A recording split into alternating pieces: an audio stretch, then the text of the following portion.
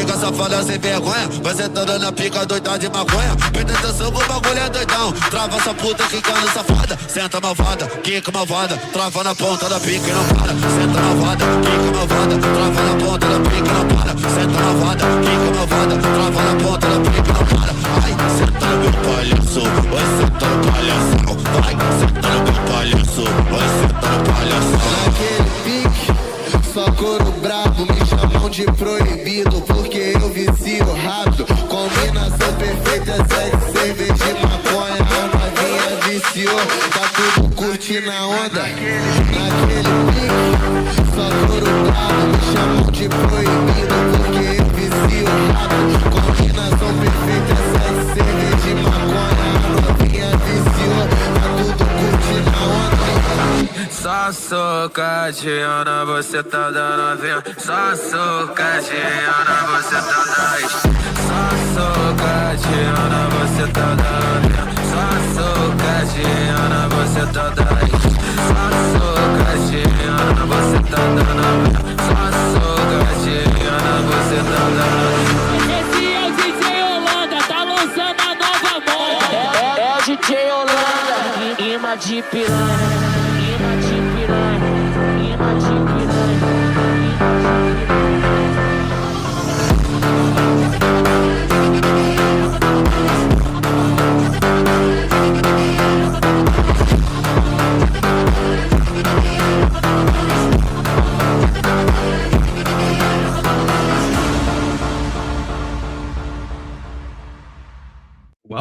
Welcome to Saturday, almost said Friday. Friday was yesterday, if you think about it.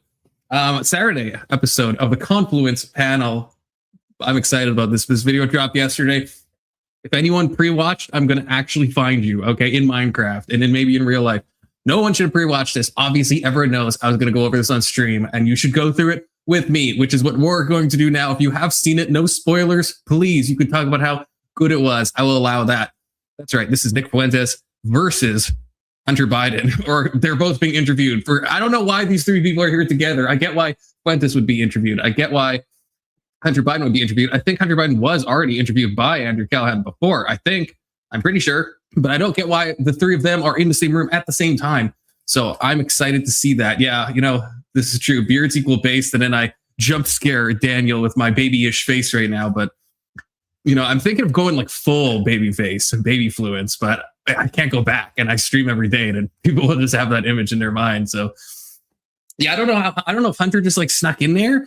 I don't really know. Like, I don't know if he was an afterthought and he was just like smoking crack outside, and they're like, is that Hunter Biden? You want to join us? And he's like, sure.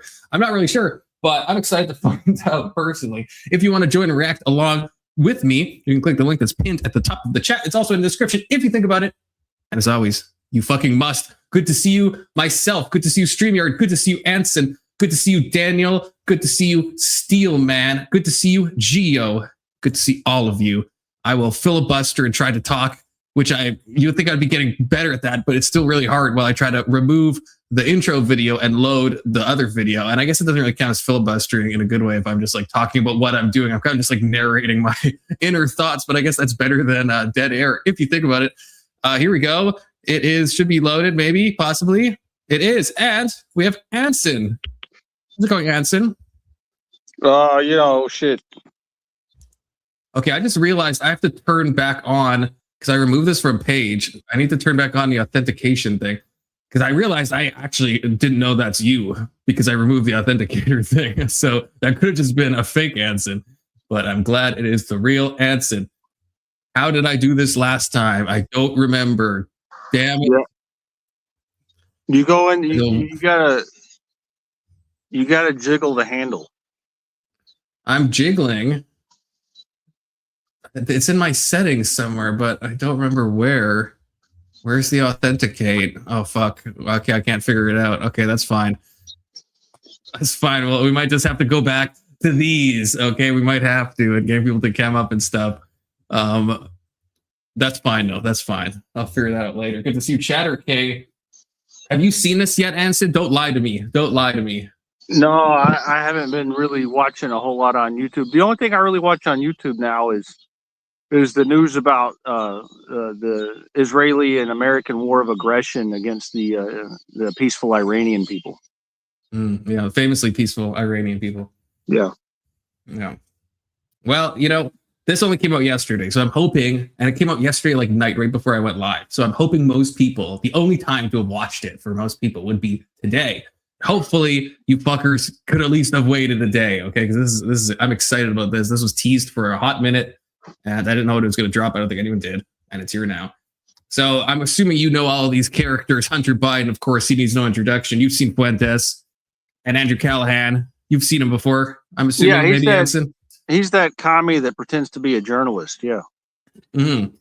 Yeah, I do like him. But he is very clear on the left. But I think he does. I think he does a good job.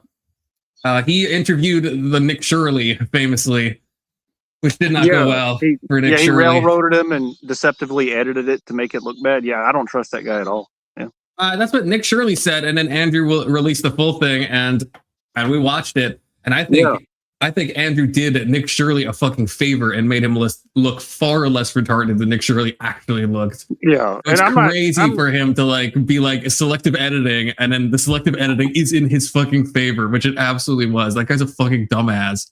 Good to see you, Keelan. The Keelan Anson combo, the fucking dream team. Okay, let's fucking go. Yeah, I'm glad Keelan's here. He's the only one that gets on these panels that I really respect. So. Everyone likes Keelan so much. What the heck? There's a cool guy named Confluence too that you should like and respect if you think about it. He's I don't know. He's an alcoholic. I don't respect alcoholics. You know what? Everyone thinks I was so drunk yesterday. I fucking gaslit all of you. I was drinking grape juice, and I was like, I'm just gonna see if they can tell. I'm gonna pretend to be drunk, and you all fell for it. You all fell for my fucking ruse. Okay, so get fucked. Okay, no one knows when I'm drunk or sober. I'm fucking robo-tripping right now. I bet you wouldn't have guessed that, Anson. Okay. Yeah. No, I had no idea. Congratulations. Yeah. Just kidding. I would not be robo-tripping. Good to see you, Geoverse. How's it going? How's it going, man? Just, heard something I didn't like. Oh, what'd you hear that you didn't like? Tell me. Also, good to see Ukulele and good to see Lobster. So what's up, bud? Am I one of those guys you don't like on the panel? What's going on here? What kind of party is it? Anson hates everybody, okay, except Keelan, apparently. Well, I want to feel included, Yeah, I don't know you, so whatever. Well, your beard is stupid. Well, thank you. I appreciate that. Yes, I'm not gay though, so stop flirting with me. I don't think Anson would like Gio very much. Although they would agree on a lot of stuff. Gio's like a dyed in the wool mega Republican. But I suppose he sounds like a feminist, to be honest. Is he like one of those central right-leaning feminists?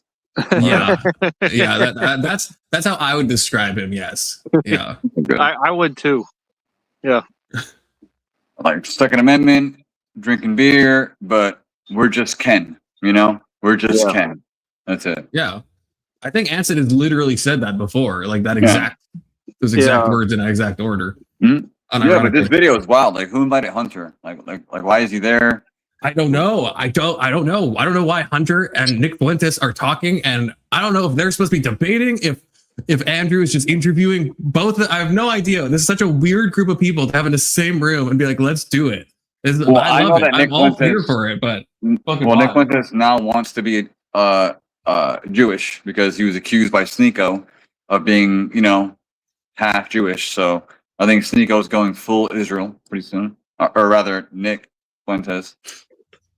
You think Nik Fuentes is going full Israel? He would lose. Yes. Bro is so audience captured that if he even tried, he would just lose everything.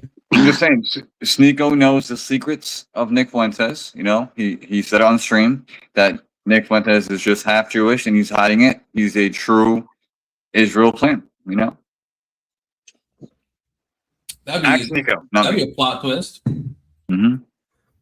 The one person I would trust less than Nik Fuentes is fucking Sneeko. That's the problem, right? So they're both not the most trustworthy, but Sneeko is less trustworthy than Fuentes, which is saying a lot.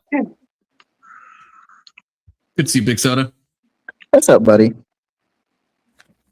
I'm having a good time. If I could get, absolutely. I mean, if I was like famous, this is the type of like chaos things I would do in real life. I'd be like, you know what? Yeah, Hunter Biden and fucking Nik Fuentes, let's get them together. Let's just see what happens. Like, this is, if I was fucking God, King, Emperor, I would just do this for the giggles. Okay. I'd get AOC and Alex Jones and Alex Stein in a fucking room and just see what happens. Let it play out. You know what I'd like to see? I'd like to see Marjorie Taylor Greene and Not So Erudite together. That's in a different way. That's in a different way that you want to see that. Yeah, no, man. The battle of the Shapiros, Brian and Ben. Oh, but Ben would literally circumcise him. Literally, okay, on air, non-consensual circumcision. Brian Shapiro is even I've said this before. Even Brian Shapiro hates Brian Shapiro and thinks Brian Shapiro is an idiot. Okay, so in all fairness, though, Ben Shapiro only debates like people in college because he's an idiot, and so he can't really debate real people. Wait, you're calling Ben Shapiro an idiot? Yeah, he's a fucktard. I would He's got a set script of things that he argues, and it's all like, you know, all right, how can I make it so that Israel's a victim right now? That's pretty much his entire life. Wait, but don't you have insane?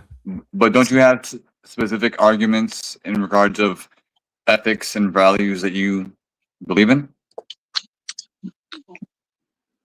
Why would I have to do that? So when you debate and argue, do you debate about things you don't care about? Oh yeah, all the time. Yeah. Okay. Moving on. I'm surprised Hunter hasn't been on Matan's podcast yet. That would be gold. Eventually, that's got to happen. Especially if Hunter's doing like the little media rounds right now. Oh yeah, he should run for president. I'd totally vote. I'm gonna be honest. Yeah, I might vote for him. Yeah. Who? Matan? No, Hunter Biden. No, yeah, Hunter. Yeah, I was talking about Hunter. Hunter is like surprisingly amicable. Is that the right word? Am I in the panel? Affable. I don't know. Whatever the word means, likable. I always get him confused.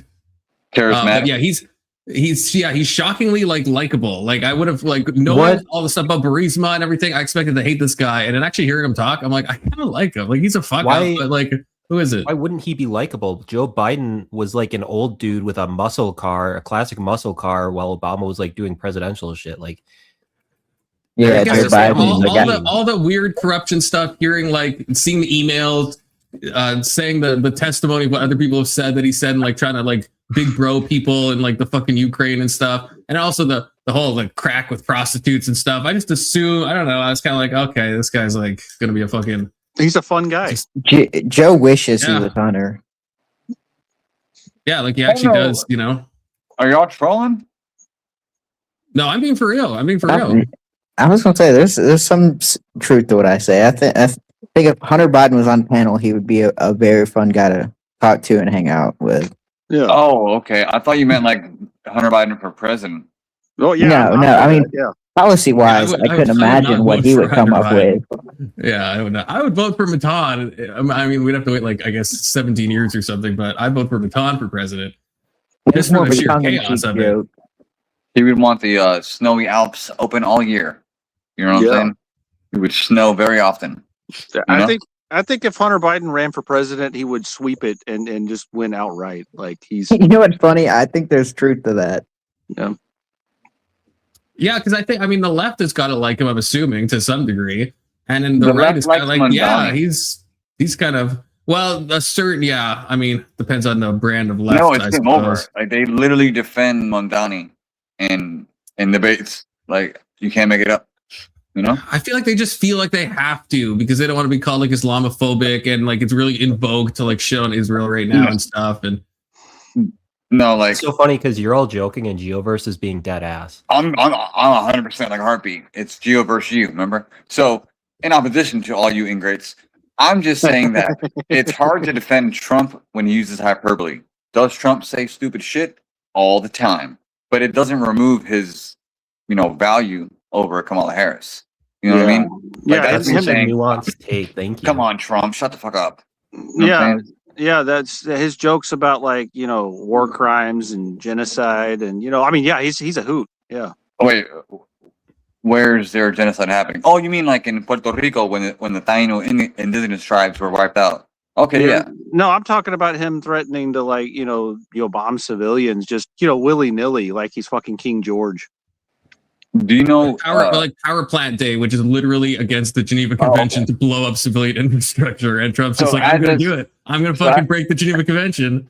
So as a civilian, what you hear is willy nilly. I hear military mobilization and escalation of force. You see, it's code words.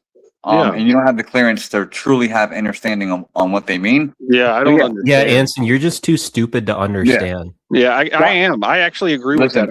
I'm not very bright. Thank you. Dr. Seuss is a great place to start. Okay. Yeah. Yeah. Hop on Cop. I'll read that one first. Okay. Cool. Yeah. Green eggs and government cheese. No, not at all. That's a good one. That's my favorite. Horton, here's a hoe. Horton. All right. Truce. That was fucking hilarious. Horton, here's a hoe. That's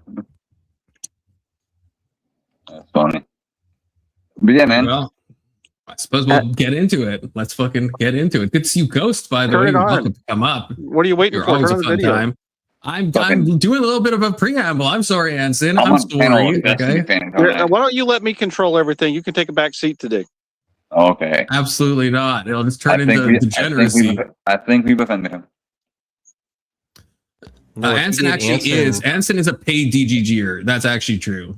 Which is Anson control of fine, but he'd keep things in order. I'm sure it just might be an order that is, a little TOS perhaps. Well, I mean, I have to say that, but Anson's only broken TOS a couple of times. Okay, and who among us hasn't? If you think about it. Sorry, my wine almost. Actually, no one. Well. No one other than Anson has broken TOS except Big Soda that one time, but that was an accident. Technically, I think I broke it yesterday when I advocated for the eradication of Irish people. I mean, I make people. Did you talk to Futoy, by the way? No. Maybe later you should. Okay. Somebody rages because of me. So, some people rage because you, Geo. I mean, you were making Testy rage last time. No, does my channel get flagged if someone else gets flagged because they're triggered over me? You know what I mean? No, I don't. We don't do that around these parts. We're not Kiwi farms. we stamp that shit out. There's absolutely no flagging it. No, if I ever catch a wind of that, that's like a perma ban for all of you said that you'd vote for Hunter Biden for president, so I don't want to see you guys in any debate about moral ethics or utility. Just saying. First of all, I would not vote for Hunter Biden. Well, there's a thing with Joe all of you were like, you try and be funny for the entertainment purpose, and not everything you say is. You lost the fucking plot. You would vote for Hunter Biden. You would. No, that's you guys. I have no idea why, but here we are. Well, I think Hunter Biden against. It's Hunter Biden versus AOC. Yeah, I'm going to vote Hunter Biden. I'm sorry. Okay. I would vote for AOC before Hunter Biden. Yeah, that's crazy. You're a freaking leftoid. You're a secret because think about it. If she's going against, you just want to get inside her Green New Deal, okay? Yep. AOC would lose. Hunter would win. That's the irony. So I'd want someone that's going to lose. All right, we're going forward. That's crazy. Video. Right. All right, we'll begin. You said you want to ask me, why are you a Nazi? Inclusion has been our greatest strength. Diversity has been our greatest strength. White people. What? I'm going for that. Fuck that. I feel like we are being boxed out. A 26-year-old white kid doesn't feel like he has access because he's been canceled, and the problem is black people. I didn't say the problem is black people. Well, you just did, Nick. You just said the problem is crime, and we know who's doing the crime in Chicago. Do you get what I'm saying? Yes. About the Holocaust thing? You're going through like a fucking wind turbine or something. One of those ones that like kills all the birds and stuff. I got to mute you temporarily. I don't know what you're fucking doing. Oh no, man. I'm raising ostriches in my living room, so I have to go. Until next time, guys. All right, take care, Gio. Well, raise my ostriches. What did I do, Tiny Pig Nuggets? What did I freaking do? That dude is actually stupid. Well, we like Gio. Gio's a fun time. Okay, he's stuck on binary thinking. It's not his fault. Most people are. Yeah, you want to do the who's not? non-binary thing. Hunter Biden. Hunter Biden's not stuck on binary thinking. Yeah, That's true. like I don't understand how like you could like binary thinking. like knock up a stripper and someone think that you're not a fun guy to be around. That's what I'm saying, bro. Like, just listen to the guy talk and tell me like you wouldn't mind hanging out with him.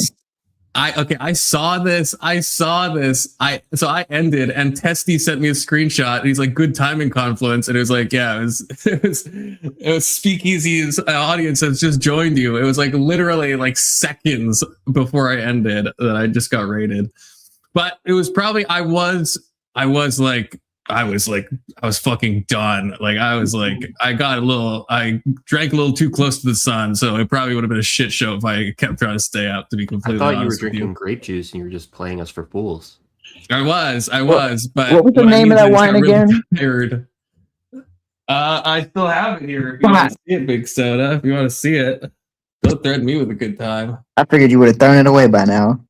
I still got a little bit left. It's a crazy name to just call a wine nat. That's just wild. That's wild to me. I thought it's 2026, but apparently they still sell this. Which I personally don't. No, that's the whole name. No, your finger was covering something. I don't think that's true. Show us one more time and we'll see. Look, I don't know how else to hold it. I don't know how else to hold it. Okay, otherwise I'm just gonna drop it. Hold it by the cap. There's nothing beneath the finger. Move your finger just a little bit lower. Just a little bit. Okay, fine. It's that. It's O Negro. Is that better? I don't think that's better. I think that's worse, maybe. I'm not sure. But yes, thank you, Tiny Pig Nuggets, for the raid. I did thank Speakeasy once I realized. I was like, fuck. That would have been fire to go from the VK live to like what's happening. That would have been amazing, but yeah, unfortunately, terrible timing on my part. About that. We get to say whatever we want on the internet. We get to deny the Holocaust. As far as Jews are concerned in general, I think that everybody in the country should be treated with dignity and respect and have their civil rights. Like, what do you think about somebody like Mamdani? Personally, I don't like him. Like, for example, on 4th of July, when he takes the opportunity to sit there with, let's be honest, not a single white person. What about fucking Donald Trump? There's no ideological core to Donald Trump. No, I agree with you. Don Jr. got the largest loan ever given by the Department of Defense. Vance owes his entire political career to Peter Thiel. Whichever firm is the one to develop ASI, that could confer dictatorial-like powers upon the CEO of that company. Everything that we think about the way in which... Keelan, what's ASI? I know what AGI is. What the fuck is ASI? Artificial sentient intelligence. Probably like artificial super intelligence, to be honest. Sentient. That's what it is? What's the difference between that and AGI? It's artificial super intelligence. No, it's sentient. Use the right word. Artificial spaghetti monster. Intelligence. Okay, now I gotta look it up. So to artificial super intelligence. Okay, my question is still the same, I guess. What's the difference between that and AGI? You can have artificial. So AGI is like can do anything. It's like AGI is I think more powerful than ASI. This is saying ASI is higher, but this is just a random infographic from medium.com. ASI is the sci-fi level where machines become way smarter than humans in everything. That sounds like maybe a reductionistic take, possibly. I don't know. But okay, interesting. Yeah, organic intelligence is data. From Star Trek. I don't watch Star Trek. I don't watch the Goy. You're organic intelligence, Hanson. Yeah. I think I'm organic intelligence. It's according to medium.com. Which we exist in the world completely change it. Increasingly with Uber, Airbnb, banking apps, you can't live your life without the tech platform. Everything that AI is built on is ours. That's what they're stealing from us. I want to find common ground of how much of a shithead Donald Trump is. We can get there. Okay.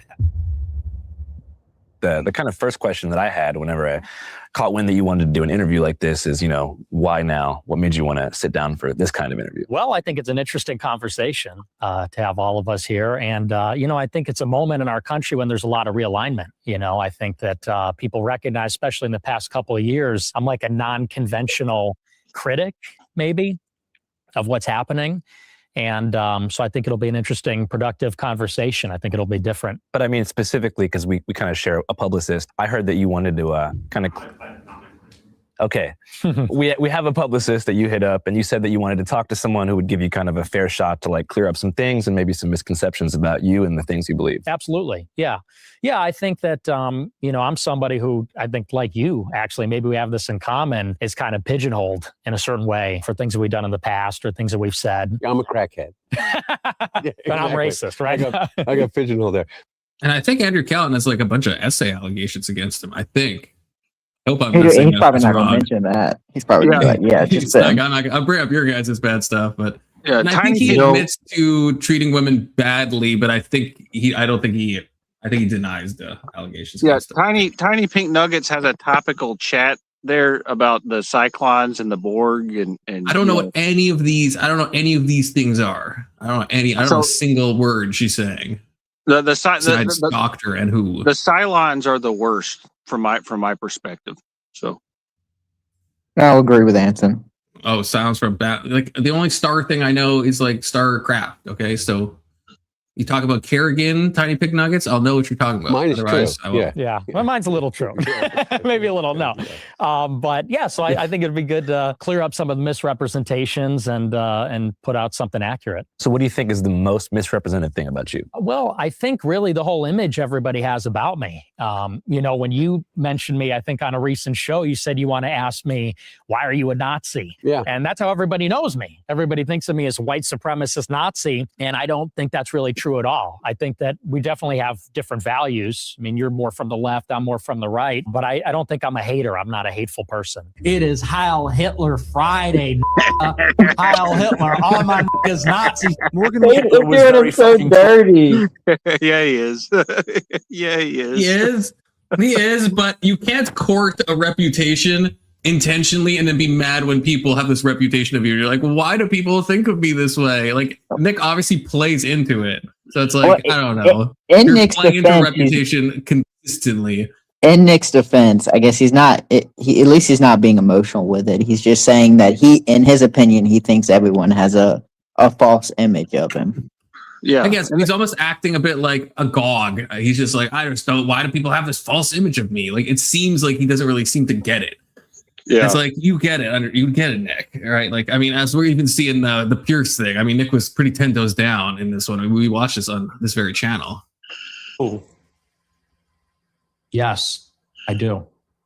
One of them, and I'm tired of pretending he's not. So, what's the thing about, I guess, traditional Nazism that you think you disagree with the most? Well, it's a non-Christian ideology. So, I mean, look, I believe that race is real, as the Nazis did, but I don't think it utterly defines a person. As a Christian, I think we're all created beings. I do believe there's such a thing as a universal human community. Yeah. And so I think it's a cruel ideology. I've said this on my show, by the way, but I mean, that would maybe be the fundamental. I don't think you can speak. Did you always feel that way? Always, yeah, absolutely. So even whenever you were younger and stuff? I did, but you got to recognize times have changed. 10 years ago, we had a totally different political world. The regulation and policing of speech, what you would call wokeness, I think was at an all-time high when I got started as a very young man. What you would call wokeness? Yes. Yeah, exactly. Well, and I think, I mean, would you not say there were some excesses maybe in those days? Yeah. In those days, I wasn't doing too well, so I wasn't paying much attention. Anyway, I would love to share, and I'm not asking you to like retract everything that you've ever said and all, or anything, but I said that I would love to talk to you because number one, I told you this, is that I think you're really smart. And I think that with that comes in a real responsibility. And you have an audience. And I have a friend whose son is my daughter's age, maybe 28, your age. And he's really smart. And he is a big fan of yours. And so by virtue of the relationship, I got to learn what it is that why he is a fan of yours. And none of it has to do with, I would hope you agree, like really egregious things that you've said in the past about the Holocaust or about, Did the Jews ever talk about the 100 million whites that died in World War II? Or do they just bitch and moan about the so-called 6 million Jews that died? So it's just nice to poke holes in it and say, it's not 6 million. 6 million? I don't think so. And I don't even know, I think I've heard you since kind of rescind a lot of that. You concede that 6 million Jews died in the Holocaust. Possibly more. Possibly, we're discovering His all the best time. argument. So it could maybe even be more than that. What he agrees with is kind of the anger about the situation that particularly your generation finds yourself in. I know that to be real. And I think that there, maybe my reasons for recognizing that anger as being legitimate and my targets are different than yours. I just wanted to hear from you. When you say you can't... Someone who has like a real ideology talk to Nik Fuentes, because you have two people in this conversation who are in it for clout, and then you have Nik Fuentes who has an ideology. So it's going to be a stupid conversation. Hunter Biden's going to be like, let's bridge the gap, and Andrew Callaghan's going to be like, let's let them talk. And Nick is going to be like, this is what I believe, and these are the reasons I believe it. And the other two are going to be like, well, I don't really believe anything because I have no substance whatsoever. Yeah, I see what you're saying, man. That's fair though for Andrew Callaghan. I mean, I understand he's on the left, but he also tries to do I think actual good journalism in the sense that he does just talk to people. I don't think he makes them seem like assholes. I mean, he is kind of clip chimping a little bit with Fuentes. I understand that. This has probably hit the worst though. Usually I've seen him go to mega rallies. I've seen him talk to the most unhinged people. And I feel like he actually gives them a fair shake, and they will say, "Oh, you're going to edit this, you're going to change this," and he just fucking shows it. To be fair, it is I'm funny. I'm a Channel 5 fan. It is fucking funny. It is funny, yeah. But I don't know if Nick would be unhappy with the clips, but but Callahan could do that because if you're of a different opinion and you go into a MAGA crowd, they're not going to attack you. But if you were an ultra conservative and you went into a super leftist crowd, they would attack you because they lack the diversity of thought, right? When Hunter Biden's talking about diversity, like he did in the opening, he's not talking about diversity of thought. He's talking about uniformity of thought and diversity of skin color because it's irrelevant, right? He's not about he's dividing. If you walk into a leftist crowd wearing a Nazi uniform, people are going to be upset. Yeah, I know, because they're small-minded. But not even that. I mean, we've seen Andrew Ngo, right, get beat up repeatedly by trying to do journalism at Antifa protests and stuff. Whereas Andrew Callaghan can go to fucking Patriot Front meetings and stuff, and they'll just talk to them, and no one's harming them. Yeah, that could be because they're actual feds. But you know what I mean? It's he can go to those places. Whereas someone like Andy Ngo, who isn't even super partisan or anything. People might disagree on that, perhaps, but right, yeah, he gets beat up consistently. So I don't know. To me, that says something. The left is just more violent. I mean, that's just facts. Okay, that's just facts. Canceled. You were canceled by the right in 2016. Yes. I almost felt like in preparing to meet you now is that your reaction to that was to just dig deeper and deeper into kind of the outsider kind of radical say anything for the purpose of generating the attention to build an audience. Is that true? And it's not an accusation. I really mean it. I want this to be a conversation as much as possible. I mean, there's certainly some truth to that, but I think that might be overstating it a little bit because I really got canceled by the right and the left. Yeah. And back in those days in 2017, you had these far left journalists at Huffington Post, Right Wing Watch, ADL, SPLC. And I really believe they were on a mission to find extremist rhetoric, the white nationalist, neo-Nazi boogeyman, all that kind of stuff. And they would look at someone like myself, 18, and if I was being serious or joking, things taken out of context, they would clip it, post it, and they wanted me to be the villain. And I think they wanted a lot of people to be the villain. And I think the left, in a way, kind of created this climate where I think they pushed a lot of people farther to the right. No, by the way, that very well may be true, but you gave them a lot of ammunition. That's true. I mean, I hope that some of those things that you said in the past are not things that you believed, and and that are you meant just to engender like a really radical kind of response. I mean, is that true or not? Well, again, I think that back in those days, you could not say anything. In 2017, 2018, cancel culture was so in overdrive. Any joke, any edgelording, anything like that, they would, first of all, there's no sense of humor. I'm so old. I don't even, what's okay, well, to break it down for you. So the dawn of wokeness as it's known today, I think was in like the post-Trump era, after Trump won the election in 2016. There was a big movement to deplatform. Isn't wokeness, this is maybe a Keelan question, isn't it from like black culture, like way before that? No. I'm pretty sure it has its origins in that. Yeah, Keelan? it is. The word like started then, but what he's talking about is the post-Trump, like getting rid of Trumpism altogether. So they're like, Trump lost the election, now we can really get rid of his platforms, and he's just like, just continue the video. Yeah, I guess woke as like a stand-in for political correctness. Yeah, I started hearing it in 2015 is when I started hearing woke. See, I'm really in touch with black culture, so I've been hearing that for a hot minute. Since the 50s or 40s. Push away those who, I guess, the left feel like had galvanized them into the presidency. So there was this big idea that if you push people off mainstream social media platforms, they would go away. Now we know through Trump's reelection, that's not even true. But at the time, that was the mantra. Problematic viewpoints needed to be silenced, tucked away somewhere, and they would just sort of die in isolation. So I think that was the climate where you first got started, 2017. That time period was like crucial for getting people off mainstream platforms. Is that correct? Yeah, and I would say that you got to get into the psychology of those days. It felt like anybody that wasn't on board with the most progressive agenda had no options. There was just no alternative. It was going to be. Wasn't it Nick that was like banned from like every single platform in the span of like a weekend? Like it was like all of the platforms. Like one of the first or second people to get debanked. Yeah, and it was like it all. Like it was just like Google banned him, and it was like Meta with Facebook and Instagram banned him, and like TikTok banned him, and like everyone fucking did it. Yeah, they did the same thing to Alex Jones too. Yep. Yeah. And it's weird how coordinated it is. I don't know if it's like a top-down thing or if it's just Google does it first, let's say, and then everyone else is like follows suit because they're like, well, we don't want to be the guy who didn't ban Nik Fuentes, and it just is like cascading effect. I'm not sure. Because we could end this. Well, sure. I mean, we could briefly say that Donald Trump.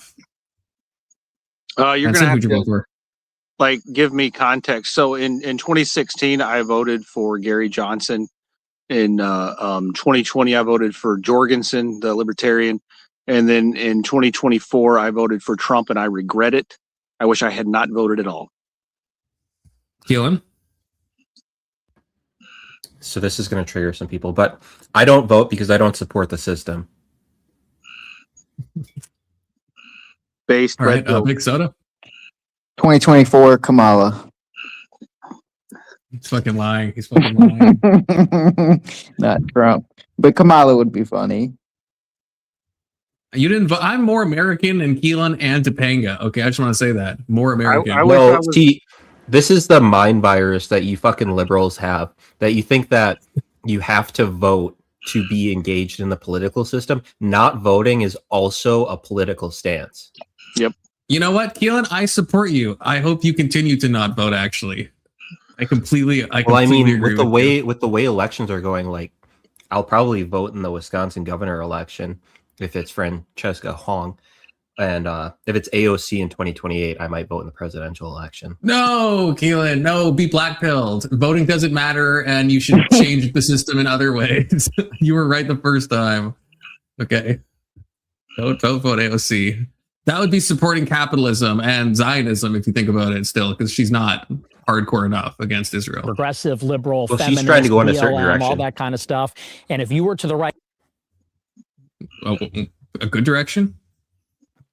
Yeah, like people like Francesca in Wisconsin, Mamdani in New York, AOC to an extent. Like she's more moderate than all of them, but they're all moving in kind of the same direction, which is the direction I think we should be moving in. Whereas you get other Democrats, all the worst people. You get like Joe Biden, who's like a conservative Democrat, and Obama to an extent. Obama did some good for the movement, I guess, but they don't really move the needle to the direction I want it to move that much. They just kind of maintain the status quo. For real, for real. Only half the panel said they voted for Donald Trump, and the other half, one said they completely read their vote. The other also hates Trump. That's crazy. The stupidest. Okay, yeah, if I had it to do over again, I'd vote for Kamala. See, that's not enough. That's not enough for people like Luck Dragon. He requires 100% of the panel he's watching to align with his political takes. This is like a reverse Geoverse. Okay, no offense, Geoverse, but this is a reverse Geoverse. To John McCain, you're no platformed. A Geo-reverse, Censored, if you will. banned from all the platforms. You're fired from your job. You're ostracized socially. From and Wisconsin. I think what happened Born in really Wisconsin. in 2021 when You Trump watch yourself, got banned tiny from the pig nuggets, platforms okay? is it felt like 70 million people got canceled. 70 million people that voted for Trump, or 60, 70 million people. We were all felt like, She's saying she's Canadian. Trump is out of politics, and we're all banned from the platforms. Oh, Then I thought you. How is there any never mind. redress? We just We just have to shut up and get with the program, and we're all going to be progressive. And I think that Sorry, drove Tiny. people to a far more radical place where people said, well, what really is a solution? We retarded. can't talk. We can't express ourselves. We can't participate in the process or run for I'm Canadian office. too, and a lot of people and I call was me a one of the fake people saying that's American exactly because of what's that. going to happen. It's going to drive people to extremism. If That's how you identify. People don't feel like they have a seat at the table and enfranchisement. I think then they start exploring options outside the system, outside of the political process, the democratic process. So I think it's self-inflicted in many ways. Yeah, I get a lot of people saying that I'm not a real American because I have dual citizenship. Okay, I get a lot of people. So yeah, I get my hackles up a little bit. Okay. Yeah, you're not a real American because you have dual citizenship. See, you see, Tiny Exhibit A. Keelan thinks the same thing. Probably even Big Soda thinks that. Okay.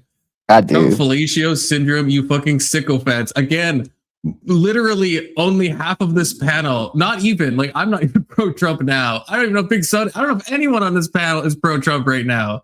So I don't know how we're being sycophant. People like you are so fucking funny, but in like a sad way, but also in a funny way. Yeah, But I like Trump and to some degree. I mean, he had some stuff right, but he didn't follow through on any of his good stuff. Yeah, I agree with that answer. And then he started like becoming the same neocon BS leader that every president that's been Republican that we've had for forever. I mean, he's bombed as many countries as George W. Bush has. I mean, as far as I'm concerned, he's one of the worst presidents we've ever had. Is that enough to satiate you, Luck Dragon? How much critiques does one have to give before one is no longer a sycophant? That's my question. Like after the mass deplatforming in 2021, whenever people on the right got pushed to platforms like Parler, Rumble, etc., the lack of discourse and like the political singularity of those platforms created more extremism. Absolutely. Absolutely. Because look, you take Trump off of Twitter, Facebook, Instagram, YouTube, and I predicted this in 21. I said, watch, you're going to see alternative social media rise because some venture capitalist is going to see there's a huge market of 70 million people that are going to follow Trump because Trump is no platformed. And that's exactly what happened. Rumble blew up, Elon bought Twitter. And what happened when you had total free speech on these platforms? Well, Twitter now resembles 4chan. And now, there's no gatekeepers. And I think it did push people in a radical direction. And honestly, people are even blowing past me. Now there's like mainstream normie types that are even blowing past me in terms of how radical they are. People start saying things like, there's no political solution. There's going to be a civil war. We need a revolution. And I think that's because the message from the left was you're crushed. You have no options. You can't win. There's no alternative. Trump is going to be indicted and charged and can't run. You can't be on Twitter. You can't have a job. And so people started to say, okay, well, we still exist. We're still here. We still have these concerns. What do we do now? And then people start to say, well, we need a revolution. And I'm one of the only people saying, no, we should still engage in the process and talk with each other. And it's not all one-sided. Okay, brief pause for some news brought to us by Brandon about what is currently happening. Okay, so I have to read this. This is from the Powder Dusty. An hour ago on X, Glenn Lawrence confronted Speakeasy and accepted his fight challenge. Easy said they do it after DebateCon. Get a hold of Glenn, Easy, and let's set this up. He's ready when you are. So maybe Glenn Lawrence fighting Speakeasy, maybe, possibly. We'll have to see. Just want to let everyone know, okay? Thank you, Brandon, for filling us in. Glenn Lawrence, he's a red pill guy. He's got his own channel. He was Rollo Tomasi's producer for a real long time, and he's big into like fitness space too. That guy's huge. That guy's ripped. He's got giant muscles. I really want to see that. Speakeasy doesn't seem like he could win a fight at all. Like, he doesn't seem like he's ever been in a fight. So, like, who do we think is going to win this? Oh, Glenn. Yeah. No doubt. This guy. Right. This is Glenn Lawrence. I don't know. He looks pretty short though. That's the only thing. I don't know if he is or not. But no, he's over 6 feet tall, and he's a professional bodybuilder. Is he? Yeah, he's been in competitions. He's pretty damn ripped. Oh man, yeah, he looks pretty ripped in this photo. That's not him. That's not him. Are you sure? Yeah, he's not black. Are you that face black? Face blind? Face black. I'm colorblind. I don't see race. Okay, I'm sorry. I'm Obama coded. Back in the good old days. Yeah, I don't know. Dragon voted for John McCain. What the fuck? Yeah, Glenn hosted one of the debates that I did on what was that? Unevenly yoked marriages. Yeah, he's a good guy. Okay. You should get on his channel. We'll win you sometime. over eventually, Luck Dragon. Who's Glenn Lawrence? Yeah. He'd help you. these He'd help you be these more of a fucking- man, so you can actually, have a wife one day. Does he? Oh yeah, he's been married a few times. Yeah. Okay, yeah, that's all I need to fucking know. No, thank you. The fucking red pill is like, again, it's like the Fuentes thing. This comes up so often. Great descriptions, horrific prescriptions. Okay. And so to take advice from the red pill is fucking just game end already if you're taking advice from the red pill. Okay. It's so funny that Speakeasy's on the right. So, like, he has to accept the fight challenge or he's going to be called a pussy. Yeah. I agree. He does cosplay a right winger really, really well. I don't know. That time that Ben Shapiro got threatened by that trans person, he could weasel his way out of that fight without, bad publicity. Yeah, but everyone knows Ben Shapiro is a bitch. Like, he's not fair. pretending to be anything. No, but it's like we saw this happen with Easy and OG, where it's like there's always going to just be a reason it doesn't happen. I mean, we see this all the time, right? And everyone saves face in the end, and everyone's like, you know what I mean? Like, so the fight's not going to happen, but no one's going to walk away. Well, both sides are going to be like, that guy's a pussy. But like the audience, the respective audience of both are going to be like, it was the other guy's fault. Like this happens just a million times. Me and Brandon were so excited about the 4th of July. There was like 10 fights lined up. 0 of them happened. And yeah, buddy, that is the one thing. Yeah, like Speakeasy, he's got that lankiness to him, and we've seen him bounce on the trampoline. He's got some agility. Okay, Yeah. so I don't know. It just depends. Glenn's had some health problems in the last couple of years too. He had a pulmonary embolism, and it almost killed him. So like he's not 100%. Yeah, see, I want to see Easy and Grid fight. Okay. Grid wouldn't last 2 minutes. Yeah, Grid. I don't think Grid would do super well, but still want to see it. I think there's problems on the left and the right, but I certainly think it takes 2 to tango. Okay, so there, we agree. I think that there are problems on the left and the right. We think Joe Biden would beat up Nick, some of the right? things that you just said. I guess it just came to. He's playing it. He's fucking playing the libs. You say, I think there's problems on both the left and the right, and the moderate, air quotes, liberal will be like, yeah, I agree, there are problems on both the left and the right, but they mean completely different things. Yeah. Yeah, but it's still a sentence they can both agree on. Okay. For the record, I voted for Bernie Sanders, a Bernie bro. I really didn't like Hillary Clinton, but Donald Trump had been a liar and a cheat since the 80s, way before he was on a reality show. I mean, yeah, that's true. That's cool, Luck Dragon. You sound like a cool guy. Hillary Clinton has been a literal lizard person since she was born. Okay, so to be fair, even Luck Dragon wouldn't vote for a female. Yeah. Yeah, terrible times, Luck Dragon. Actually, based on the name, you should know that Hillary Clinton is an actual reptilian. If you think about it, okay, you should recognize your own kind. A different conclusion that there are some things that people should be deplatformed for. Not that they can't say it or they want to say it, but I think that it's a right of anybody. Okay, top 3 things. What do you think? There's a difference between being able to say that you're proud of your white heritage and Brandon would also absolutely being eat my flat out ass. racist. Okay, I think that there's a difference between saying you're I'll proud fight of rage your page. Christian That's my heritage proposition. and the white culture from what you come from and Nazis, or that you adopt the Nazism as a legitimate ideology. I think that there's a difference between saying that you disagree with the United States policy as it relates to Israel and saying that the Holocaust didn't exist. I was like, Mom, Dad, Hitler was awesome. Hitler was right. And the Holocaust didn't happen. And my parents were like, we cannot believe. Those would be top 3 things in my mind. I know that you believe that some people took you out of context. And I do agree. Look, on both the right and the left, there are these gatekeepers, 100%. And look at me. The mainstream press just destroyed me for 7 years without any real kind of reflection. Okay, we are on. This is the panel where everyone is on their own unique page. Okay, so if you can't be on the same political page, like Anson and me disagree. I disagree with everyone. Me and Big Soda are probably the closest aligned politically but the 4 of us right now, like, would disagree hotly on like so many things, like absolutely so many things, Luck Dragon. But that's what the Confluence panel is all about. Okay.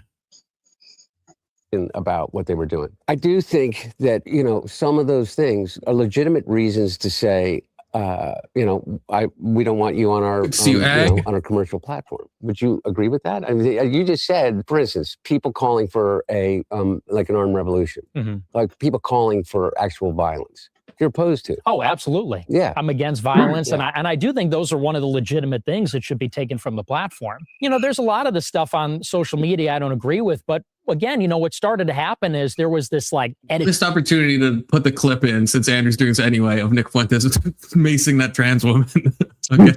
Missed opportunity. Editorial censorship where certain ideas were banned. And it was such a broad brush and also totally opaque and ad hoc. You'd be on YouTube, like I was, for example, they banned me for life and didn't even give me a reason. Not a specific quote, not a specific infraction. And so you don't know what the rules are. You don't know what the process is. They just take you down. And especially now when everything is digital, that's not just the social platforms, it's the other ones like Uber, Airbnb, whatever.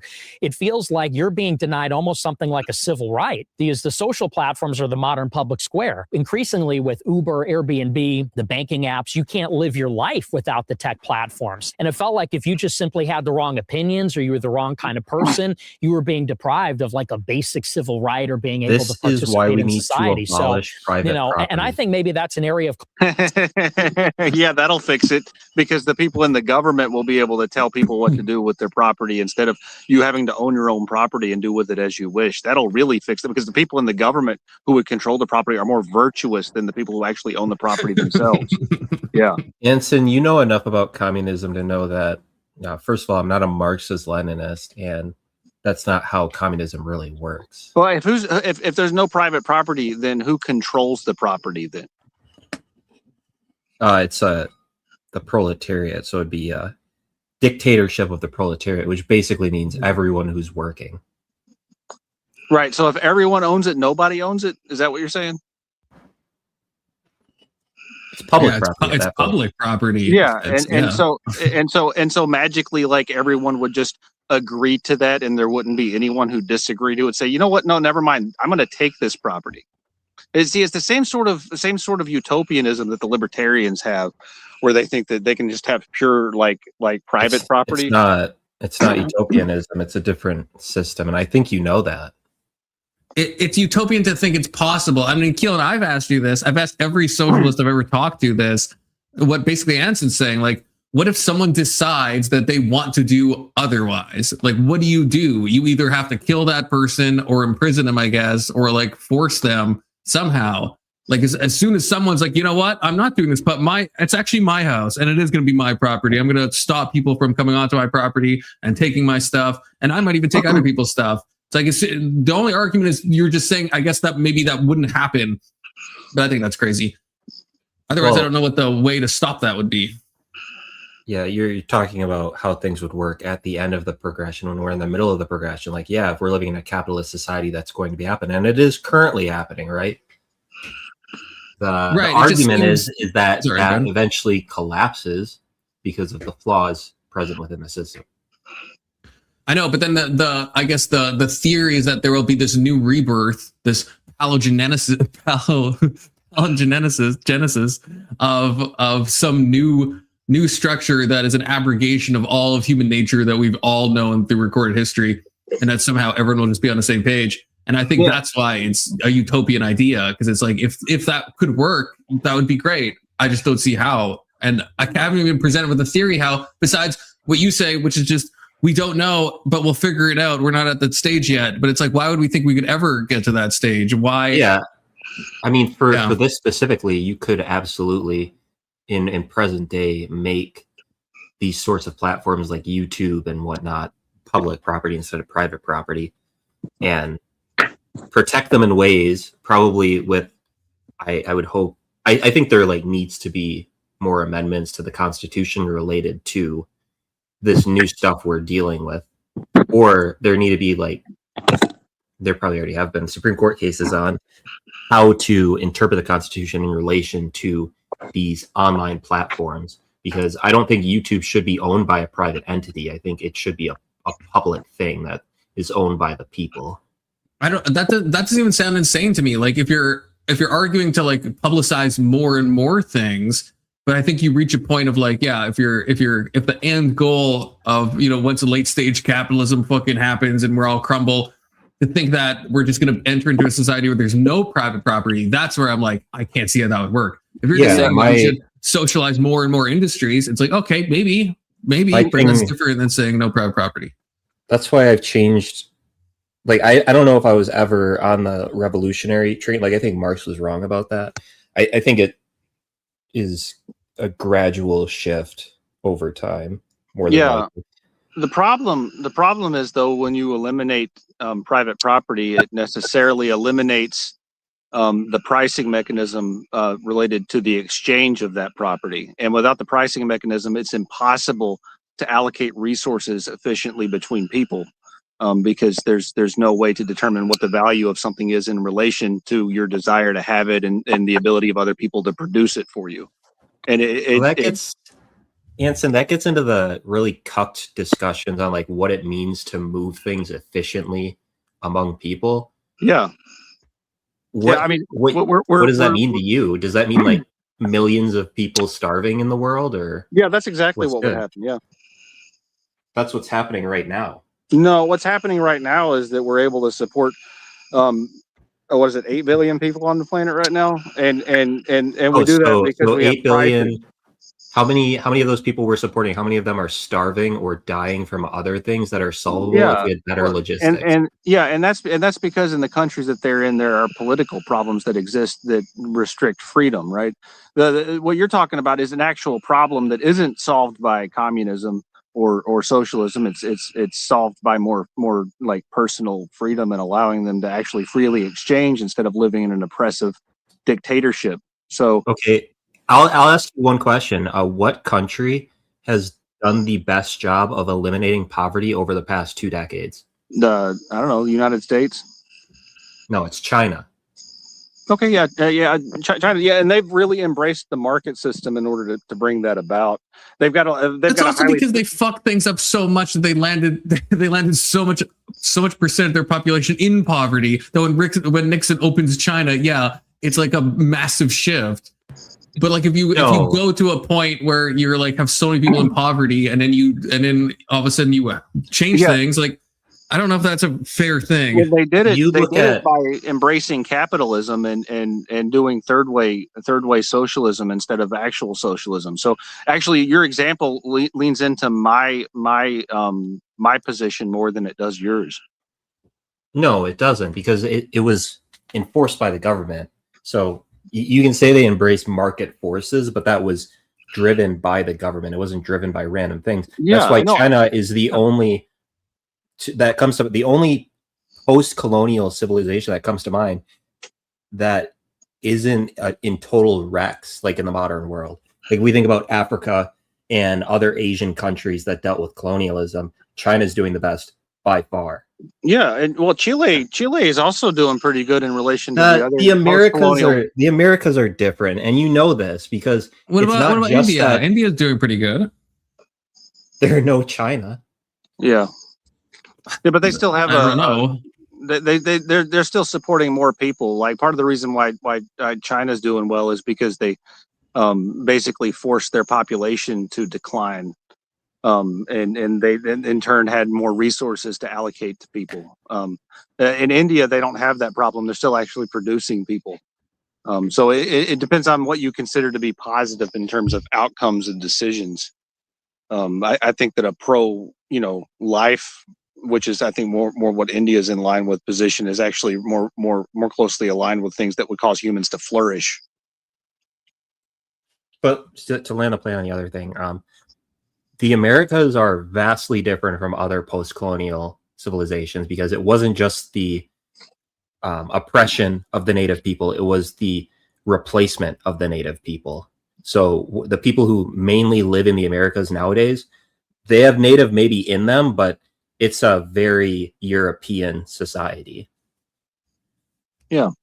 Well, I was just pointing to Chile because it's one of the better South American post-colonial societies, and the reason why is because they were forced to embrace the market system, and they removed all vestiges of socialism, and it caused their economy to thrive. And so that again leans into my example and using your rubric of post-colonial countries.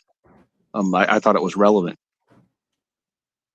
So how many of the countries in South America would be doing well now if during their socialist or communist revolutions after that they weren't totally cucked by the United States? Yeah, no, I agree. Like I'm not sweeping for the way that the United States has used its empire. I'm not a colonialist. But that also doesn't mean that I have to embrace, socialism. And ignore the reality of the pricing problems inherent in socialism. I guess what I'm trying to say is like you're pointing to Chile, but that's a country that said fuck communism because we're not even fuck communism. They're like, oh, all the communists are dead because the U.S. killed them, and now we're gonna embrace the market economy because that's who's left. Yeah, well, no, not just that, but like Pinochet, like the reforms that he did for economic purposes were central in making sure that country thrived, and he was a benevolent dictator. I mean, he relinquished his power willingly. He didn't try and hold on to it for life. He's the model example for how to calling really reform the globe. Benevolent is fucking crazy.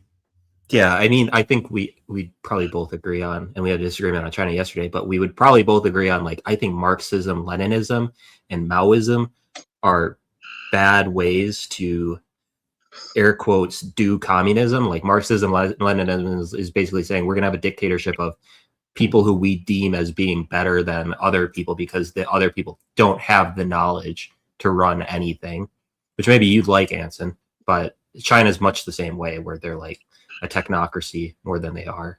Yeah, they're more like the United States now in the way that they run. The United States is centralizing more and more all the time to be more like China. Oh, wow. See Leg Dragon's comment? Yeah. Why not Argentina? I'm pretty sure some of your ancestors moved there after World War II. F you Nazis.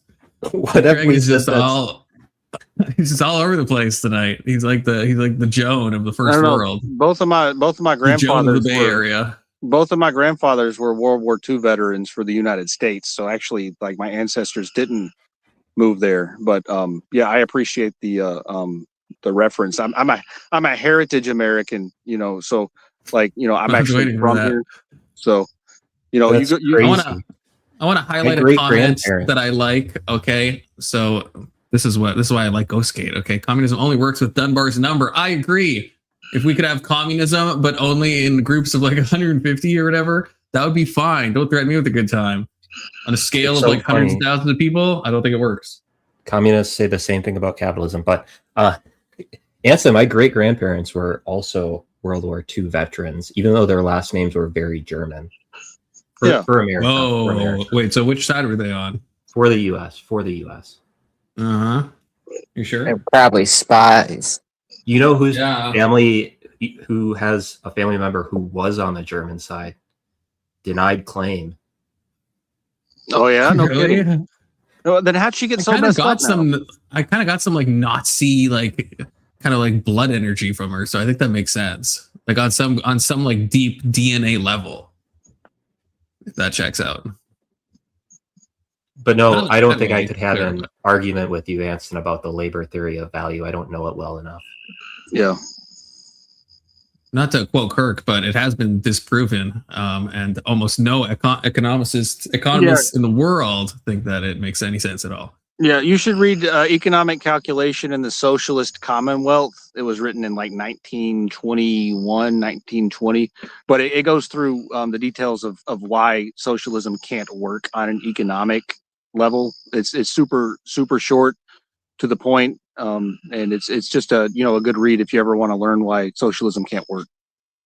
Keelan, did you ever finish Das Kapital, by the way? I had to stop how I was reading books before because I get put on so many side quests. I'm now reading one book at a time so that I can actually finish a book. Right now I'm basically halfway through Orientalism by Edward Said. Next I'll be reading one of Kant's books that I can't pronounce the title of. After that I'll be reading Hegel's Phenomenology of Spirit, and then after that I'll read Capital. And where does Gödel Escher Bach come into this? Because you said you bought it. Yeah, I have it. Is it on the list? It's not part of the direction I'm going in right now. So that should be like your recreational read, because you would like sincerely just love it. Like it's a treat to read. It's like not like I feel like you'd actually just really enjoy it. So you could have like your serious books, and you could have like your fun books, and that could be like a fun book. I have a fairly demanding job, so I don't have a ton of time for that sort of thing. Yeah, I know. I like how I'm telling you this, and it's like I find very little time to read based on my schedule. So you should read the Camp of You need to read more books. You should read the Camp of the Saints next.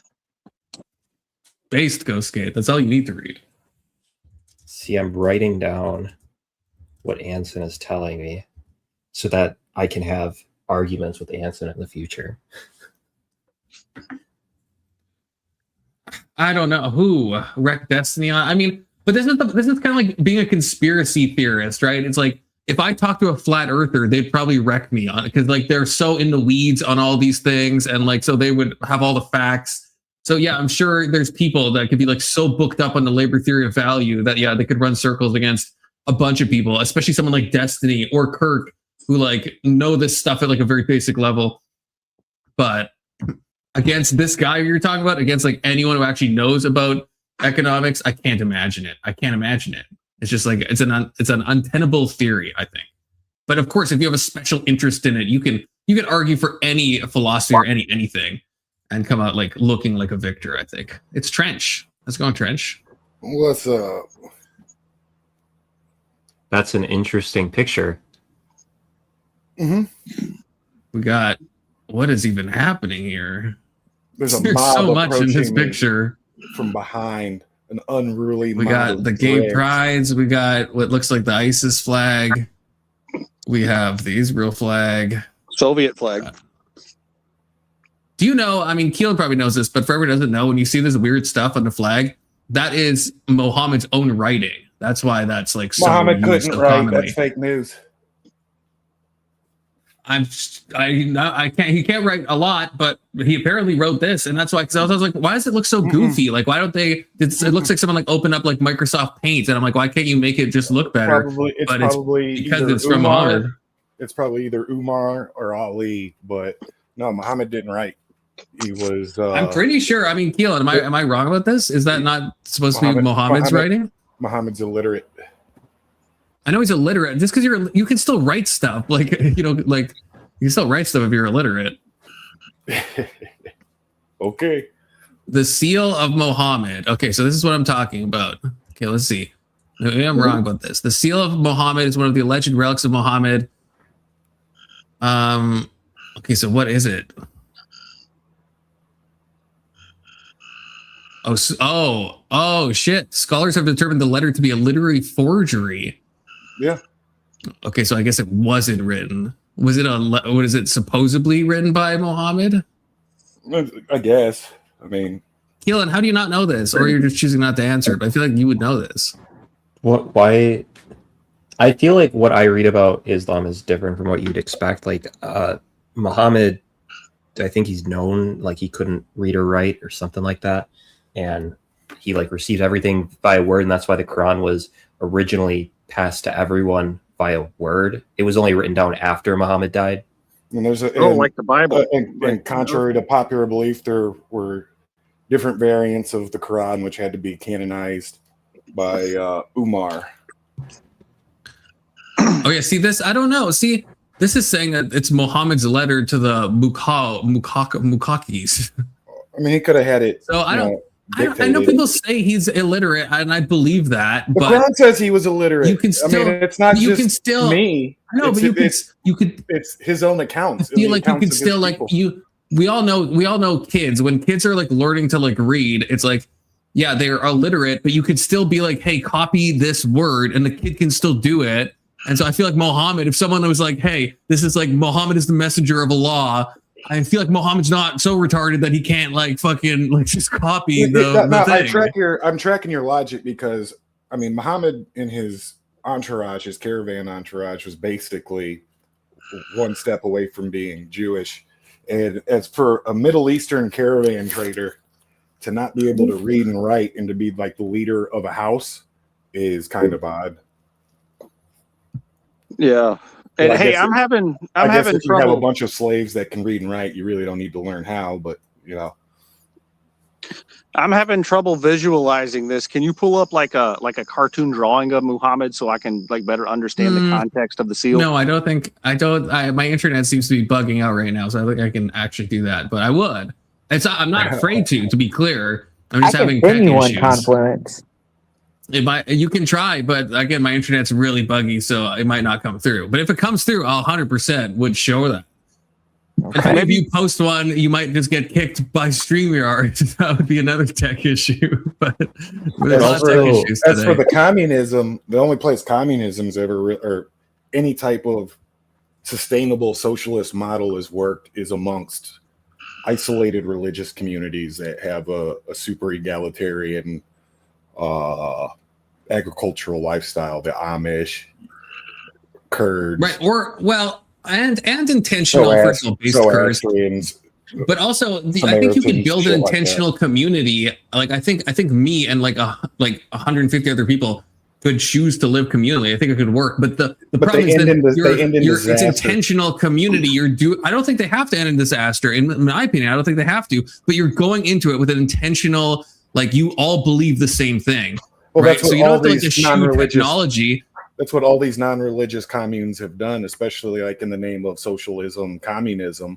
We're all going to come together. We agree on the thing, and they just end in utter disaster. One right, dude has a harem that's because like 5 chicks. Interpersonal battles erupt. Yes, yeah. There is like some cults, obviously, that will go in this direction. I understand that, but like, I think like the Hutterites, I think is a good example where they're not eschewing technology. They're not like the Amish. They're a religious group. They live in communes. They live a fully like communistic lifestyle. They don't even believe in taxes in the same way, and it works. And I mean, there's issues obviously in the Hutterites, but like it seems to work. It seems to work. They live in small communities. They're like peppered across. I don't know if I think they're in Wisconsin too, Keelan. I think they are. I think what keeps they're peppered across Canada, and it works. Is some superordinate religious goal. We're all here. There's a transcendence amongst the people. Yeah, I think I'd agree with that. I think if you have a secular thing going on. I think a secular commune, I don't think would work as well. But if you have like a shared kind of Helios, they worship materialism as the seculars. So it becomes self-defeating in the whole principle of moving out to the commune in the first place. How much shit do you have? Why does he have more shit? Competition is still there. It fails to eliminate the competition the Marxist ideal is supposed to be eliminating. Versus, I think I agree with that. I think if we're going to move to communism, we need God, unironically. And we saw the early Christians. The early Christians lived communistically, incredibly communistically, and I think it worked because they had a God. And I think you can't to try to vacuum out God like the fucking losers like Mao do, and think your system's still gonna fucking work. It's like good luck. In contradiction, you can make like the Jim Jones argument that ended terribly, but that was also a whole like gun running thing for Iran Contra and some other weird shit was going on there. And on top of that, it was a communist compound with the veneer of Christianity. Yeah, and a very strange type of Christianity. If it's just like if it's like a cult in the normal sense of the word, where it's like it was one guy at the top that's giving some like new, then I think it's going to usually end badly. But that's where I think the Hutterites do well, where it's like their leader is Christ, right, in the broad sense of things. Whereas Jim with the People's Temple, right, their leader was Jim Jones, right? He was like seen as some messianic figure, and that always goes badly. Although I'm thinking sorry, communism too, and you guys can worship me, that's fine. I mean, today you can go visit the mummies of fucking prominent communist leaders, whether in Russia or fucking like the Kim dynasty. They got mummies, and it's a super reverent religious ritual and tradition, even though they're secular minded, atheistic. Do you know what? This is a bit of a tangent, but this is something I really want to know. Is the stuff I'm sorry, we'll go back to the video, but this is something that I just have been like really interested on is North Korea, because there's so many things that you hear about North Korea, and it's like, okay, it's hard to know what is like propaganda or what's not, because there's that famous story that North Korea, that Kim Jong-un or Il, I think it was Un, that he played golf for the first time and he got like 8 holes in one. And for some reason I was like, I want to look into this. Like, what's the actual source? And apparently it just comes from like an ESPN article from like the fucking early 2000s. And there's no link back to anything. There's no connection. Like almost certainly this was just an invented story, but it like gets built into the mythos that this is what North Korea thinks. They think that Kim Jong-un played golf for the first time and got like, 10 holes in one or whatever it is. And it's not, North Koreans don't believe that. And it's like, that's just a Western thing. And so it's so hard to like get to understand what's going on over there. I just think that's an interesting thing. Well, the Hermit Kingdom, that's very tangential. It would have collapsed in on itself decades ago, but China subsidizes it as a proxy to South Korea and to the greater West as a buffer zone, client state. Luck Dragon, we have to cut you off. You were too high, okay? You were not allowed to get any higher. You were officially cut off, okay? We'll go back to the video. Collaboration where we recognize maybe it is a civil right to use the digital platforms, but here are the rules. Here's what you can say. Here's what you can't say. Here's the process. Maybe there's a reconciliation mechanism, but I mean, the censorship was just out of control. I don't think anyone disagrees there's a reasonable limit, though. Yeah, no, I guess what I'm saying is that I don't see that as a result of left-wing or right-wing ideology. I view that kind of level of deplatforming. Look, I was debanked. I was debanked before I was ever even charged. It took me 9 months once they, the Trump. And then the Chinese bought a fucking Hunter Biden picture for $100 to be able to grand. actually get a bank account. It was back in business. I don't want to tell you the bank because tomorrow they may debank me again. But my point is that those people are incredibly identifiable. I keep, like, I've been talking and going around and I say things like, I don't think we are nearly as divided as they're telling us we are. Because I do believe that there are an identifiable group of people that are responsible for an enormous amount of the discord and division because they make money off of these social media companies that are controlled by 3, 4, 5 individuals have made it clear that they only care about one thing. They only care about how much money they can produce for themselves and the people that hold stocks in their company, even to the degree where we know for certain that they're driving teenage girls to the highest levels of suicide by a factor like exponential. Do you really think it's about money? Like in media, the amount of money that they lose in these woke movies or woke video games or like news, the news itself bombing to online creators and online news. It's not about money. It's about social fucking engineering. What do you think? I guess I'm curious what you mean. Like when Christopher Nolan does his like woke Odyssey stuff, like you don't think that he is sincerely trying to, you think he's like trying to social engineer everyone, or do you think he just thinks this is what the culture wants, which a lot of critics wanted? I think the orders come from higher. I think there's people on these boards, reasonable people that count the beans and monitor the temperature of the culture, and like, hey, don't make this movie. We can't make this woke. We're gonna fucking lose our ass, and stuff goes forward. But like, if you look at Budweiser, the whole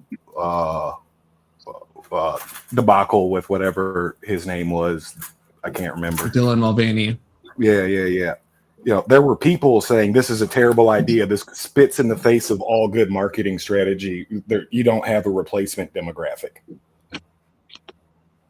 Right, but I think it's about money. I just think a lot of times these people get so out of touch with the culture and then they lose it. But I think it is still about money, which is why there's different companies that, right, everyone used to like post like a gay version of their logo during like Gay Pride Month.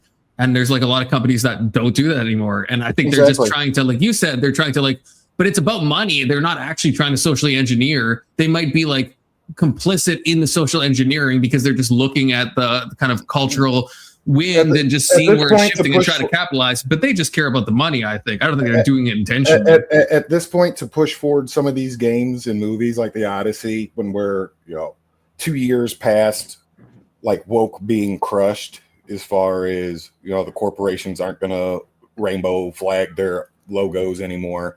To do it now is definitely you're eating your money down the void. You're not going to get a return on your investment. I can't even fucking get a ticket to the Odyssey because this theater's full.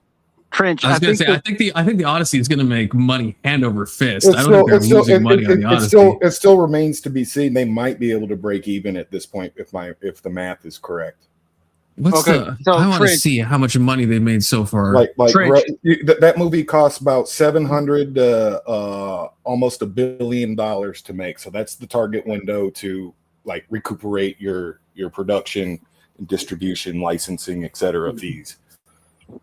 So the Odyssey had a budget of 250 million. It's already made 368 million already. Yeah, so already it's made 100 million plus profits already. The devil's in the details. The devil's in the details. That's how much it is to make them. We're not talking about marketing licenses. We're not talking about distribution. No, we're talking everying. I'm pretty sure isn't that all included when they talk about the budget of a movie? I actually looked this up. Then you have to pay IMAX for broadcasting. I think that's all. I thought it's I not. could be wrong. I thought that's all. If you look at some of the other articles, the low estimate is about they need to make around $700 million to break even. Production budget is not distribution budget, Confluence. And marketing and licenses. Their break even. Okay, maybe you're right. Yeah, it does say production budget. Oh, but it says the marketing stuff. So I don't know. It says 375 would be the total. That's what I'm reading. AI summary. Their break even is like $600 and some million worldwide. Yeah, but so Trench, I think the bigger problem here is that you're in an echo chamber if you think that woke was defeated 2 years ago.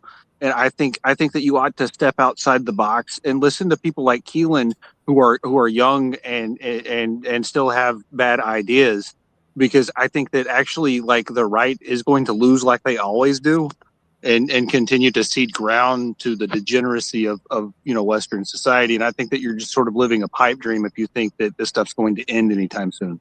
I think there will be ripples, and I think Odyssey is certainly one of these ripples. I don't think the culture war is going to be over till about 2030, 2032 in its entirety. Why did they pick Ellen Page for the fucking shame ritual? Oh god! Because what did she play? Was it Apollo? Am I crazy? It was Apollo? She plays like she plays the cousin of. Was it not Apollo? Y'all don't even know. Gen Z and Gen A are like because her character. You're right. Yeah, it's her character. Her character in the original Iliad. Her character's in like a side saga, a whole different novel from a later period.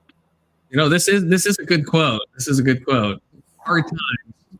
Wait, this isn't right. This is a twist on the quote. Never mind. Hard times make hard men. Hard men make good times. Good times make soft men. Soft men eventually get hard again. Yes, this is just how Oswald Spengler wrote it down. The words, and I was like, oh, I know what this is. Oswald Spengler was a genius. Yes, he was. Is that who originally said that? The actual quote? No, I don't think it's his actual quote, but he's the one that really comes up with these cycles. Because it is a good quote. What's the actual quote? That hard times create hard men create easy times creates weak men hard times create strong men create whatever times easy times men, weak men make hard times. Yeah, and Confluence likes its men hard. But it's for the green, gold, brown, and black. I don't want them soft dancing, okay? I don't want my men flaccid either, okay? Yeah, you want them nice and rock hard. Yeah, I'm sorry, if you want flaccid men, that's a you thing, okay? Yeah, I prefer all the men around me to be flaccid all the time. Yes. Me too. But no, me too. Yeah, that's fair, actually. my friend's dad voted for Trump, even though he told me that farmers do better when it's a Democrat and he works in that industry. He says farmers do better when it's a Democrat, but he still votes for Trump. I still think, Keelan, I think my point has been proven. It's I think because the fact they that get you don't socialist have any. subsidies. I'm not saying you're in an echo chamber, but it is. I am probably the most like this panel is probably the most conservative exposure that you just get in your life. Like if it wasn't for this panel, would you get conservative exposure at all? So yeah, I don't have someone like Anson in my everyday life who's saying we need a monarchy and we need a ultra conservative things. No, I don't have that's that. Why I asked. That's why I asked if the internet is far more extreme than I know. But I asked if you had a friend that voted for Trump, and your best example was I had a friend that wanted to maybe vote for Trump, but his wife convinced him to vote for Kamala. Well, that's your best example of having someone in real life that votes for Trump. So I said my mom would, and you don't even know if she voted though. Her family as well, but my friend. So I've known my best friend for quite some time now, and like I would say I'm also friends with his dad, and his dad definitely voted for Trump. That's not a friend of yours though. Like that's a friend. That's my friend's dad. Sure, You don't even know Confluence. This is the man I've drank so much beer with. Like, come on. That's fine, but that's different than like an inner social circle. I just think there's benefit to having an inner social circle that's like a blended between like the left and the right. I think everyone should fucking have that. Oh, what am I even saying? My friend I'm going to Morocco with next year is super conservative. Morocco. As in like voted for Trump conservative, or just like more conservative than you? No, like he lives in Mexico because of the low cost of living, and he owns a business that he does like international business with. So he doesn't vote in American elections. He works a business and he tries to get his own instead of wasting his time on the Sounds more like an individualist, liberal-minded person than an actual. That doesn't sound like you would have to talk to him. Like he did the whole thing. He went through all the steps. He used to be a libertarian. He started reading Nietzsche and fucking Machiavelli, and he's like, I'm actually a Sith Lord, and I want to make like $50 million so that I can have actual control over things, stuff like that. Not based anymore. Sounds like a good guy. He should stop with Nietzsche. You should. Machiavelli's not cool. We're not going down that again. Ditch the Machiavelli or the Nietzsche pickup. No, ditch the Machiavelli and just stick with Nietzsche and just be actually like normal and just fucking read Nietzsche like a fucking normal person. There's nothing more normal than what's been going on with the Machiavellian thing for millennia. Yeah, learn how to manipulate everyone around you, and then move to Mexico. If you think that the prince is about the global South, because we haven't done that enough. If you call yourself a conservative, if you think the prince is an instruction book on how to manipulate people, you're not reading the prince. You haven't read it. I need to say something about the chat, the rage page. I have that awkward riz. Like people love having me out in public. They think it's funny to see me interact with other people. I think that's true. I think Keelan does have. It's probably if Keelan was like not handsome, I think he would not do well. But I think his deadpan, autistic style riz probably works really fucking well. He has those hunter eyes. Like, unironically, I'm not like, I think he probably does very well. He's got predator eyes of Hunter.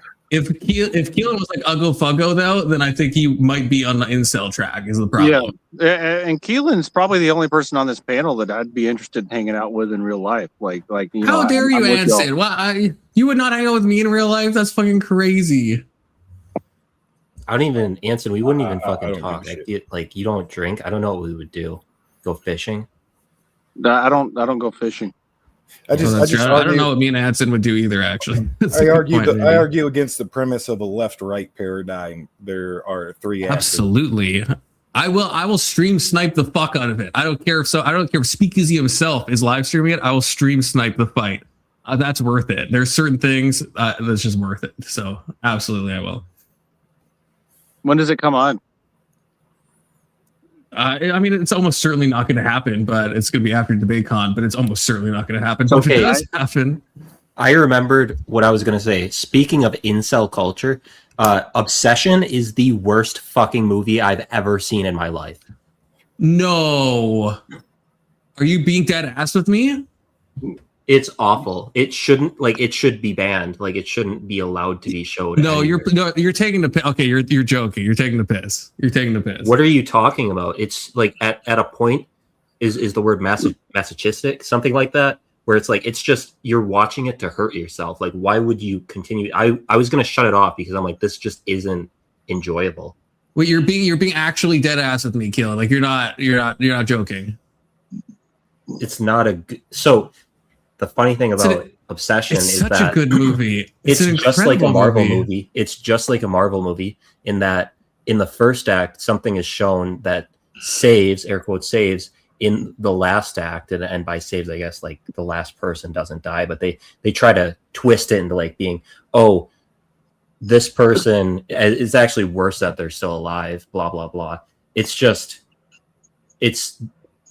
feels like you can guess what's going to happen. The only twist in the movie, no, everything you can guess is going to happen happens. Like, you know, everything is going to happen. You're so M. Night Shyamalan coded. I'm sorry it doesn't have a fucking twist in it. Okay, watch fucking Split.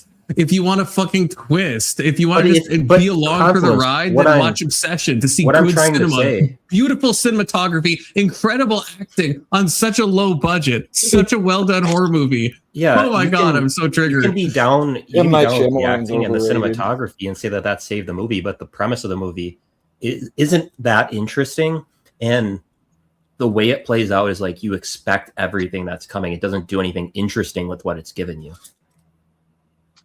Do you feel okay? Wait, sanity check. Have you seen like because this was a movie made by a YouTuber, right? And so have you seen like Talk to Me or the other one that the same people made? Talk to Me is the one with the hand. It's like supposed to be like a. Okay. What's a horror movie you actually think is very well made? A horror movie that I don't. Like, horror movies are so forgettable because like there are no good horror movies. Nefarious. You don't watch good horror movies, but you're also saying Obsession's a bad horror movie, so maybe you just like. I'm not saying it's a bad horror movie. I'm saying it's a bad movie. So crazy. Yeah, $750K budget and almost $500,000 grossed. It's an incredible movie. It's an incredible movie. He is right though. A lot of that stuff is just slop.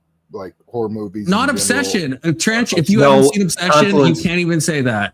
Confluence. I hate most horror movies. I hate most horror movies. I thought Obsession was going to be good because I like horror, like something like what's his face does. His cat's named a bad name. It's like not gore, but it actually that guy was good at naming pets. Okay? Like even like the early '90s horror, even though it's gore and smut and nonsense, it still had. That's what Obsession is. Obsession is gore and smut. It still had Christian roots, like all the kids. All the kids that ran off and did bad stuff, you know, fornicating and all that. That's what this is a lesson for, and it's in parallel of like the AIDS epidemic. So there was like a cultural need for it, even though a lot of it was slop. And now I'll rip all of your collective balls off. Everything is just all of them with one sweep of my fucking film critic hands. Half of Obsession was a good horror movie. The other half was just ridiculous gore shots and disgusting things happening. I don't know. All the Hellraiser movies were really good. I mean, the Cenobites, punishing people, and I mean, I see, thought that's fucking Well, boy slop. that's what I'm talking about with like it was Young slop, Christian. but there was Base. still I like the young Christian likes this.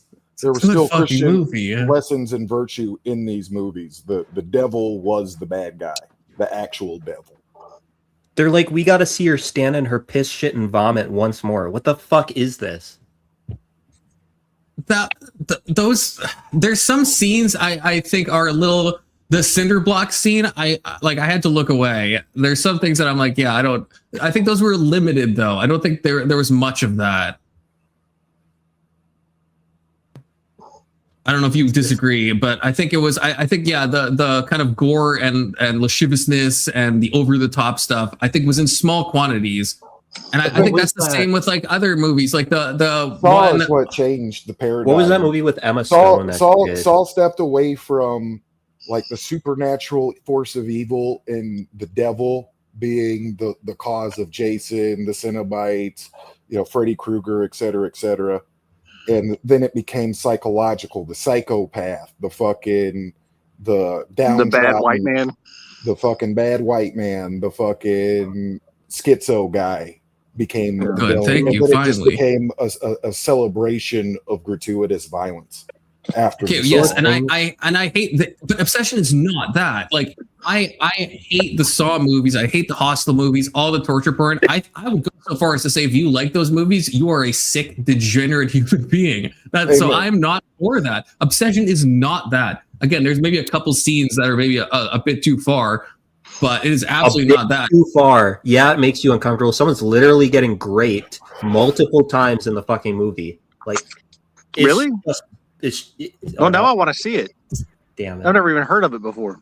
Wait, that's not. Wait, what scene are you thinking about? Did you miss the point of the movie?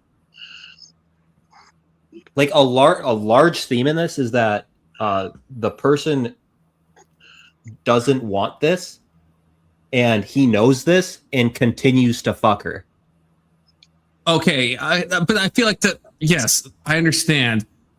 To say there's like multiple great. That sounds like girl with a dragon tattoo. When you say it the way you're saying it, it sounds like the girl with a fucking dragon tattoo, and it's not that. Okay, it's like so why do you like this? So I can understand liking this movie if you see like the layers, but you're not even appealing to the layers. You're just saying it was a good movie because you like the cinematography. Oh, she's dark in a lot of the scenes to show that she is not good. And she's doing weird movements because inhuman things are horrifying. Don't assume why I liked. Why do you like this movie? I liked the slow descent into moral decay that it posits. Okay, that this guy wants this girl so bad that he's willing to do anything. At the beginning, he's like he wants her to change back. I'm trying to say stuff without spoiling it. But like the phone call, or sorry, when she's sleeping, and then the person starts talking, and he just like. Basically just walks out of the room. Like, I'm getting chills just saying it because it's just like he doesn't actually care about her at all. He cares about the edifice he's built of her. He doesn't give a shit about the person. And I think that's an interesting thing to explore. That he thinks he's so in love with this person, and he's not. He's in love with this image he's built of this person to the point that he's willing to do nothing to save her at all. Yeah, now I gotta watch this movie. This sounds like an excellent movie. That's like that's the most obvious part. That's the most obvious part of the movie, especially in the beginning, where it's like you're saying he obviously wouldn't do anything. Like that's the easiest point to make about this movie. It's the other framings, what it's saying about culture at large, that are more interesting. And I don't even fucking like the movie. Well, that's fine. That's what I enjoyed. I enjoyed the moral complexity of what I just described. It wasn't morally complex. Yeah, you're a moral simpleton. Enjoys the moral complexity, but can't wrap his head around Machiavelli. You're busting my balls now.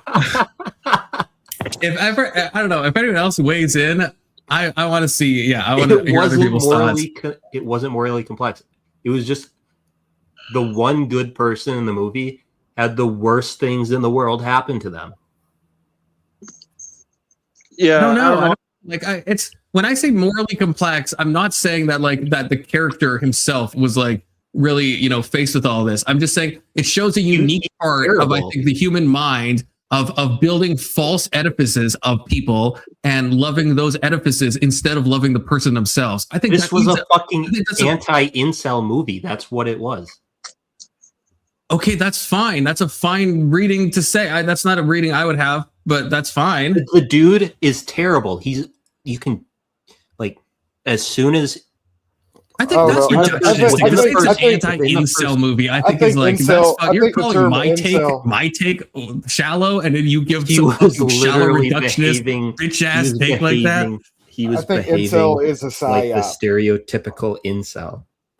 Incel isn't a thing, Keelan. You realize that, like, I'm using Anson. I am using colloquial language is what they call it.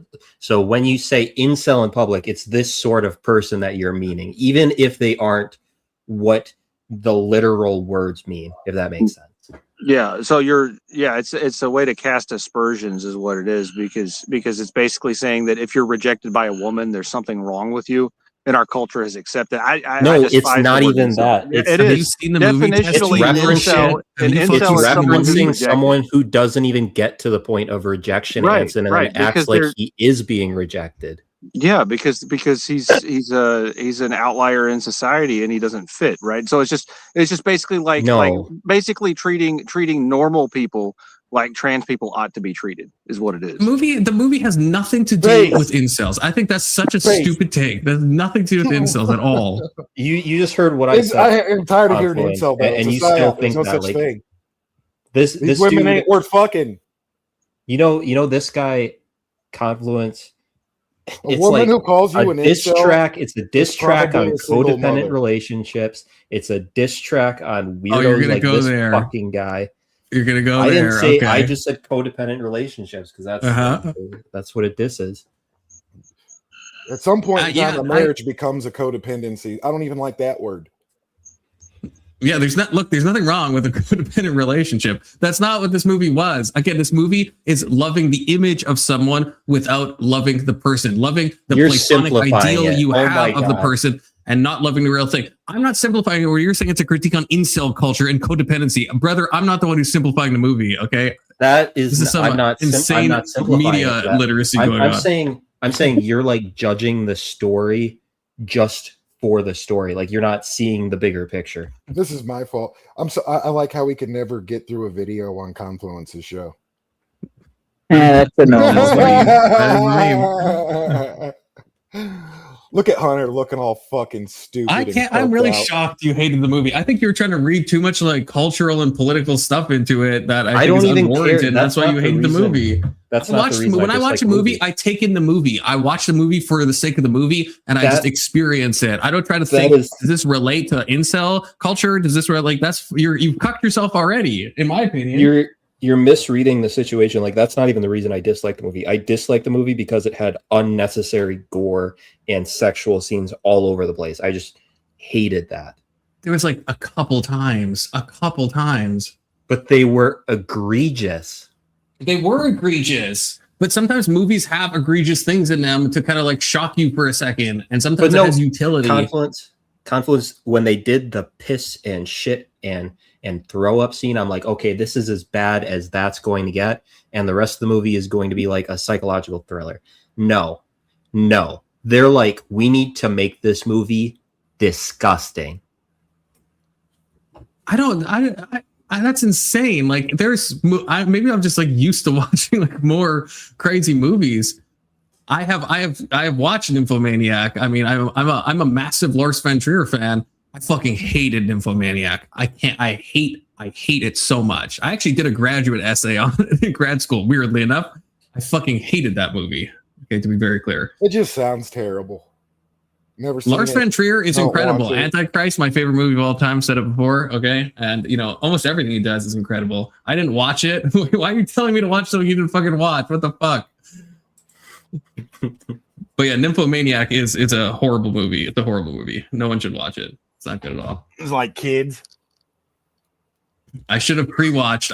We're about to get back into it. We're doing a little. Keelan's triggering me with his hatred of Obsession, which is an incredible movie. But Keelan, you should watch Talk to Me, okay? And because I think maybe we'd agree with that. I was also going to say, bring her back. I don't know if anyone's watched that movie. It's made by the same person as Talk to Me. And the reason I'm bringing this up is they're also like just YouTubers on a low budget making a horror movie that ends up being incredible.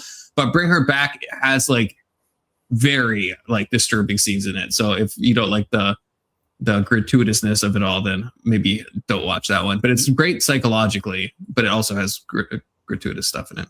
You know how you know your genre sucks is when like newcomers can just easily dominate it, and that's been horror for the past decade.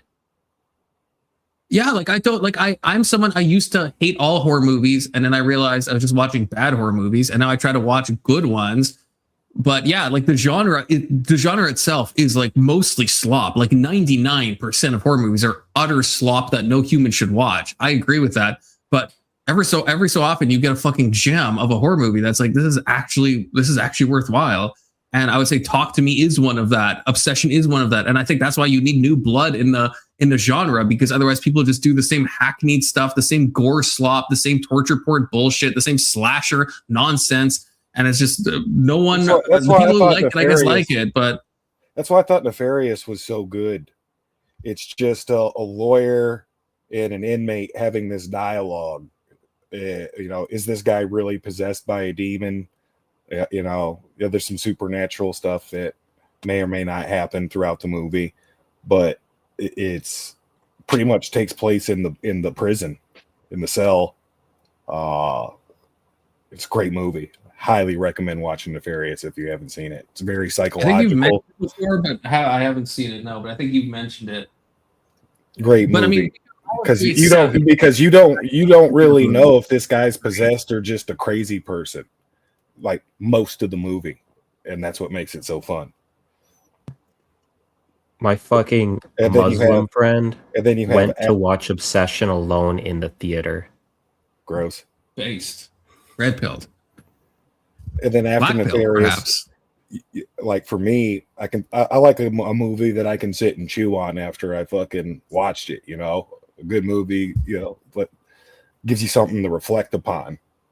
And I read your super chat, Testy. I'll read it again. I should have pre-watched. I trusted you. I said we're about to start, but Keelan distracted me with his terrible take. And Nefarious really makes you question the nature of possession and the borderline between that's what Kate possession and mental health. You went through all the psychological schooling and training. That's not fascinating to you? Yeah, I haven't seen it, but yeah, it sounds interesting for sure. But last thing I want to ask, and then we'll go back to the video. Okay, but Seven, that's a if that counts as a horror movie. I mean, it's kind of like a thriller horror, I guess. Incredibly gratuitous, but incredible movie. Keelan, do you agree with that? Is that a common ground? I've never seen that movie. Oh, classic. Morgan Freeman, Brad Pitt, Kevin Spacey. Yeah. Morgan Freeman is one of the best actors of all time. So maybe so is Brad Pitt and Kevin Spacey, even though Kevin Spacey is a DJ psyop agent. If you're sensitive to stuff, there is essay, there is intense. So back to what I was saying earlier. Stuff, some of the worst stuff ever in that movie. To be honest, it's a very the '90s though, like that early '90s period before Saw, when the horror genre was still like Christian oriented or good and evil oriented. Seven Deadly Sins, and then fucking it carried weight, it carried meaning, it had a message. You could digest it after the movie was over, past all the gore and the killing, and think about like all the different moral implications. And then the nature of, man, maybe I should be a Christian. There is this weird, that is true, Chench. There's this weird kind of genre that I like to call almost like postmodern horror. Something like Long Legs, if anyone's seen that, with like Nicolas Cage, where it's like, it's just kind of confusing. It's just, have you seen that movie, Keelan? No, I've just heard of it, and it's so stupid. It is, it's just weird. It's just like, you watch it, Long Legs is dope. It's like, if I'm just going on like vibes, then I'm like, okay, yeah, it's creepy, it's weird. But like when I actually try to think of the movie at the end, when I'm like, what did I get from this? I'm like, I don't know. Like there's just like there's certain moments where I'm feeling a certain way and I can enjoy that vibe. And so from a vibes-based thing, it's good. But from a movie point of view, it's just confusing and weirdly postmodern. It's like nothing really means anything and we're just doing whatever. It's like, so on a vibes-based thing, it's fine. Wait, I'm thinking of Mandy, I think. Longlegs is, maybe I'll pull up a poster. You'll recognize it or you won't from this. So this is what I'm talking about. It's like, it's not a bad movie. Like it's not he bad. made this after he went broke, didn't he? No, it's not. This is. I will say this is like Nicolas Cage. That's some of his best. Like his acting is incredibly good. Phenomenal. Nicolas Cage is known for taking shit movies. This is not one of them. It Most actually is movies like he takes on, he's a beast, but he nuked the fuck out of his brand, so I can't even with most of it. Yeah, but it is like it is. You like I can't take you seriously with your opinion on Obsession if you don't watch it from the perspective of the victim. The main victim.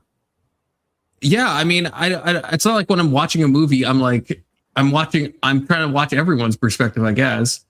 Yeah, I understand. Yeah, I mean, she is very briefly, like she herself is like given very little screen time, if you know what I mean, right? Which I know you know what I mean, but I'm trying to avoid kind of spoilers. So she doesn't have much screen time, but yeah, it's like, yeah, when thinking about her is like, yeah, it's fucking a horrific thing. We just don't really we get brief glimpses into what she might be going through, and the rest of it's imagined. That's the meta, though. What do you mean? So not only do we have a woman in this case being essentially taken advantage of by this dude, and he's basically like raping her all the time. If you really think about what's going on here, she's not given.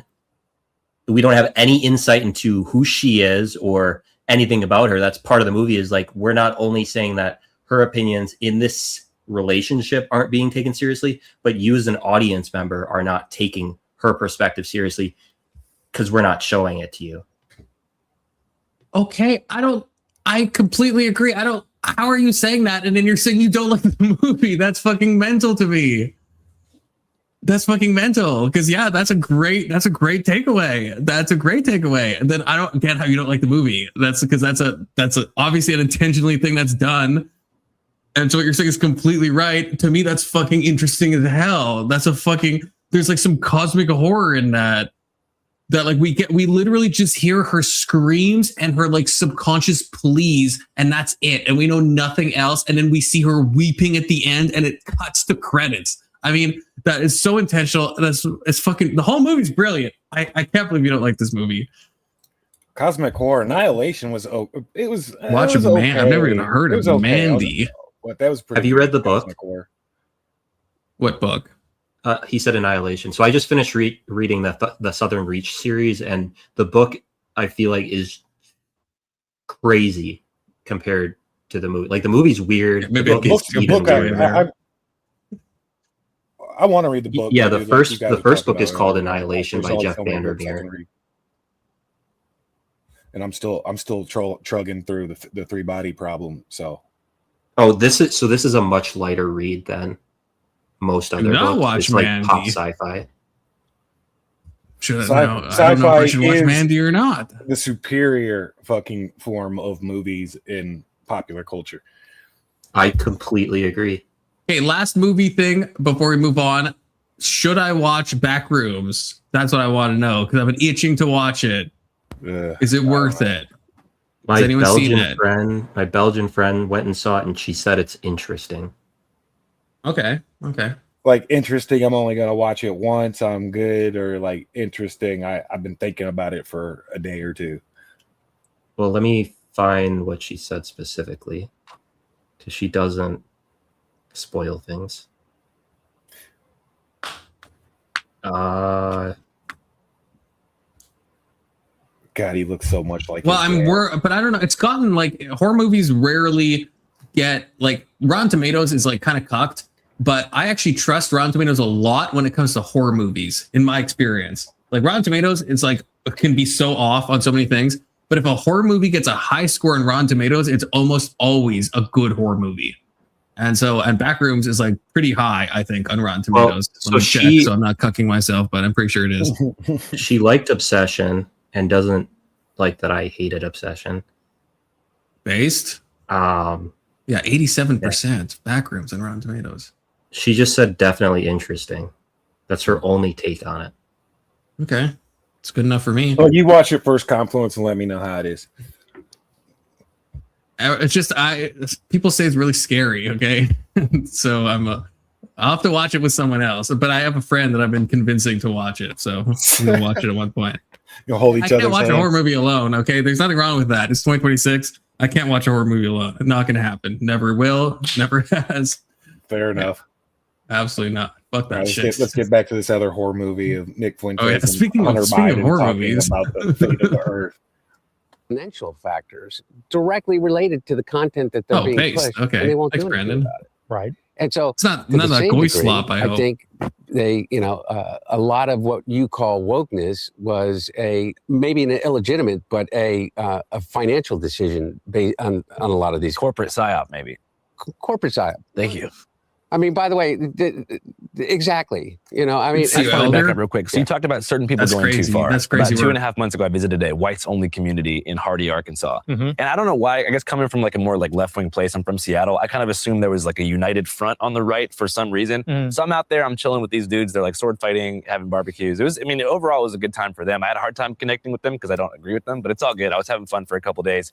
And then like right as I was there, I guess you had hit them up on X or something and said like, hey, I don't want to associate with you guys. What happened there? Well, that was really more of a personal disagreement with the guy that founded it. Yeah. But I do think it's an interesting project. And it's interesting that got so much pushback, this whites only community, because you know what? If you go to a lot of these different neighborhoods in major cities, there are ethnic enclaves. And it's not like there's an explicit rule that you have to be a certain ethnicity. I think but the we all know is in Chicago, New York, and issue. LA, you got certain neighborhoods where it is 80-90% one ethnicity. Yeah. And I think there's a lot of white people that say we kind of want something similar. I don't think there's anything. But Nick, okay, let's back up. If you want to talk about the histories of New York and Chicago, I feel like that was also a conscious decision that was made like after the Civil Rights Act. Blacks only. It's in Cabrini Green, where Mayor Daley made everybody that was black live in the Cabrini Green. I mean, it's not that wasn't by choice. It's not by choice that these ethnic enclaves are 80 or 90%, whatever that ethnicity is. It's because that's the only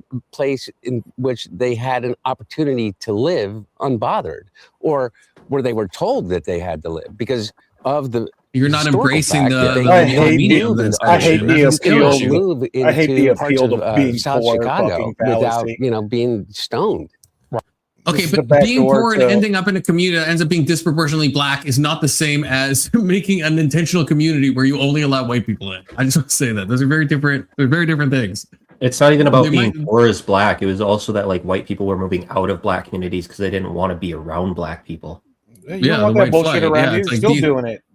That's why there's been an organic thing that's happening versus an intentional act, right? Like a white person can buy a house in inner city Chicago, and they're allowed to do that.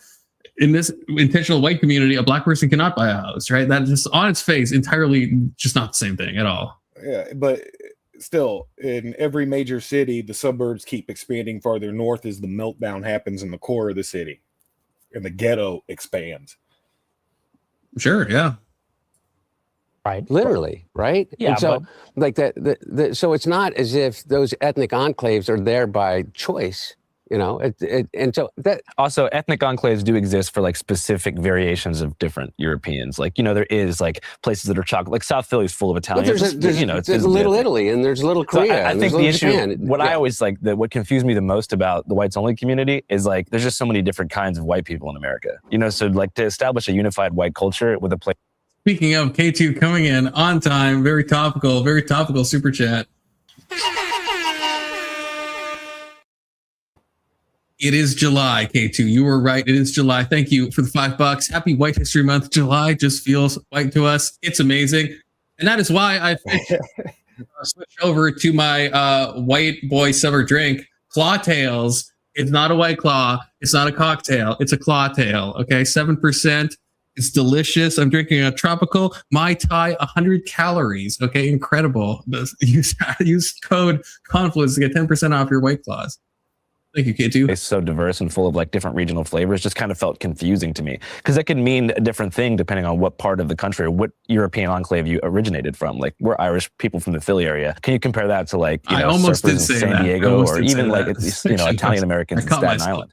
I don't know. Everything just feels so different. So when I got there, I was trying to identify what they meant by white culture. It wasn't really based on shared like cultural practices, but more the exclusion of people who weren't white. So they weren't like stoked on being European necessarily. They were more just like, oh, we're here because those people aren't here. So it just kind of felt more negative than constructive. Yeah, I mean, like I said, I'm not really involved with that project in particular, but I think that, look, I mean, you talk about the anger that's out there and the frustration. And I think part of the frustration, let's be honest, is that white people do feel like we are being boxed out in major cities in the country. And it feels like, look, there's a little Haiti and there's various ethnic enclaves where you get that local culture and they do their, you know, cultural festivals and that sort of thing. And white people feel like they're being pushed out and they want a space where things are familiar. Do you feel the same way about the Italian festival that happens in every city? Well, here's a good example. So, or St. Patrick's Day. Yeah, Elder, it's a fucking there's no Irish neighborhood in Chicago. What do you Little expect? Italy. There is. I mean, there's some remnant in Bridgeport. Yeah. And I read the chat. I'm not trying to get into like a shouting match here, but like, you know, as a family who did coming from a family who did leave Philadelphia in the 60s because of black migration from the South after the Civil Rights Act was passed, there was a sort of like mass flight of white people into the suburbs. And that kind of led to a homogenization of different cultures because they rushed so fast to build these like identical strip mall suburbs that it was very hard to maintain cultural bonds that made different European and white neighborhoods unique around like the 1950s and before. So I feel like the mass suburbanization is also a big factor that led to those like cultural bonds breaking. Yeah, but why did that happen? I mean, a lot of the suburbanization is because of the race riots in the 1960s. People everywhere where there was Methodists and like my super grandfather was in the Protestant. National Guard in Chicago when after MLK got assassinated, the whole West Side burned to the ground. Yeah. And people didn't want to be around that anymore. Why were the riots? Yeah, MLK Jr. was assassinated. Yeah. Yeah. And so does that justify burning Fuentes down the said city? that? No, I didn't Which say then it never recovered? justifies it, but it sure justifies an enormous amount of the anger, the same kind of anger that you feel about being left out, the same kind of anger that you're expressing right now. Hunter Biden can't wrap his head around Charlie you're Kirk getting culturally assassinated irrelevant. and white You people don't- not burning the cities down. Then that's a stupid. That's fucking actually based. I like because Hunter's saying like the anger is justified. Sure, it is not burning insane. things down. It is insane to even compare Charlie Kirk to MLK Jr. Like, come on. No, it's not.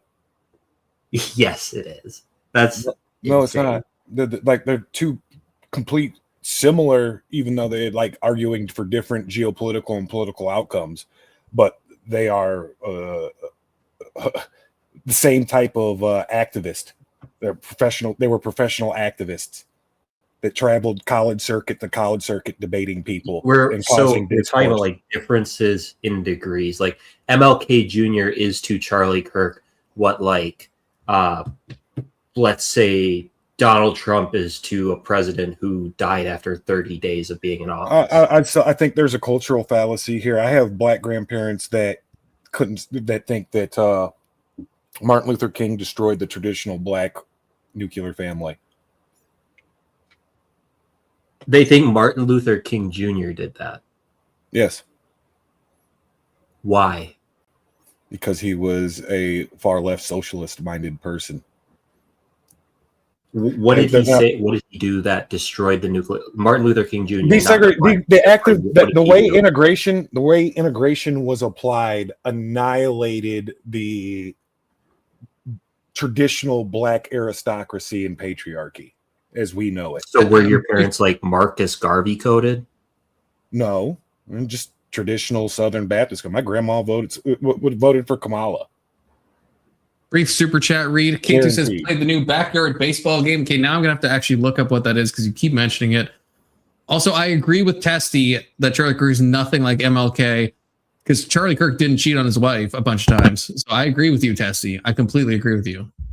Charlie Kirk treated women way better. So I think we're on the same page, actually. Anyways, keep going. Testicle, like I'm not even an MLK Jr. stan. I don't think that the picnic on Washington got us civil rights, but Charlie Kirk, Testicle Johnson, he did get white people civil rights.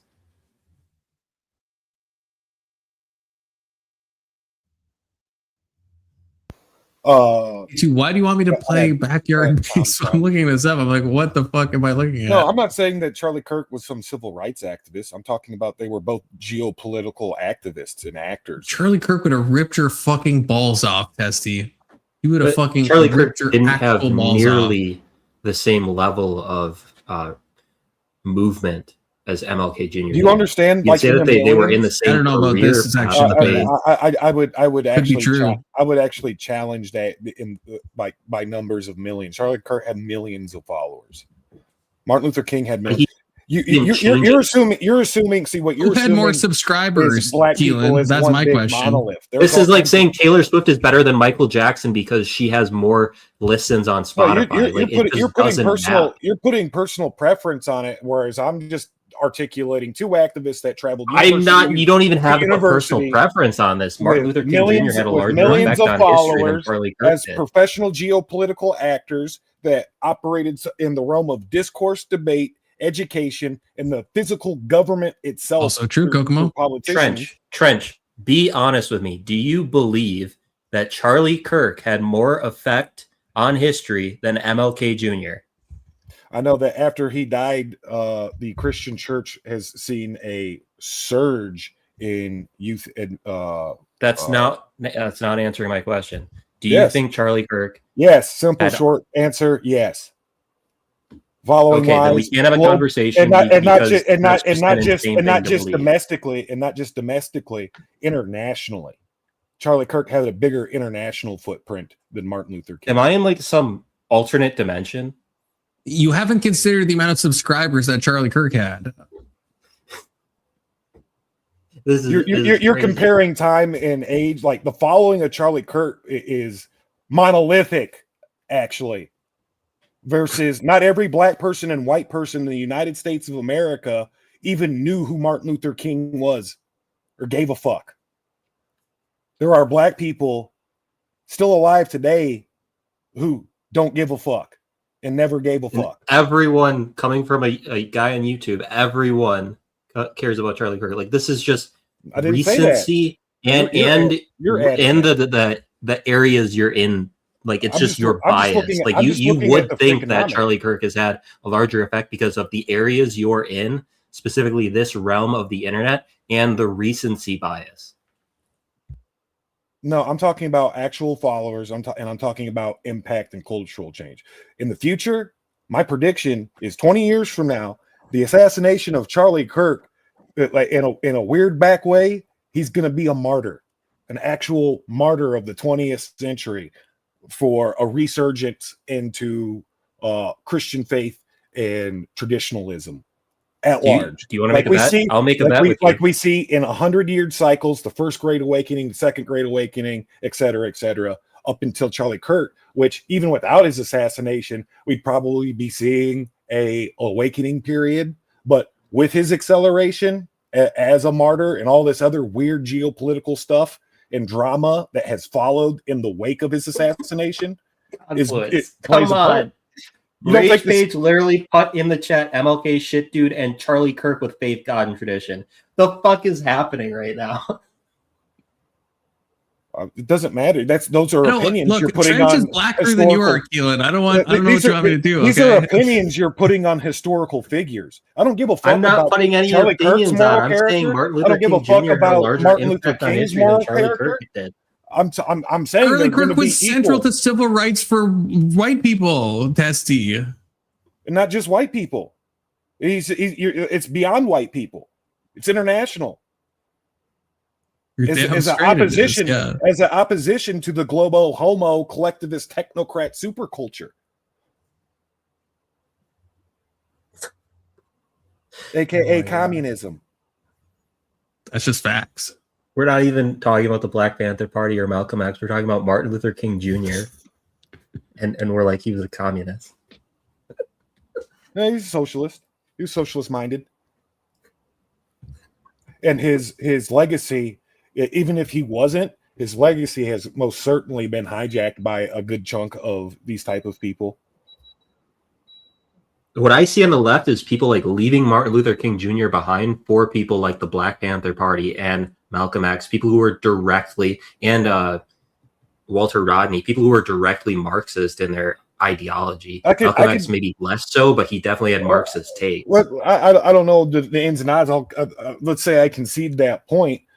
Still, getting away from preference, like Charlie Kirk is a historical, international activist figure of elite notoriety. What did he accomplish? Are you serious? Yeah, what did he accomplish? Well, what I'm saying is a lot of cultural change. He's created a whole. What cultural change has he affected? A whole news legacy, a whole movement behind him of like Generation Z and Alpha, not just marching as one homogenous unit down the path of global homo.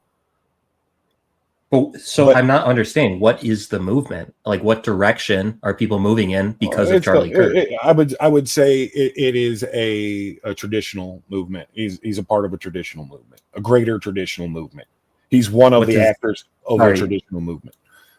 I'm trying to understand what. Like, get married. Don't fornicate. You should get married. You should get married young and have a Christian family. You should actually have a religion.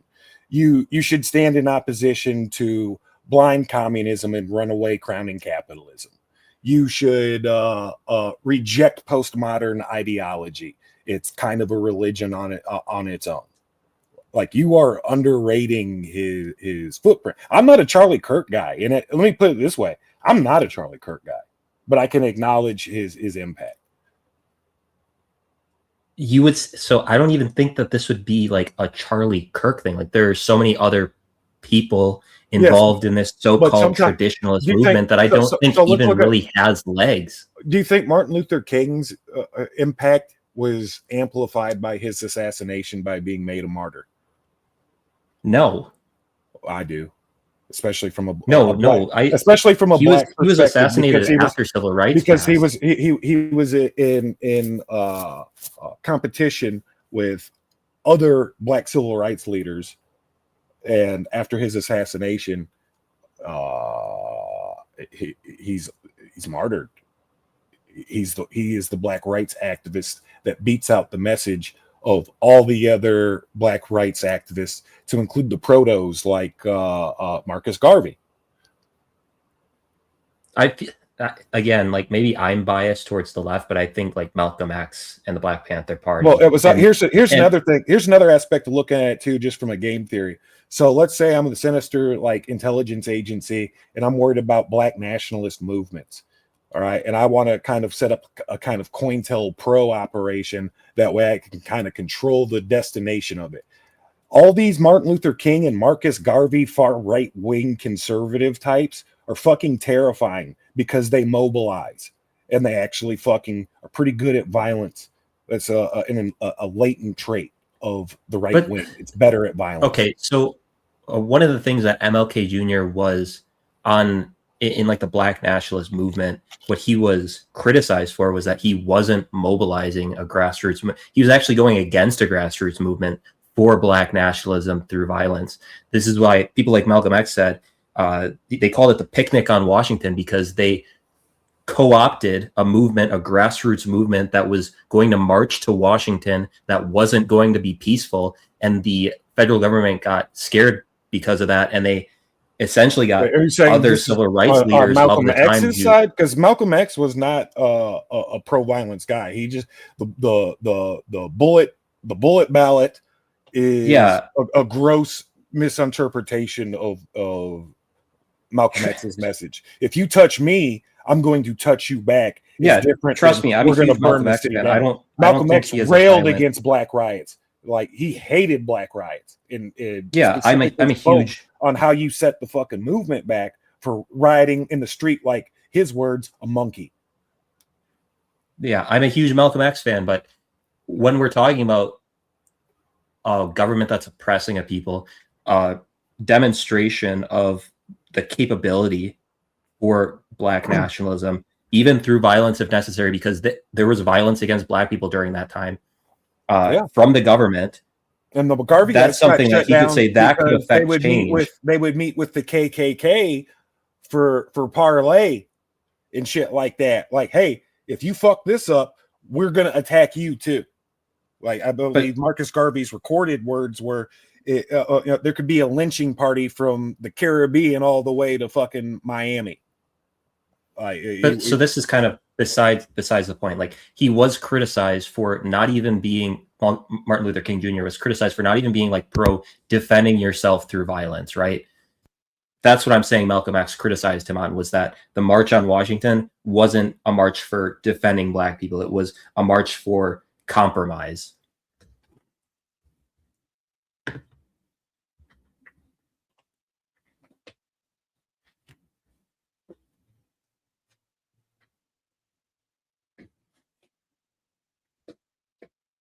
That's your response. He might be muted. I expected Trent would say something there. Man, I don't know how long I've been muted. No, I would say that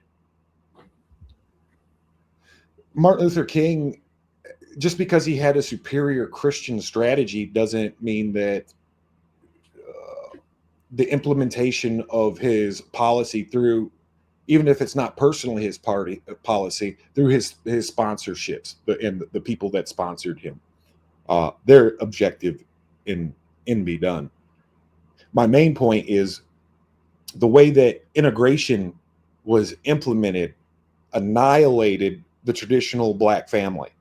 And then you get into the 70s and 80s where feminism creeps in somewhere into the post-civil rights movement, to where you're still telling Black women that they're oppressed, even though now everything's on the table, and that they can have kids on their own and raise these children on their own. You don't need no mans. The annihilation, and that's done all in under the geist of the equal opportunity Martin Luther King strategy. So his strategy was terrible for fucking Black culture at large. So I've been hearing I've been hearing more and more, at least in the 2000s, I think before the 2000s, it was also common, takes against integration. Of course, before the civil rights movement, there were a lot of takes against integration for some of the reasons you're mentioning. But like, integration could have happened. The issue without the issue is that, like, I don't want to say this. I almost don't want to say this, but like, African American, Black Americans, their culture is American. Well, it's a cracker culture, actually. It comes from England. But so what I'm trying to say is, like, when we see Africans coming over from Africa nowadays, they have, and that wasn't a culture. The original, they have it wasn't the original culture. This is more or less some of the culture that rubbed off during integration. They learned it from poor white crackers. Not, you hear cracker, you think it's somebody that's cracking a slave whip. A cracker couldn't afford 2 crackers to rub the fucking together. You're talking about the poorest white demographic.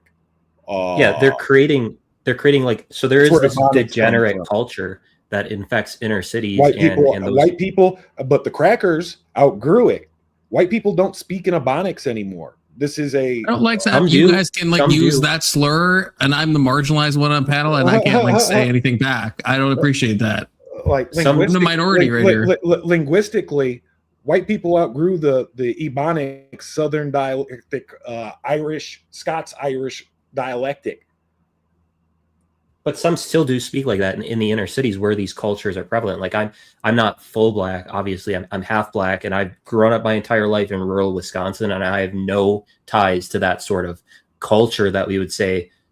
See, I'm half the Black average myself, Black person, and the white people in my family left Yankeeville up north there, Wisconsin, Minnesota, and Michigan, because that branch of Protestant Christianity is super, what's the word? Deterritorializing. It's super Protestant, super Catholic, it super postmodern. It lives to dismantle.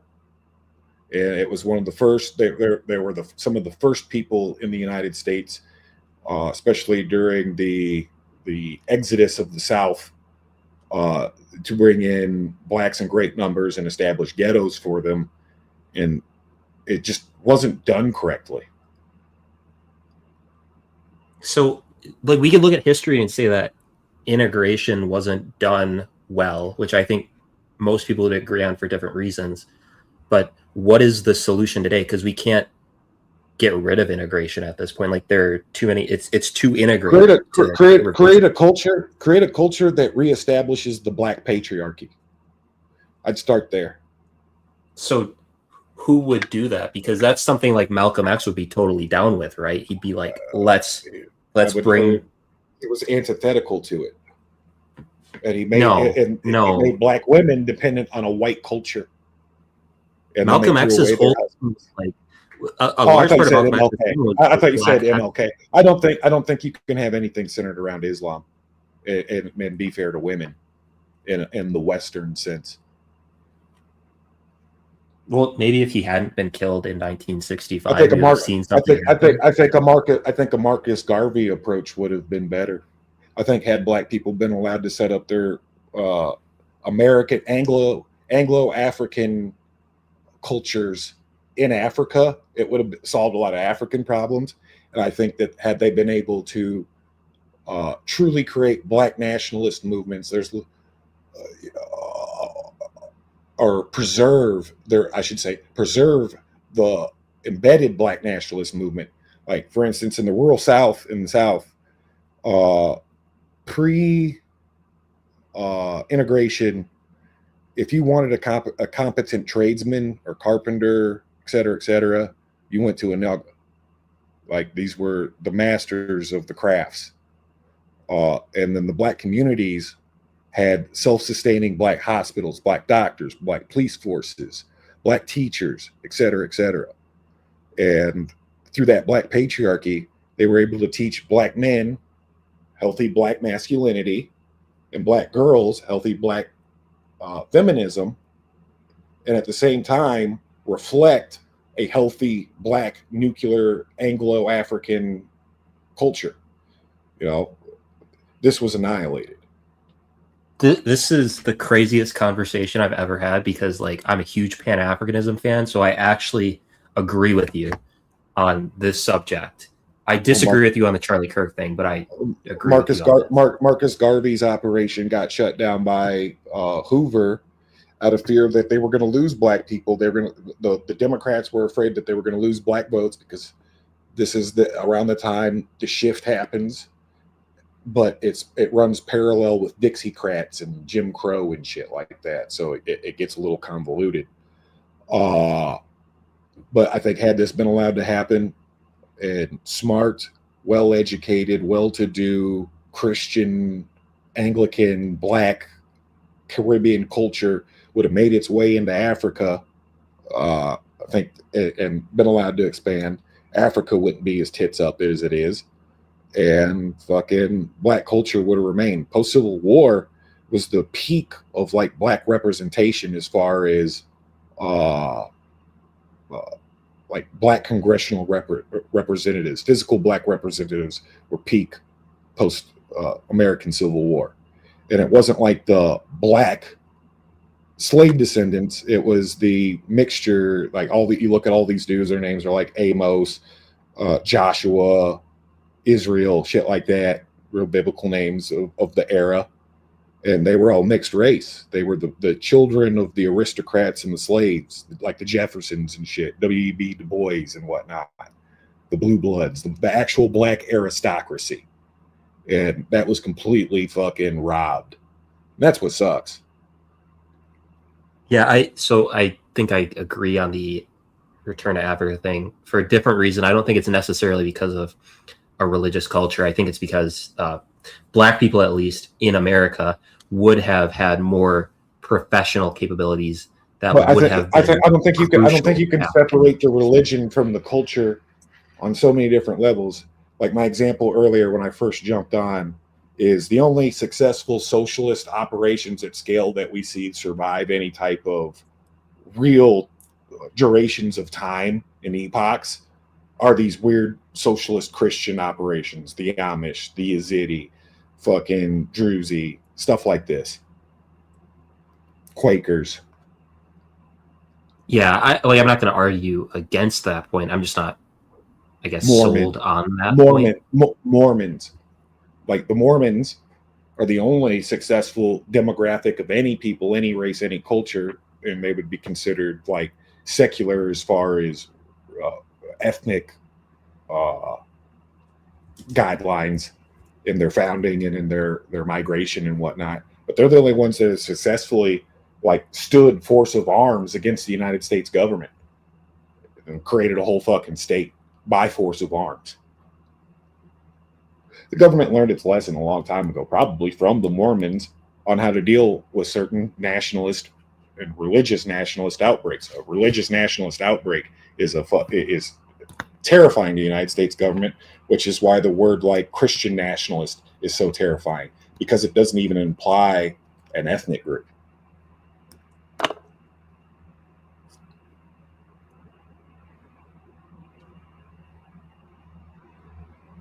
From the threat of the liberal, as far as a liberal government is concerned, and applying some Machiavellianism into the mix, even a liberal government does its best to keep things divided so that it may conquer.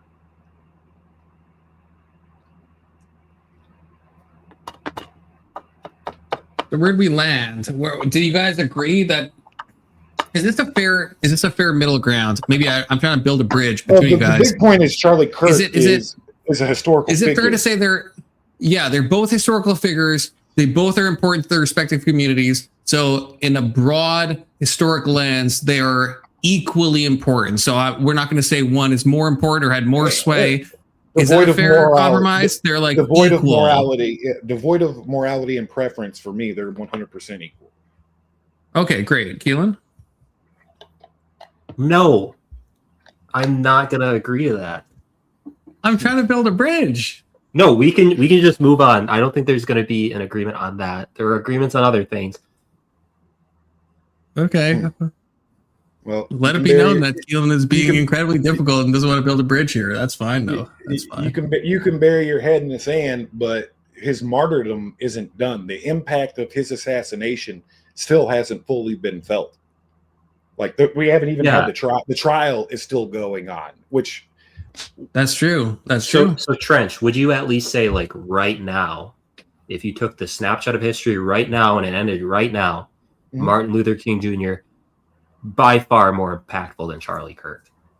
Screenshot right now, no, and then my projection for the future, no. Like the Charlie Kirk is just getting started. And he's already Martin Luther King level. Notoriety, history, the mourning, the national and international mourning, that's all there. Probably more people now in total numbers know of the name Charlie Kirk than knew of the name Martin Luther King Jr. when he died. And then overlap, where they both overlap, is that their legacy will be amplified through their martyrdom posthumously. Martin Luther King alive, I mean, I bet you if the Dark Hand could not have assassinated him, seeing the damage they've done, they wouldn't have. They just let black people start fucking super nationalist, black nationalist compounds and integrate naturally. So many things might have gone differently because he was starting to speak out against the Vietnam War. He was becoming more of a global figure. Yeah, he's a same as political Malcolm X activist. right before he was assassinated, becoming more of a global figure. But he's not Same as Charlie Kirk. Charlie Kirk was starting to question his support for the nation state of Israel right before he was assassinated. That's what. Yeah, that's a weird coincidence. That's such a weird coincidence. I mean, I'm not a Candace Owens type. I totally believe some unhinged troon weirdo did this with a mind-rotted, porn-sick. Hey, two things can be true at once. Mentality. Two things can be true at once. That's all. He could have gotten a nudge, but will we ever know? Like, it's just weird. It's just weird timing. I'm just asking questions, but it's weird timing. High-level spycraft, we'll never know. Was 9/11 an inside job? Abso-fucking-lutely. Outside of circumstantial evidence here and there and a couple of concrete pieces of evidence, like, thermite being over everything from the University of Alaska studies, Yeah, something happened. There's a gross cover up, but we're not going to know. Same thing with this Epstein shit. My opinion is I don't even think there was necessary. I think he's a pervert. I think like most elites, he was an absolute degenerate goon as far as women are concerned, and even trafficking. He was. Them. That's true. But I don't know about the trafficking. But the logistics behind moving children are redunculous alone. I think that you can achieve a blackmailing with just his airplanes. And I think that's the reason why they keep the lists of not even people who went to the island, but who exactly were flying on these airplanes, not even to the island, but mostly to Britain, German countries, France, Israel, et cetera, et cetera. If you're a power baller and you're 30,000 feet above the air, having private conversations with other important men on your way to an important business meeting, that's intelligence gathering right there if you got your airplanes bugged. And I think that Alan, do you disagree with what I said that at the time of Kirk's death, in absolute numbers, there are more people that know named Charlie Kirk than in absolute numbers the new Martin Luther King Jr.'s name at the time of his death? Do you disagree with that? Given that there was a meme song, sure, because there are fucking kids who don't know Charlie Kirk at all, and they're saying we are Charlie Kirk just for the meme. I rest my fucking case.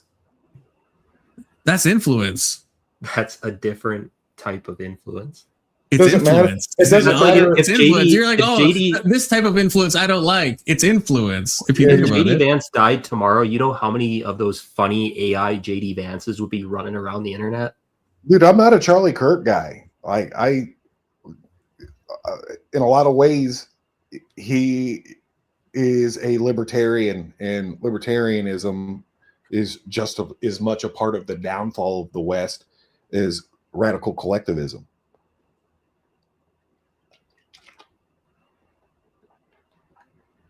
That's what you don't understand. I'm not putting Charlie Kirk on some sort of a preference meter. I don't prefer a Charlie Kirk. I mean, you're at least biased against Martin Luther King. I'm not no more than I am against Charlie Kirk.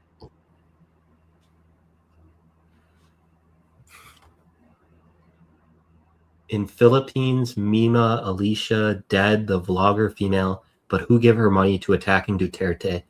I think money involved, her life dead. I proud myself government didn't give me money. Duterte didn't also.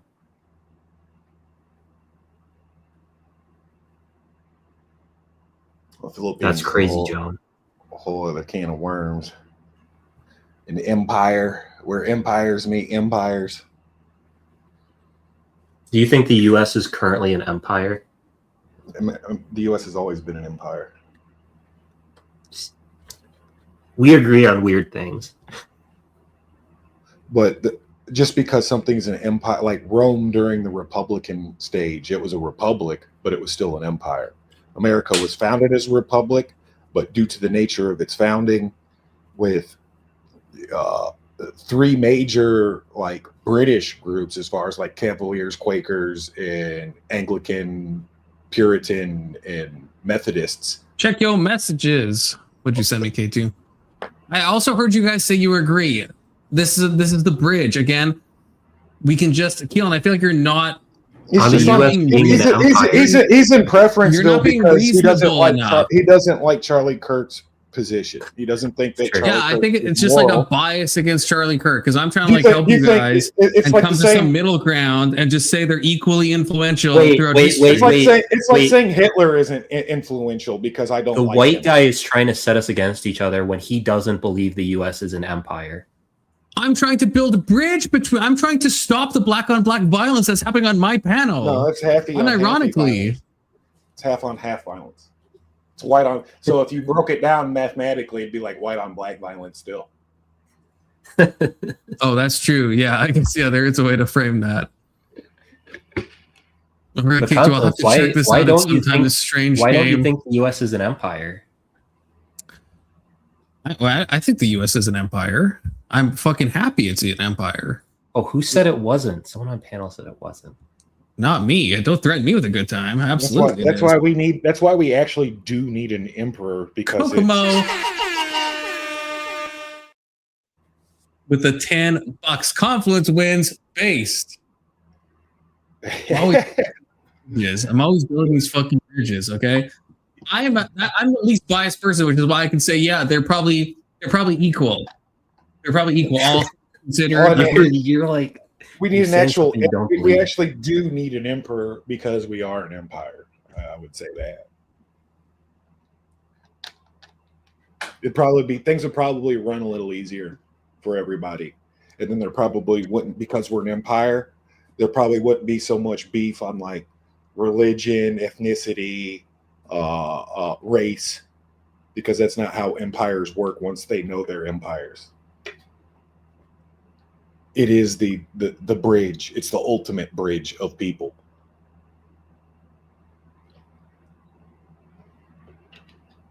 Should we go back to the video? Mm-hmm. I think we've come to some agreement. You're not black if you don't vote for Joe Biden. No, he stripped me of what blackness I had left. I lost it in 2020. You know, Mitt Romney wants to put you guys back in chains. That's crazy. That's crazy. I don't want to put you guys back in chains, but Mitt Romney does. Okay, allegedly. Would have a place. Am I face blind, or does he look like a young Jordan Peterson right now? Am I face blind? No, he looks like his fucking dad, dude. He's like his dad cloned him in some top secret fucking Area 51 base. I mean, it makes sense to be the perfect drug abuser.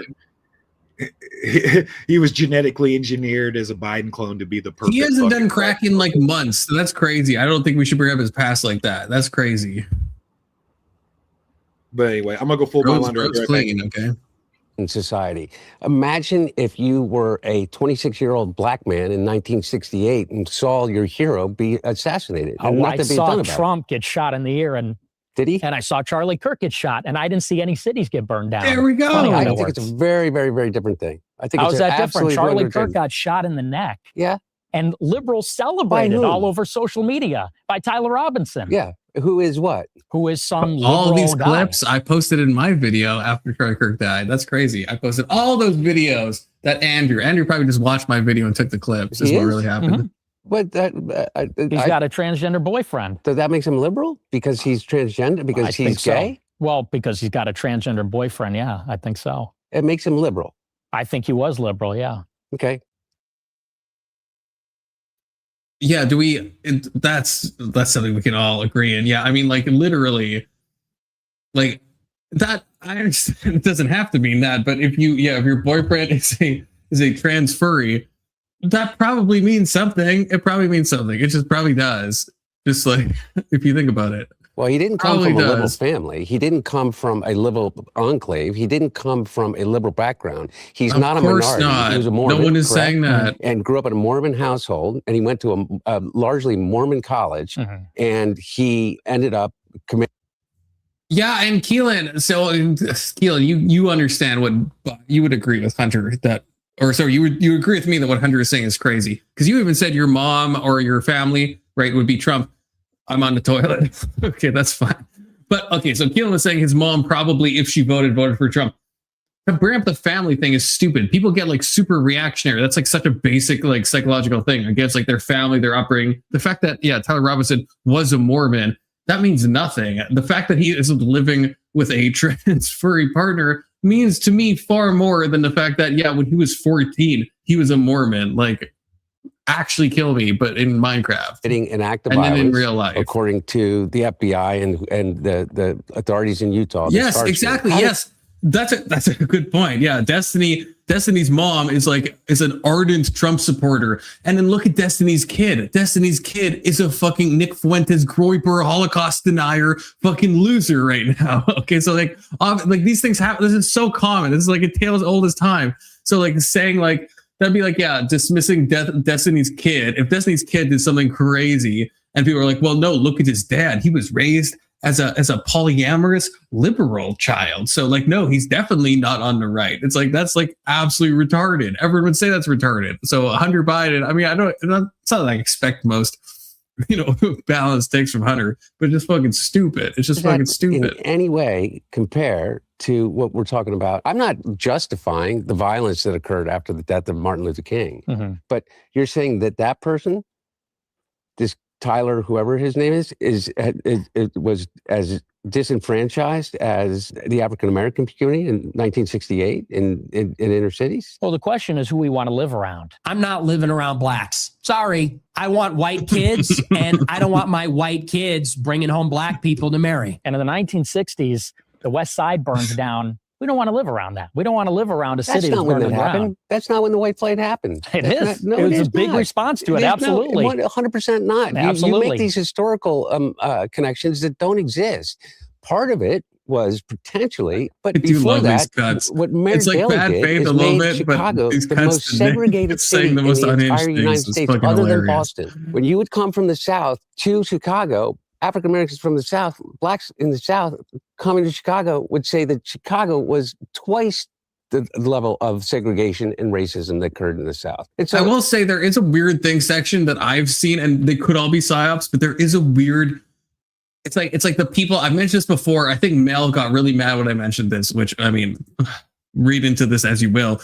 But I mentioned this as a fact that just there's a lot of people on like platforms like X that will like have a lolly profile picture, and they're like a furry, and they're like trans and stuff, but they're like super groiper pilled, and they're like saying like all these like groiper talking points. There is a very strange. Have you seen the King Twink of this stuff? Have you seen the King Twink fucking videos? This shit is wild to me. I don't know what's going on there. I don't know whether that's a form of synthesis or whether it's a psyop. Like CoinTel. I haven't.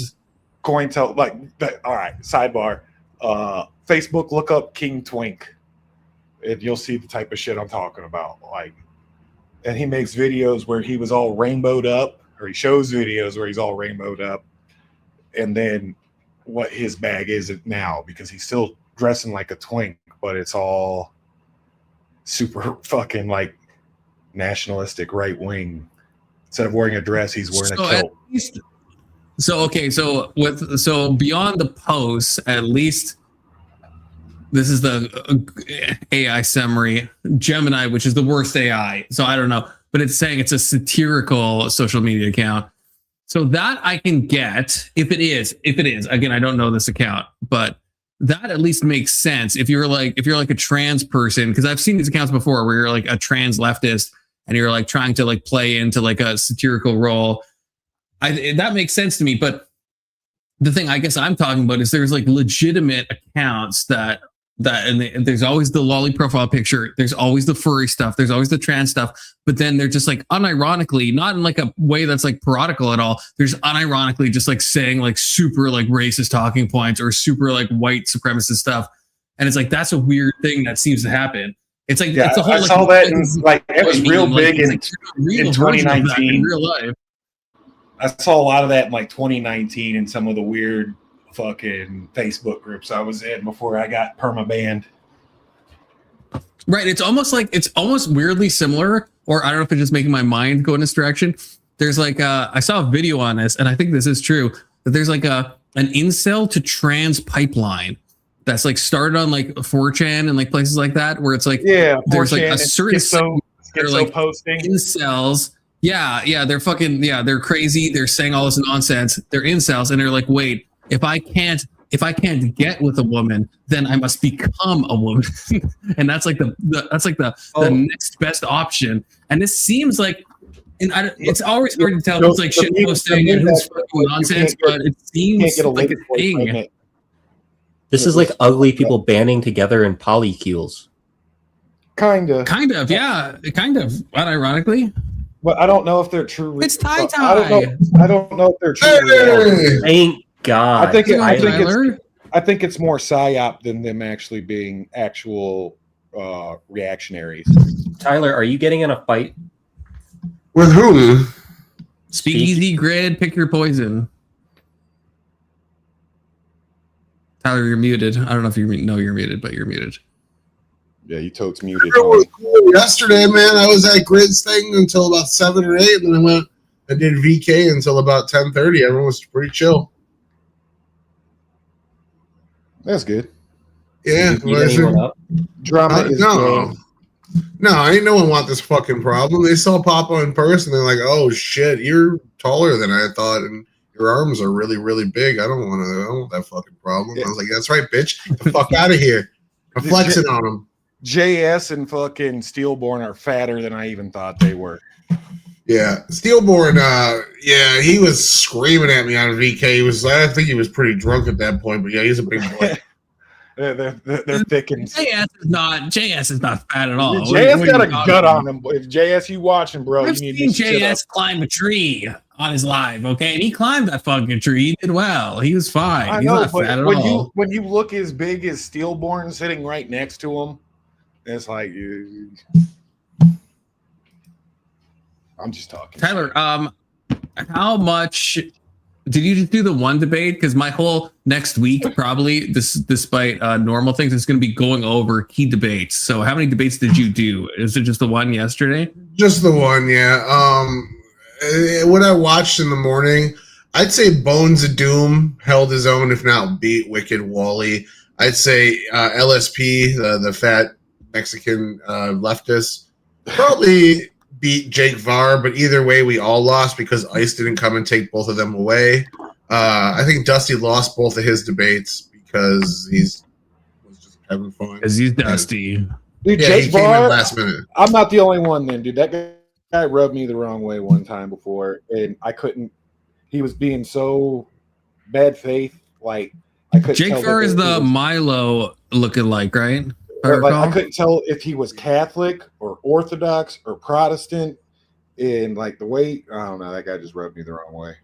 How is this? This is actually just Milo. This is a gayer version of Milo. I can't be the only one that thinks this. I gave Jake a ride to the airport or from the airport, and then I hung out with him all day yesterday. So I can't talk too much shit.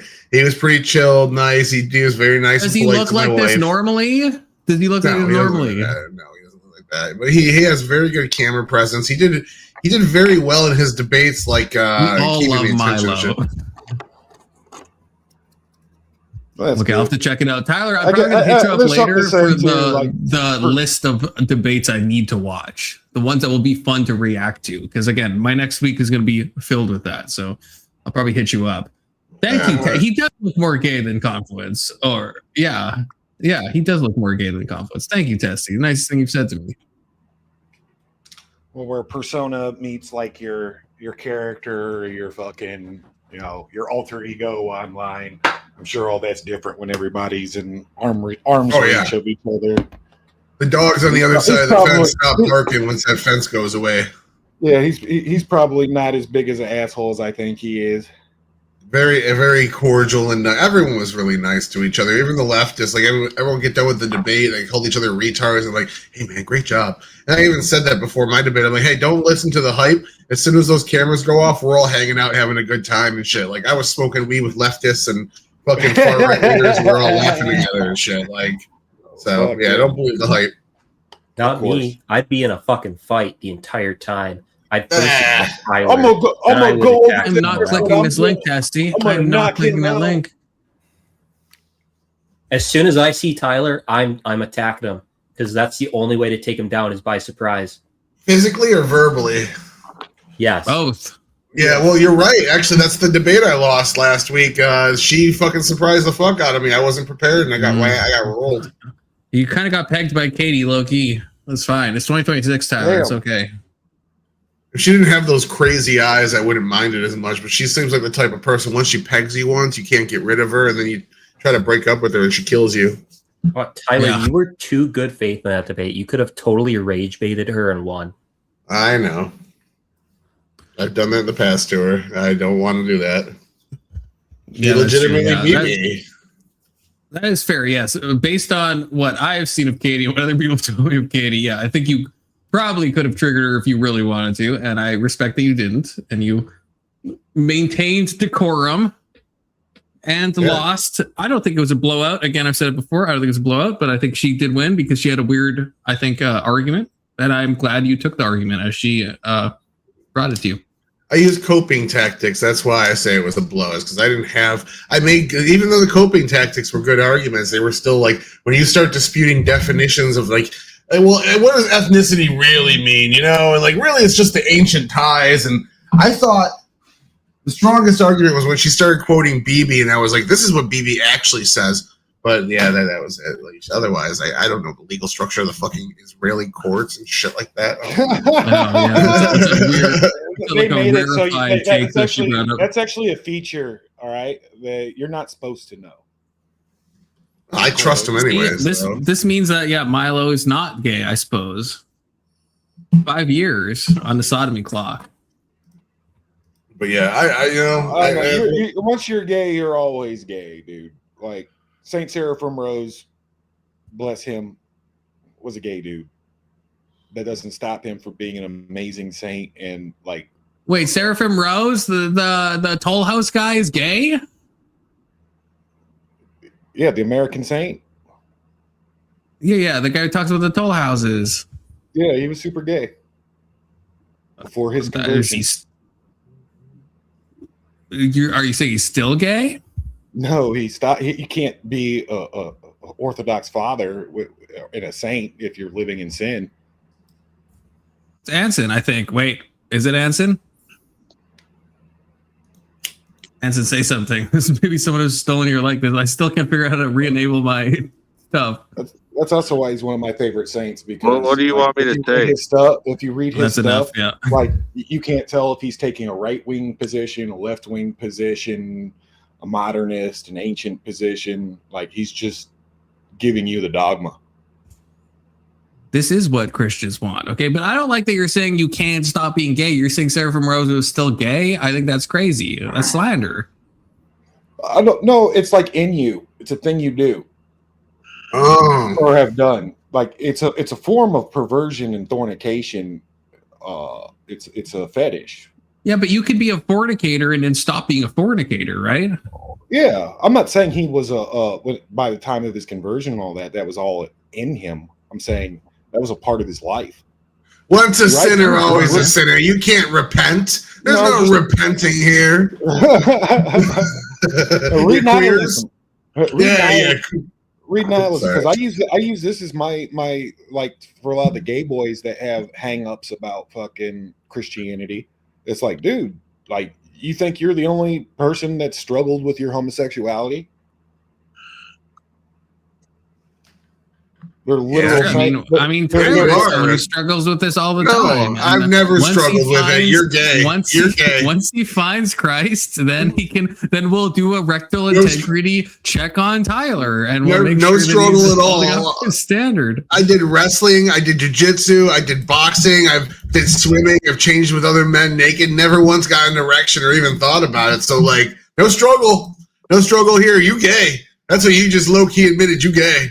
Sounds like I'm gonna have to talk about the people on your swim team, Tyler. Okay, I'm just hearing one side of the story right now. I only did it to stay in shape for football, so like I wasn't like good at all. I was fat and like they made fun of me. It sounds like you put yourself in a lot of situations where you're in close physical contact with other men, and I just feel like that's a little suspicious. It's called sports. It sounds like you're doing, but you're choosing like the close physical contact sports, wrestling, jiu-jitsu, where you get to go into full mount with another guy. It just sounds like there's if you do one of them, that's fine. But if you do like a confluence of them, then it does seem a little sus. Well, you just want to say full mount homo. Yeah, and confluence. Yeah, roll credits. You said your own name. I'm calling balls and strikes. Okay. Yeah, you call balls more though. Balls, yeah, you call balls way more. You gay. I call balls when I see them. He does talk about ripping balls a lot. Maybe he's just like projecting onto them. Like maybe he wishes they weren't there, so he didn't want to put them in his mouth so much. That's not a gay thing. We're talking about gay thing. I just did, and we're talking about the historical into an obsession debate. I'll absolutely talking about putting balls in his mouth. Stop getting the shit skill. You were on the toilet like 5 minutes ago. Get off the toilet, brother. If we talk about too much gay shit, it's gonna summon Emmett. So be careful. Emmett. Yeah, that guy is like. Have you seen the movie Obsession? Have you seen the hit movie Obsession? Like Keelan thinks is a stupid movie, which is crazy. Look, Emmett's proof that you can be Christian and then that cures the gay, right?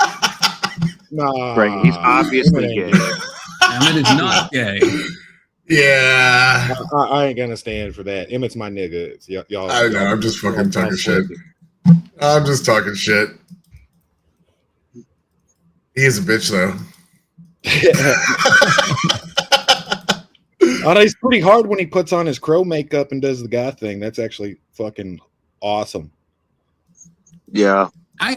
If I do that ever, I would never hear the end of it. If I wore makeup on camera, everyone would be like, "Confluence, this is the gayest thing you've ever done." Emmett does it, and he's fucking goated and cool and all this stuff. I feel like that's special pleading, in my opinion. Okay. Well, it's just he's a real Christian. You got your fucking back blown out, Keelan, in the normal way, not in a gay way, in the obsession discussion. To be very clear, okay? To be very clear. My wife said she caught at least a dozen guys looking at her tits yesterday. Yeah. I was like, babe, these are a bunch of neckbeards that like obsess about politics way too much. They ain't got no like real friends or girlfriends or anything, you know? I'd never bring my What's wife wrong to with something neckbeards? Well, nothing's wrong with neckbeards generally. It's it's a legitimate form of beard. It's just the type of person, the sampling bias of the type of person that you tend to get with a neckbeard haver or enjoyer is usually a pretty, lonely guy.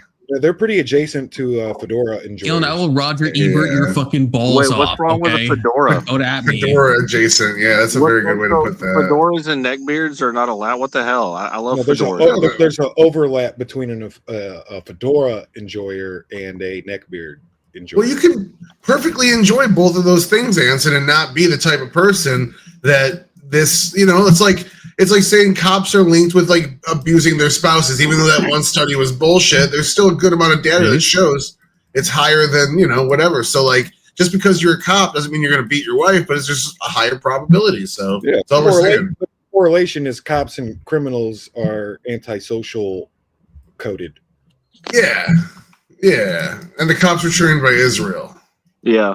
That makes sense. I mean, this is something I've noticed. You ever meet some guy who's like, I really want to be a cop when I grow up, like in high school, and you're like, that guy should not be a fucking cop. Like then most people totally that want to be cop. cops should not be cops. And he totally is like, now in 2026, he's like the fucking section fucking sergeant or captain. Yeah, that's the problem. Like the desire to be a cop should be one of the things that police academies look for to exclude people. It should be like a jury duty thing where you're like summoned or something. That's a believer, dude. Same reason, like same thing with the army. Like that kid, I was that kid that grew up knowing I was gonna fucking be in the army. Like there's nothing. I was wearing camo pants to fucking middle school and shit. It was bad.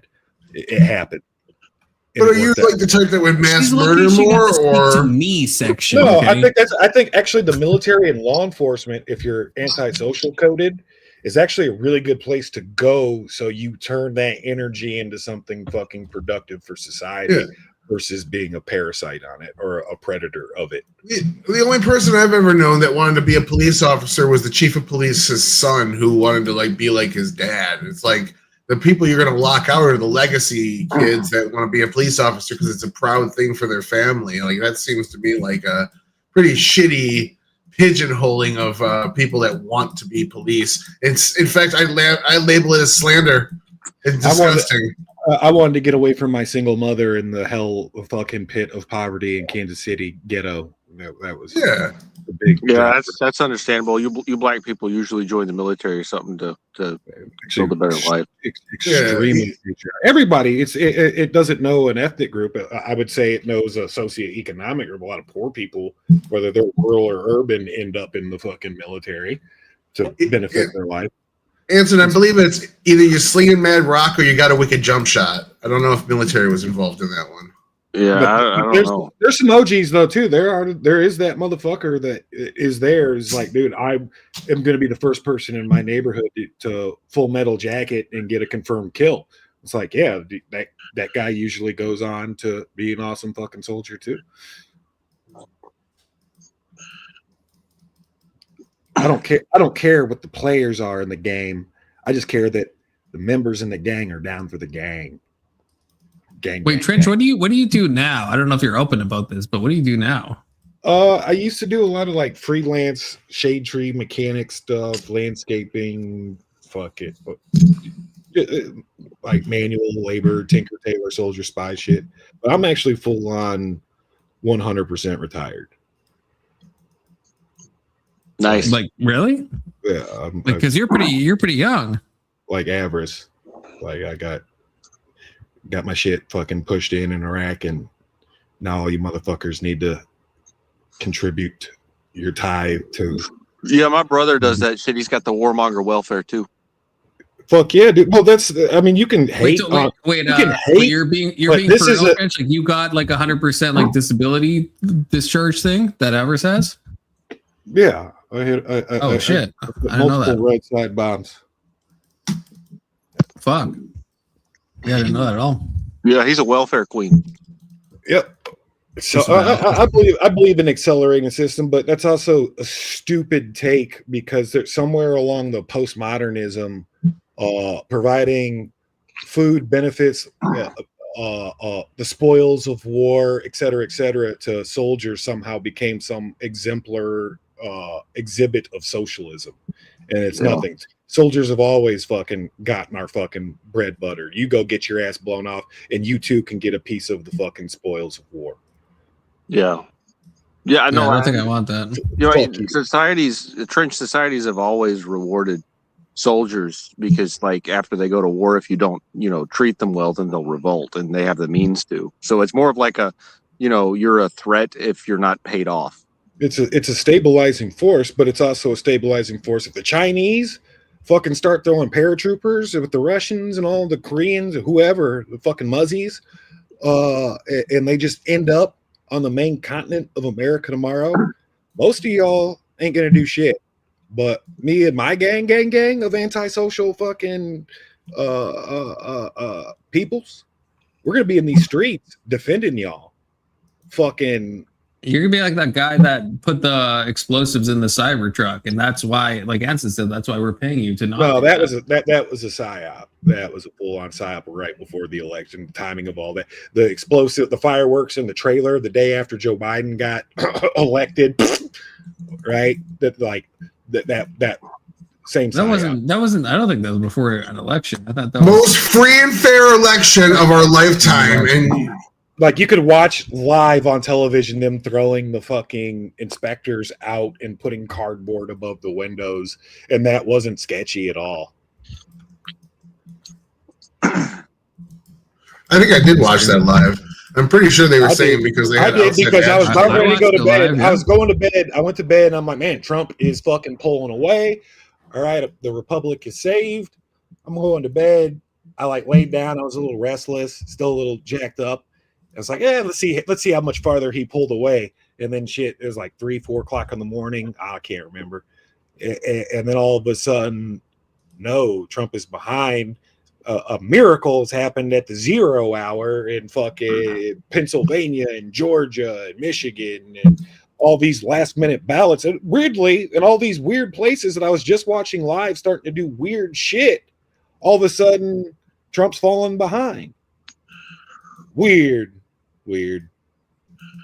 He was never in the lead. I was watching too. He never had it locked away. Tyler is the loudest person I've ever heard in my life. Why? I don't know. Tyler's has normal volume, but Rachman's saying the same thing. I feel like he's normal. I'll turn him down a bit, but he sounds normal to me. I don't know what y'all are talking about. Technology be weird like that sometimes. Well, I can't hear you. What'd you say, Tyler? The Jews are coming for us all. Yeah, okay, I heard that. Yeah. Yeah. No, I will argue on behalf of the great state of Israel for the rest of my internet career. Yeah. I'm pro-Israel. You're contractually obligated to. That makes sense. I wish. At $7,000 a post, bro. You see how much I post about Israel? Anytime it comes out that Hamas did some shit, bro, it's like I'm out there in these streets cheering for the Jews. The most oppressed. I have my white savior complex is completely satiated by Israel. I don't care at all about minorities. Amen. Israel's mobilizing to go into the West Bank with their troops now and officially like make another yellow line for them and push them into out of the way to make more land. Did you read about that, Tyler? I have not yet. No, I've been watching Lebanon. They reached their third deal between Israel and Lebanon. They get their ass handed to them every time fucking they do it. They really need America. No, we give them like 1% of their yearly budget, and we really only do it for defense. I mean, they need us to buy armaments from, absolutely, but like that's an equivalent exchange. Buy armaments, dude. We're talking we're talking about tens of billions of dollars. This isn't just a small percentage of what they're providing for themselves. Yeah, well, this country doesn't have the GDP to project how it projects. Sure, but we don't. You're right.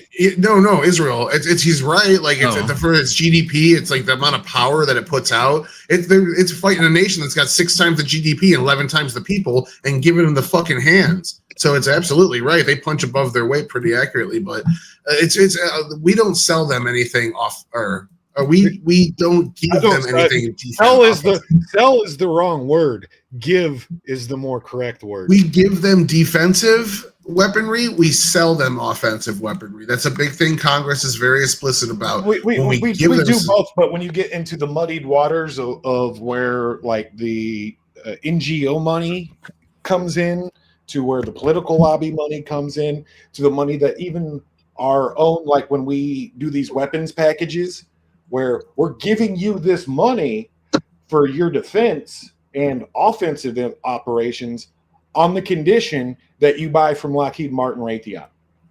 Yeah, they're essentially. So we're giving them the money that they buy from Lockheed Martin or Raytheon. Yeah, we're essentially just subsidizing our weapons companies. Yeah, everyone knows that. Yeah. And we give them. There's a memorandum of understanding, so we give them a few billion. Well, I'm so glad. I'm super glad that the Congress.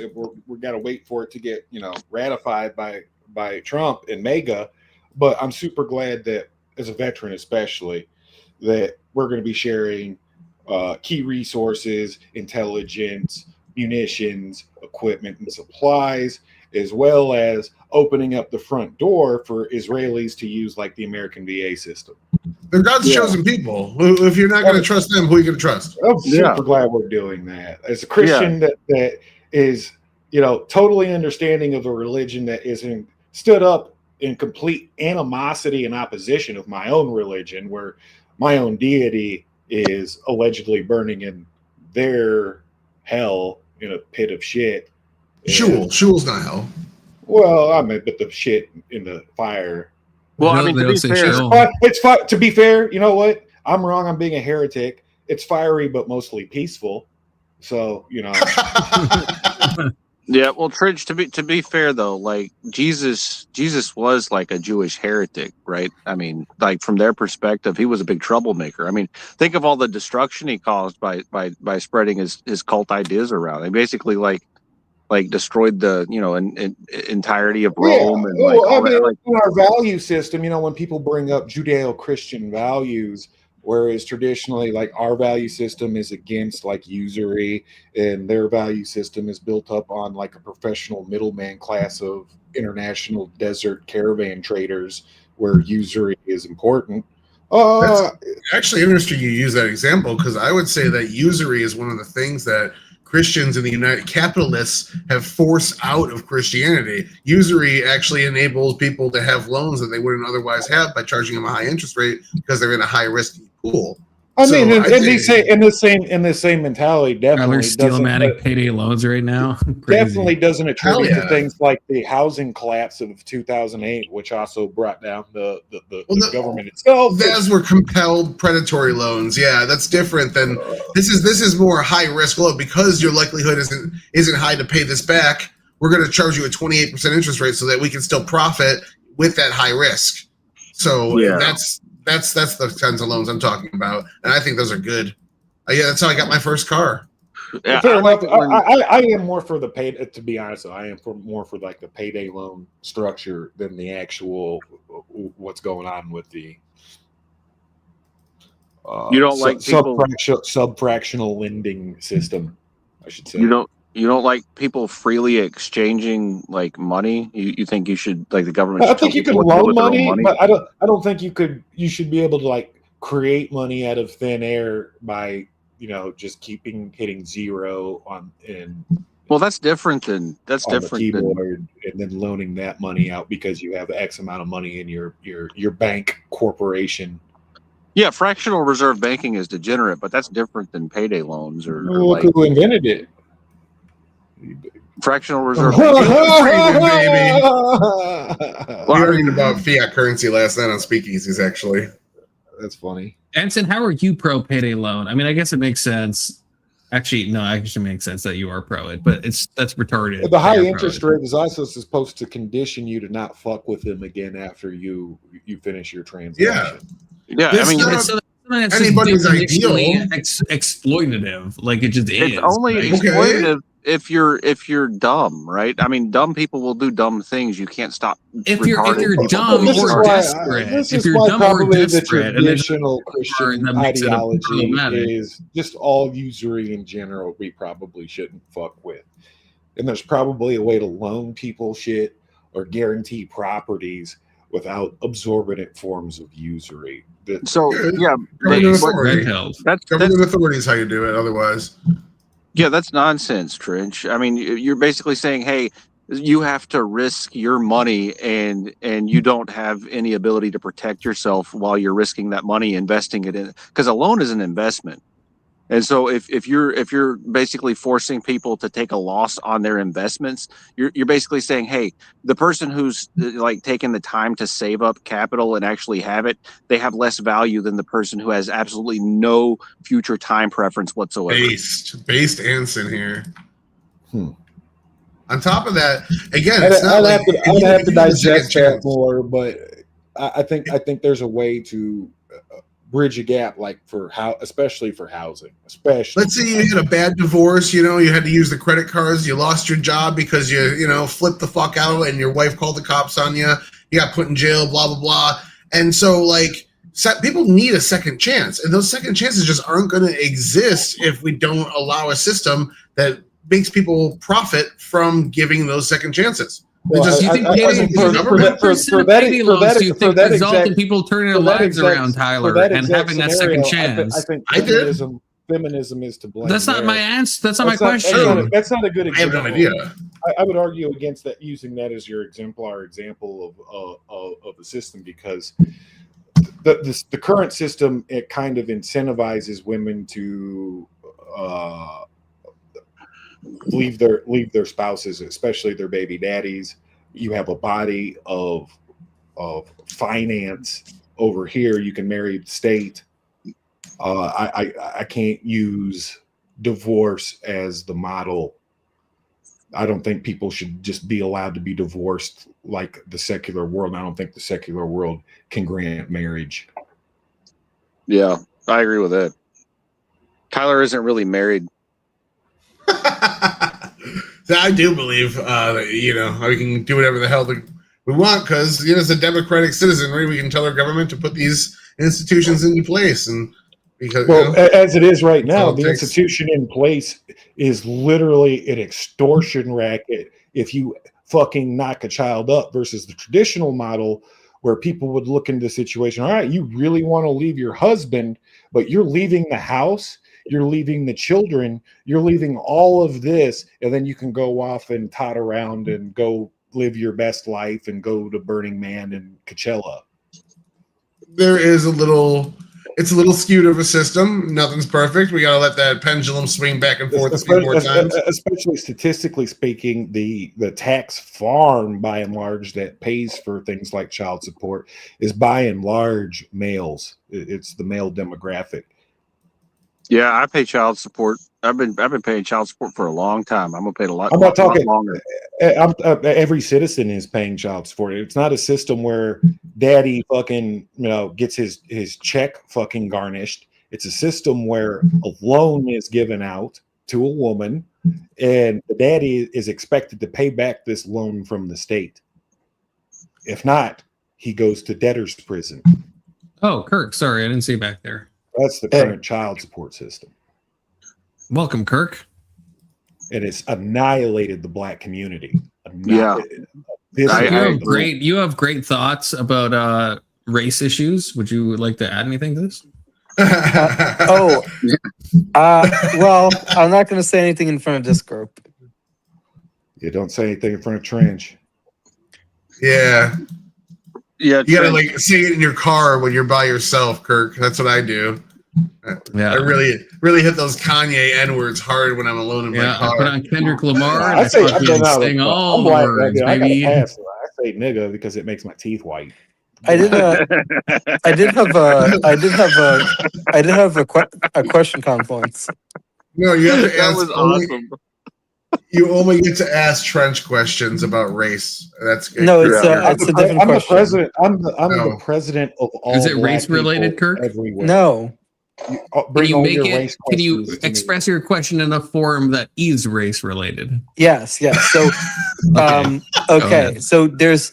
Did you see the video I just posted recently in Discord from 3 Blue 1 Brown about neural networks? I saw it. I haven't watched it yet, but I saw it. Smaller veins, Tuskegee. Sorry. So to use a racial metaphor, it's like people from the Appalachian Mountains have different heights than people from other areas. So that's like there's different weights that a neural network gives to the next sequence when it's evaluating what word to put in a neuronal sequence. What kind of schizophrenia is this? Well, I'm trying to ask him an algebra question, but he's not. We went from race to like gene sequencing to fucking neural links. I'm trying to ask him a question about linear algebra, but I can't. I'm trying to make this analogy. Yeah, keep going with the race analogy, otherwise I won't be able to answer it. It's a little bit too difficult. Switch I to believe the in you. decimal system. What he's trying to say is why they eat fried chicken so much. Is that what you're asking, Kirk? That's crazy. No, I'm trying to ask about whether you think words should be represented as vectors in words should be represented as vectors when you're doing a neural network, like in machine learning. Did you Like ask the N word specifically? Should it be No, represented neural as a network. vector? A neural network is a network in which you have. Kirk, let me ask you a question. Why are you asking anyone on this panel? He read some about Deleuze and this? Guattari cybernetics, and now he's all the way off in left field fucking common technocrat land. Well, postmodern because I posted the gibberish. video in I posted the video about neural networks and it talks about algebra in the linear algebra in the 3 Blue Unbound video. This is what I hate about fucking the left. It's like this junior He's a college. Jew. It's this junior college professor speak. Trench, he's on the right. I'm on the right. That's postmodern. That's Bro, it's non-binary. He believes in gender theory. That's not. There's no. nonsense. The right doesn't believe that generally, other than the woke right, and that's the woke part of them. If you're on the true right, tell me you're ready for the emperor to come. I believe the Messiah will come. I said the emperor, the human. I think you missed him, Kirk. You missed him. Like you're off by The like human a couple leader millennia. of the American Empire, the dynasty. You mean Baron Trump? No, Tyler's like trying to rage bait everyone. He's trying to rage bait Kirk by saying he's not on the right. He's trying to rage bait everyone else by saying Kirk's not on the right. In an entire debate that proves that Kirk is on the right. Trump fumbled. I don't think he knew Austrian economics was in that debate. Trump fumbled his mandate from heaven. Well, anyway, Confluence, did you get my question? Yeah, can the N-word be represented? No, it's in a machine learning system. Can you represent a word as a vector? In a machine learning system, my grok says nigga all the time. I'm sorry, don't try to correct me. The N-word is a word, so you are asking, can the N-word be represented as a vector in linear algebra in a machine learning context? Yeah, well, let's ask Grok. Yeah, plug it in the Grok. I would say yes. Grok's the only one that'll actually can. say the fucking say nigga. Grok says nigga if you fucking train him right. So would you say yes, Confluence? Specifically about the N-word, yes, I would say can be represented by a vector in linear algebra. Cool. So then I think that The applies words to I'm all less certain about. I'll have to think more on that. What the hell?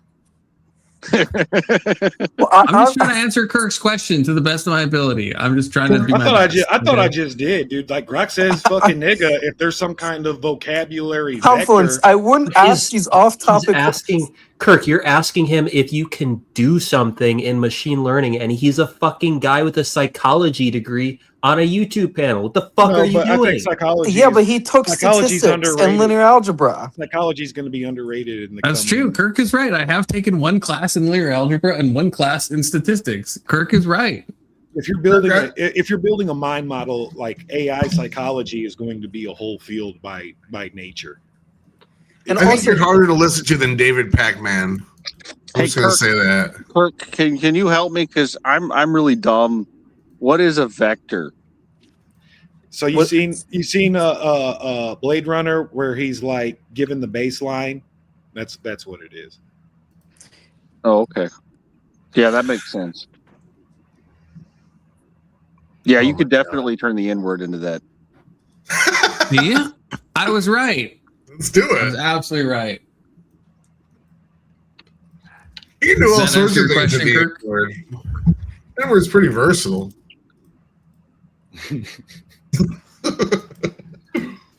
For a fucking Tommy.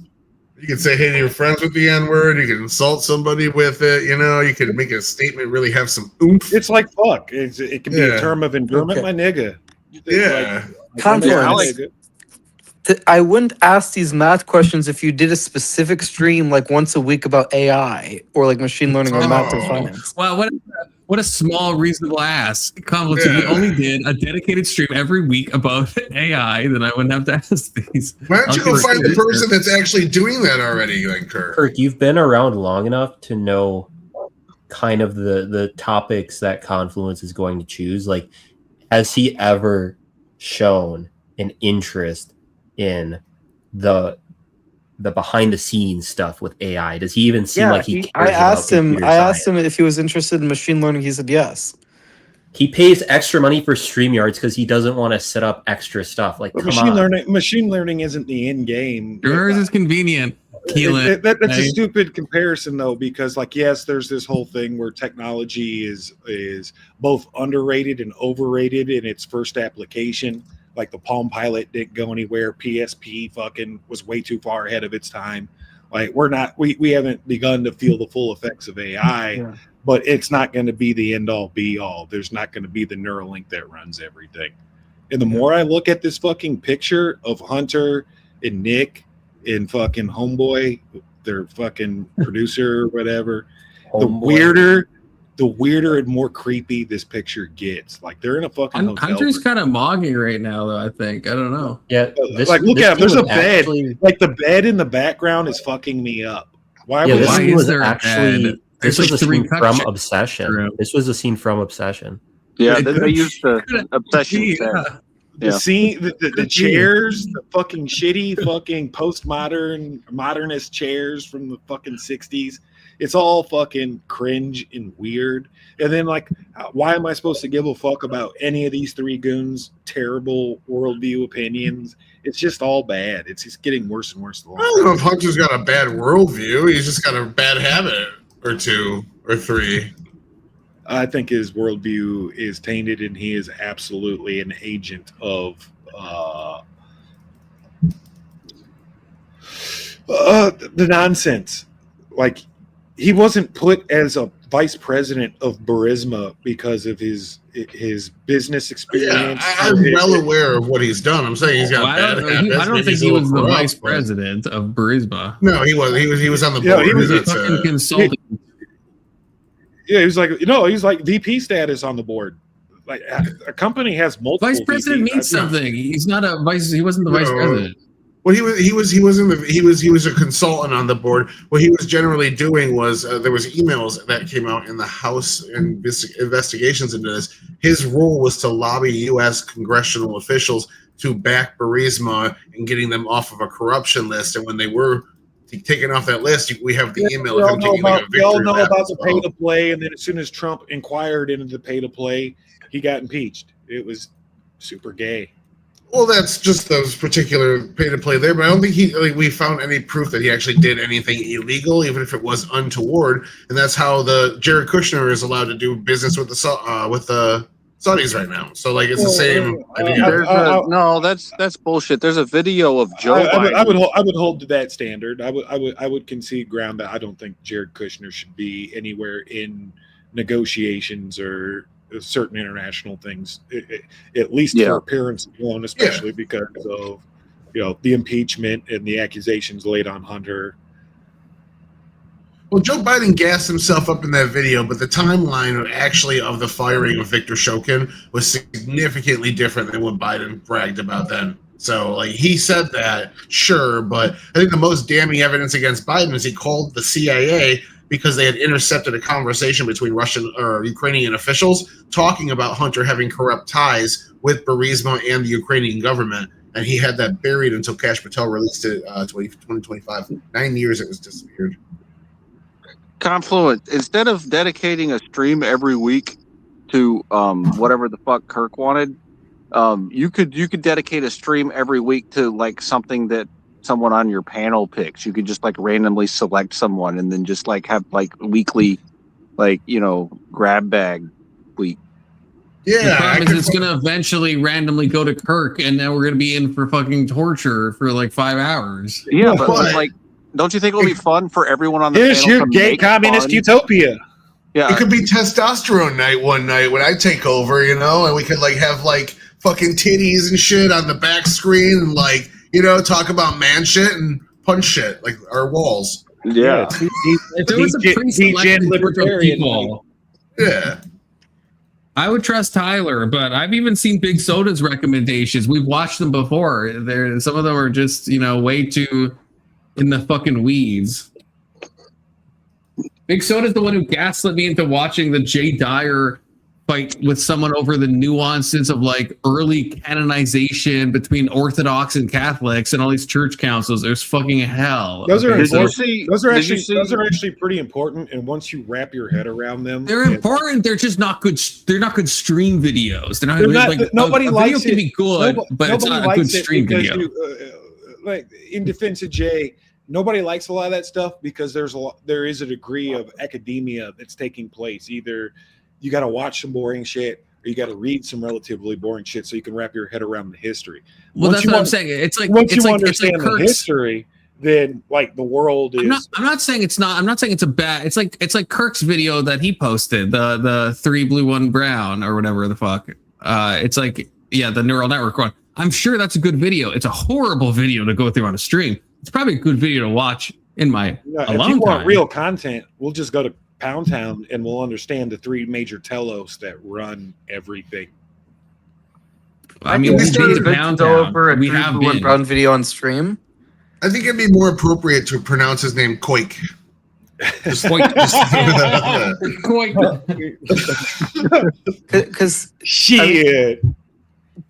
3 blue 1 brown's content, while it is pretty technical, it does explain the concepts in relatively intuitive ways. So I think Confluence, like, if anything, of all the math creators that I've seen, he's one of the best at not oversimplifying, but also being relatively intuitive in how he explains the concepts. Well, Koik, how many math creators do you watch? I've seen 3 blue 1 brown. I've seen Numberphile. I've seen Veritasium. I've seen. I didn't ask that. I didn't ask that, Koik. That's how many you watch. Kirk, have you ever I've watched like Pomath? 5 or 6 in the past. Like I know of like 5 or 6 major ones. Have you ever watched Pomath before, Kirk? No. No, that's a good math creator. You should watch Pomath. I know like 6 or 7. 6, 7. 6, 7. I'm not into math. I do think like the base 12 system is actually fascinating and how it ties into music. This is so crazy. Who the fuck are you, Trench? Like you're just saying random things that I agree with. Well, he's black like you. Yeah, y'all share the same there's some solidarity there. You guys can both pick up a bass guitar and drums and just naturally go with it. So like that is a true story, dude. I can fucking shred on some bass and drums, dude. You don't know it yet. Base 12 would actually be an interesting topic for a stream, though.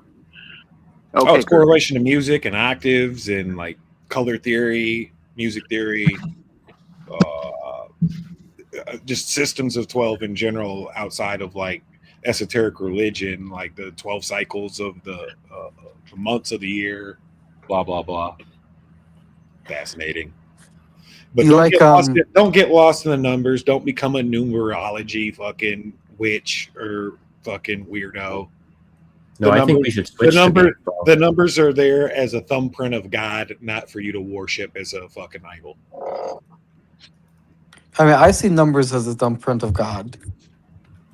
Me too. You don't believe in God, though, Kirk. You're a Noahide. Noahides believe in God. You guys got to get more into gematria, okay? Otherwise, you can all fuck right off. I mean, same thing, but the fall comes from worshiping numbers, and then through the worship of numbers, you think you've got the matrix all figured out, and all of a sudden you're a soothsayer, and that's just not how the world works. You fall into the same fallacy as those who worship the sun and the moon. Crystals and your zodiac sign. Nothing wrong with the sun and the moon. It's like crystals. I keep crystals in my asshole. It's good luck. Good chakras. You can't outweigh the. I mean, women are controlled by the moon. Yes, there's probably something to be said about like personality and zodiac, but you can't attribute this. Can you really tell? A low tide. She's going to be a bitch today. No, women are actually connected to the moon, Tyler. I'm sorry. Women are connected to the moon. They bleed and whatnot. That's what I mean by that, and that's where we get like the whole clinical and psychological theory I'll rip your balls off. Hysteria, I'll rip your fucking balls off in Minecraft and also in real life. In histrionics. But like you're not the numbers. The fact that the menstrual cycle so closely correlates with like fucking lunar months. I mean, if you don't see that connection, that's a fucking massive skill issue. That's a massive skill issue. Yeah, Tyler, you're in the wrong place if you think coincidences exist in this universe. You can't let the stars rule you. Keelan, you think that's there's a logical explanation. That's actually just insane. If you don't think like everyone that all of society has noted that women are like lunar coded. That's crazy if you don't agree with that. You guys need to be burned at the stake. Also, if you take the energies of the moon and you take the energies of women and you don't recognize that there's overlap there, that's also a skill issue. Okay. Oh, hey Tyler, watch this. I'm in Aquarius. No, what happens is like there's a difference. Of course. Like look at the numbers. Let's break things down. There's more Libras than anything, right? And there's the least amount. Trench, what's your sun sign? I don't know. I just know I'm a Capricorn. Is it a sun sign too? That's what I'm asking. That's what when people say I'm this, they mean a sun sign. I do know some of it, but I forgot most of it on purpose. What I do know, yeah, but the zodiac, I have a Gemini moon, but I'm like a Sun Leo. So people, when they make horoscopes, they fuck the whole thing. Oh, that's so gay. No, I know, but no, hear me out. I'm just saying. You take your fortune cookie literally? No, I don't, because that's not a proper form of divination. So no, I need to gamble. Look at my lucky numbers. You can't divine. I'll name 10 moons, brother. I'll name fucking 10 moons. Do it. Okay? Do it. All you can do is look at like freaking the moon. And it's like January. There's a reason why it's like not a moon. January babies. Ceres is a moon, I'm pretty sure. Versus, so let's take Libras, Capricorns, and Libras. Not a moon. Libras are the biggest fucking demographic of zodiac signs. Fuck me. Most people have children during the summer. They give birth because they got knocked up during the fall, winter, right? So what is happening right now? No, I'm just talking about like. Thank you, Rage. See, women know they're connected to the moon. Like this, talk to a woman and ask if they're connected to the fucking moon. Yeah, that's the best person to ask. Hey, are you connected to the moon? Yeah, I'm fucking special. Absolutely, they're gonna say yes. You ain't connected to shit. They just know Oh my themselves. God. They know their Confluence. energies. They can connect that to the macrocosmic world. Yeah, okay? yeah, I know I'm connected to a secret line of fucking pharaohs that's really good at Yu-Gi-Oh. Trust me, bro. It sounds like you're playing some cringe ass identity politics. Like ask women their connection to the moon. No, That's like all I like to identity point out with the politics. shit. I don't know. is, Tyler would probably That's say an no. entirely different. Keelan would probably call it. Oh my Keelan would God. probably call it a coincidence. Keelan would say Shut no. the The fuck fact that the up, moon exists and the fact that the tides Confluence. happen, those are just coincidental Confluence. factors. No, and I'm no, denying basic I reality. would grant psychological influence. features and biological features. Like being born in January, you're the oldest, so you're going to be larger among. I your was the peers. youngest. You're going to. I'm talking about traditional humanity. Keelan, you're being such a fucking Aquarius right now, and it's pissing me the fuck off. Don't say that. He's Don't like, say you're the any of oldest. that. I'm the youngest. I'm talking Come on. about being born chronologically before somebody to where you are actually physically larger than them. And thus, the leadership role is placed on this archetype. Because you're bigger, you're older, but it's a small, if you like look at like the displacement of like months when people are born, more people are born during the summer. Like there's a maybe an innate human feature or subconscious knowledge, like maybe I don't want to have my baby That's during a the winter. myth. Women. I'm not talking about any of that. I'm not talking about mythology. I'm not talking to you. I'm not talking to you. It's a myth. That's not a myth. It's a myth. That's not a myth. It's a myth. The female You haven't been orgasm is a around myth. a bunch of women in a close community without telling me you haven't been around It's a bunch a of women myth. in a close community. It's a myth. Look, I'm it up. It's not a myth. It's a And myth. hysteria, as we know mythologically, spreads. You get a bunch of women in the same community, they start bleeding at the same time on these moon cycles, and then all the women are nuts at once. Oh my god! It's not there. It's a section. It's an My as God. above, so below thing. I'm not saying that women sync up Tyler. because of the moon. I'm saying they're related to the moon. That's what I'm saying. There's like a on different. We're talking about different planes. Obviously, we're talking microcosm and macrocosm. Those things are linked. Yeah, So yeah. what I said at the beginning, I'm talking the about tides seasonal, and shit though, will get cut. and I could even go as extreme as entertaining an Alex, idea yeah, Alex. of like the gravity of Jupiter affecting somebody. Yeah, you would go to Jupiter. Huh? I prefer to go to Jupiter. Okay. Jupiter's gravity has prevented Yeah, many asteroids from coming our way. So thanks for Jupiter. Yeah, we like Jupiter. It's a pro Jupiter stream. Okay. He's your daddy. You can't prove anything. Ja. This is we're talking on Ja different father. levels. The Ja father. You're Ja acting as father. atheistic as like Tyler and Keelan section. If you're Base? saying this, like Base? which is like that's like you have these things are on a subtle plane, right? Like you not all of life, like you can't be a Christian and then act like only materialism exists. Then like why are you even a Christian? You have no concept of spirituality at all. You have no That's not idea what- of that what's is going not what on. we I'm going to grant you one agreement from me. I agree with that confluence, and we're never going to agree again.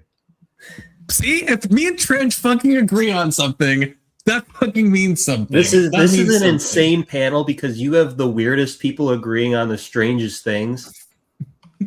It's not that strange to think that you It's can not just this. substantiate. You don't think Substantiate the claim, please. You don't Like think what? tidal forces have an effect on the biological world? You're not paying attention to science, quote unquote. Section. Actually, That's you know a what, Section? I'll different make it. claim. I'll make it easy for you, Section. I'll make it easy for you. Do you think darkness and light in the physical the physical stuff of like photons and the absence of photons, do you think that relates to the spiritual realm of good versus evil? Or would you say those are unrelated concepts? A lot of people say Capricorns are dark and they're born in darkness of the winter. They are. I mean, that's true. That's But where Section, I'm- what? So that- I want you to that's the say overlap that's that the I will link I'm grant talking about is the link that I astrology, just but I described can't with get into the good and bad. crystals. Look at the see. Look. Caught in fucking 4K. Unrelated. Why is that unrelated? You don't want to answer the question because you know it's true. You know that you would say No, I think he does. I'm asking you, do you see a link between physical light and darkness being the absence of light on a physical level? Do you see a link between that and the spiritual thing of good and evil? I know, Alex, you're going to say no. I'm asking Section, because Section is going to say yes, and I'm going to ask him the same question he asked me. Where's the link, and what's it based on? And can you give me a fact, bro? Can you substantiate the claim? And he's not going to give a fucking answer. And he knows what I'm saying is true about that. So he'll accept it with the light and dark thing and good and evil, but he won't accept it with the fucking movie. But I won't. Isaiah I won't. 45:7. Create the darkness and the light. I'm the one who desires good and delivers evil. But this, I don't accept that shit. To be understood, this is also like scripturally the presentation of choice and free will. God gave us Even free if will. you are not ready for the day, it cannot always be night. No, you're misunderstanding the scripture. Then, like it's literally God not saying it's I have created good free will. Yeah, so Section, to be clear, you disagree with the Bible itself. You disagree with the Bible itself, by the way, if you're saying this, which is fine, but that's a weird thing. Biblically, God is the light, so God is and the darkness is used many times in the Bible as the evil and the light. He's the master of all things. It's basically the darkness exists for the very fucking real, metaphysical and biological and just the material reality to exist of free will. If there is no God is everything. No one's saying God's not everything. Well, darkness is not. How am I not being clear? I'm saying in the Bible, every one of you is God. I know. I literally said that in my definition. No, you're not God. You're a lower. I'm God. You don't know what words mean. You're worshiping words. That's I'm God. You're Jews. Why are you arguing with a guy? You're God. I'm Jews. We're chosen. chosen. You're not chosen. And by the way, cycles absolutely do sync up. Thank you, Alex. At least we agree on that. At least we agree on that. At least we have someone who's been around women in a close setting. Thank God. It's a lot like metronomes. Prove it. I'm open for it to be proved, but you can't prove it. Yes, you can. What now? Then do it. That women are linked to the moon. Are we still on that? There's studies on this. Okay, give me a study. Give me a study. That's a fucking allegory. Is there scientific fucking truth behind any of it? Maybe through tidal biology, maybe, but it doesn't stop the allegory from being true. Section 230 in Rage Page. I'm going to address to you what it's going to take. The standard of proof you're going to have to show Rage Page to prove that women are linked with the moon. I want you to put a giant sharing gun on the moon and put everybody under infinite tsunami. Go. What? No, it's from Naruto. Okay, yeah. I'm trying to address the argument in chat. I might be the only millennial that didn't. Are you ready to eat your heart out, Keelan? Are you ready to eat your fucking heart out? Okay, this is just a quick study from 1971 that's been heavily critiqued. No, it's from 2023. Again, eat your fucking heart out. Okay, study of menstrual cycle synchrony in female medical students sharing common accommodations. Have you read this study? I skimmed it. Yes. When? Just now. You have no idea what it says. No, I do know what it says. You don't know anything about its methodology. This is new. I can tell you what it says. It shows that it's a small sample size. We'll be able to question the methodology. This is a scientific paper. Yes, yeah, we can go over the methodology. It's a small sample size, but it showed that there was a statistically significant synchronicity factor of the women that were in close proximity to each other. And we will scroll down now and we'll see I am right.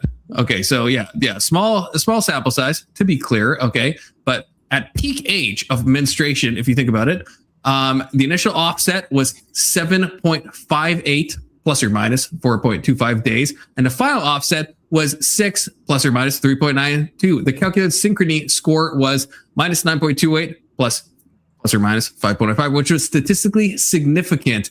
Menstrual cycle synchrony was observed in 17 pairs and asynchronicity in 8 pairs. What does that mean? So long-term association between romance has potential to cause menstrual cycle synchrony. Oh. This makes sense, like biologically. That way, the women's are all ready for when the based fucking Yamnalas come down off the Caucasus Mountains, like 10-to-1 female ratio, and they're all ready to get pregged by these base chads. No. Women don't typically want to have they don't want to have babies at the same time. That's a lot of research. Oh, that's where. Elon, what's your response to this? Okay, what's your response? It's actually, but it makes sense. It makes sense. It's not even making a causation scale. argument. It's not even trying to make a causation argument. Oh, there's a third factor here, Keelan. I mean, causing them to synchronize their menstrual cycle. Do you Also, think that, small do you think sample that, hold on, size. Keelan, do you think it's possible to make a causation argument in any way? I think you would have to if you're saying that their periods are how would staying up. you You would do have that? to. How would you do that? I think I just made one. Like logistically speaking, there's actually No, a benefit to I'm women. Logistics deal with organization, not logic. That's not evidence you would accept. I'm asking you, how would you prove an actual causation? Can you just concede it so we can go back to dunking on them about the moon claim? Because that's retarded. I'm not conceding this because they can't prove that periods sync up.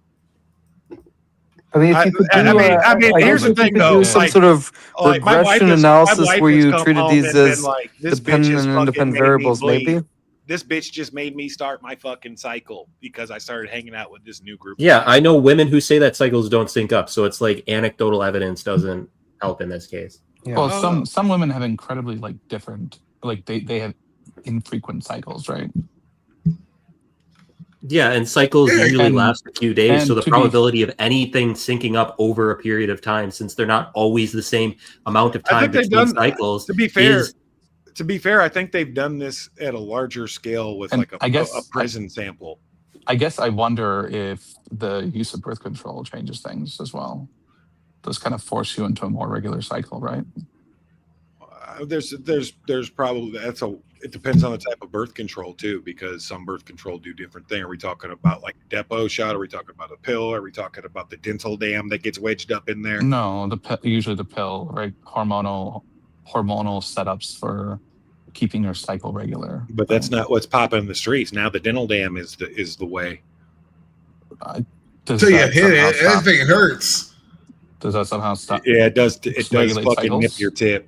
Yeah, I don't it think hurts. the dental dam is a form of birth control. Okay, to be very clear. Yeah, I'm not really talking about birth control. I'm just talking about people who that the fact that we use medication to affect cycles in itself can kind of ruin anything. Is there a larger scale survey from like female prison populations and menstruosity? I'm not sure. Anyone tracks them. I think they've done. I think that's the perfect. I think they've done all kinds of experiments on fucking prisoner inmates. They all start stabbing each other at like the same time of the month every month. I know that we've done experiments on like female versus male sexuality in prisons, where women have a higher rate of like homosexuality versus men. No, a dental dam is a thing. It's just not a higher rate of like thing. sexual assault. Like the dental dam. What the survey shows. Dental dam is what you're supposed to put over like a woman's vajayjay when you're like eating them out, which I don't know why. Don't even do that act if you're going to use a dental dam, but it is a real thing. But what the fuck? I think zero people have ever used in the history of mankind. I don't even know why they give them out. With the prison. What the prison you believe that sexuality women's survey cycles shows are is all men the and same women way? have different motivating. No, I don't believe that because I know women. So I don't believe that. Okay, so if two things are on a different cycle, what typically happens? I think they come into sync. I think they've done a prison survey of this. They do. I'm talking like just in general. You have two objects moving in different cycles. Assuming that they're regular, they would come closer and then further apart as yeah, but that would oscillate, right? That's gonna yeah. It's not like this study is like just like we're gonna pick the moment, we're gonna stop the experiment as soon as the cycles happen to match up. Like that's not how this works. And Keelan, you're saying I'm not saying like this effect This is is mostly why the noticed. methodology is important, Confluence, because there's often the assumption that women in these studies have the same length of cycle, which isn't true. That's why the 1971 paper, you realize the 1971 paper that started all this bullshit. The fact that you're Hold on, quoting that's the why thing the that shows up on fucking Wikipedia at the top tells me that's all why I the need to know. 'Cause I checked the 1971 Wikipedia paper that page, and started guess what? all of this bullshit is Keelan's pointing to is heavily from Wikipedia. criticized because it just assumes that women have the same length of cycle when they don't. Okay, here's something that's fair enough. Yeah, I can read Here's something that's fair Wikipedia enough. too, Keelan. The Okay, prison survey, but you can the also prison not do survey that. shows Okay, that you can women just say do that your not argument is fucking stupid. menstruate at the same I time. posted a fucking study, Keelan. Okay, and you're calling it I'm a myth. explaining what the issue with it is to you, and you just keep talking and talking. You're like, oh, I can pull up Wikipedia too, so you can say, oh, it's a thing that people know about. I question and you're just methodology and refusing its sample, to and I got a how better it's happening, sample, right? and it's saying that the prison experiments they done show that women do not menstruate at the same time in penal captivity. So that's a large penal captivity. So that's not going to be that's going to be a much larger control. The control for the experiment is exceptional because it's just women confined to an isolated space. Yes, you're also putting them in high control. stress environments, right? It's a high stress environment thing, but it's saying that even in the high stress environment, that they don't menstruate at the same time. Well, that's what I'm saying. High stress environments can cause you to menstruate at different times, right? You'd still see at least some phenomenons popping up. Maybe like, even like chiller prisons with higher security, you'd still see some bubbles of this happening, and we're seeing no evidence for it. I think it's pretty clear. Now, can we get back to how stupid it is that this is linked to the moon? How do you not think it's linked to the moon? Hold on, they just accepted that women's cycles aren't the same length. So tell me how something like the moon that has a very standard cycle is I think linked it's to women I think it's whose cycles allegorical. Thank you. Oh my gosh! Yes, I think it's allegorical. They're going to bleed 12 times a year. You guys are like, hey guys, check out this cool fact, and then completely like we're not talking on the same plane here. I'm not saying that like the moon that you can like track your menstrual cycle with the moon. I'm saying that on an allegorical level, on a subtle plane, right? The moon is like 28 days. Women's menstrual cycles are roughly in the same. So there's category. no link between women and the moon besides just some. They have cycles. Yeah, they're all. It's in the same. This is why I brought up. Hold on. Is there a link between women and hold on? Women in tires? What about women in wheels? You fucking hold on. If my grandma had wheels, she'd be a bicycle. She'd be a bike. Wow. Yeah. Reddit tier fucking joke. Wow. And Tyler laughing at a Reddit tier joke. That's fucking crazy, but that's fine. This is why I'm gonna murder both of you in Minecraft. Okay. This is why I brought up the example with Section 230, which I understand that you atheist fucks won't understand. But for any like Bible believing Christian, they would know there's a link in the Bible and in real life between the light and the dark, and between good and evil. And those things aren't directly connected. It's not like the darkness is actually evil. It's not like the light is actually good. These are metaphors. We're talking a different plane. So no, I don't think the moon is actually physically controlling a woman's menstrual cycle. That's not the fucking claim. Tell me how a woman is like a That's not my caterpillar. claim. I tend that they are. Yeah, you guys were straight up saying that there was a link. Now you're just saying that kind of like. I was saying what I said 15 minutes ago, where there could be some kind of biological feature. Well, let me. It is a let link. me respond because all we're having the conversation now. No. The conversation we're having now is between like when Shrek and Donkey were talking about ogres, and we're just saying parfaits and onions. No, you claim they were directly linked. All right, Mr. They are directly fucking linked. pedal. They are directly linked. They're not physically linked. There's Where'd that different goalpost planes go? of I don't reality. see it. Where'd that goalpost get off to?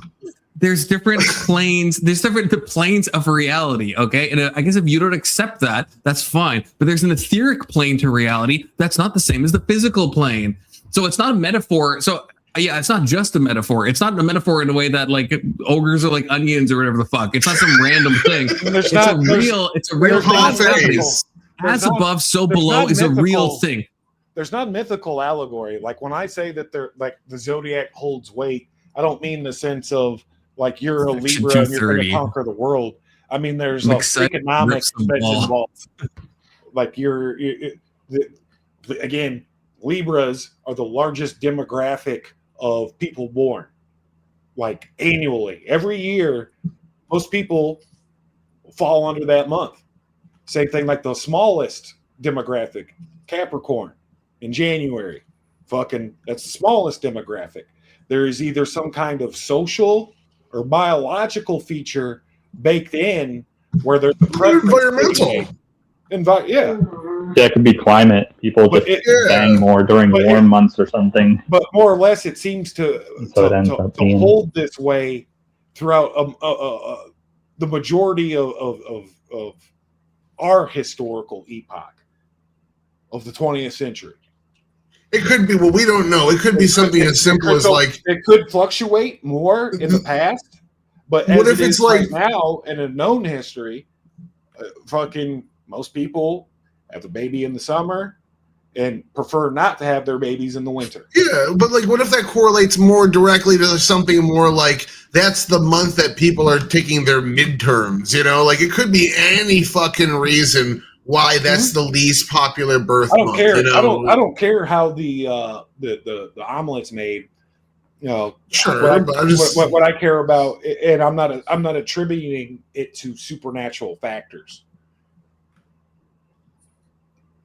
I'm just saying it could be inconsequential. Until we know the reason why that is the way it is, it could just be a completely inconsequential coincidental. But devoid of the supernatural, I think that there's something psychologically interesting in the zodiac as far as like personality, the traits of people born in the winter versus the traits of people born in the summer.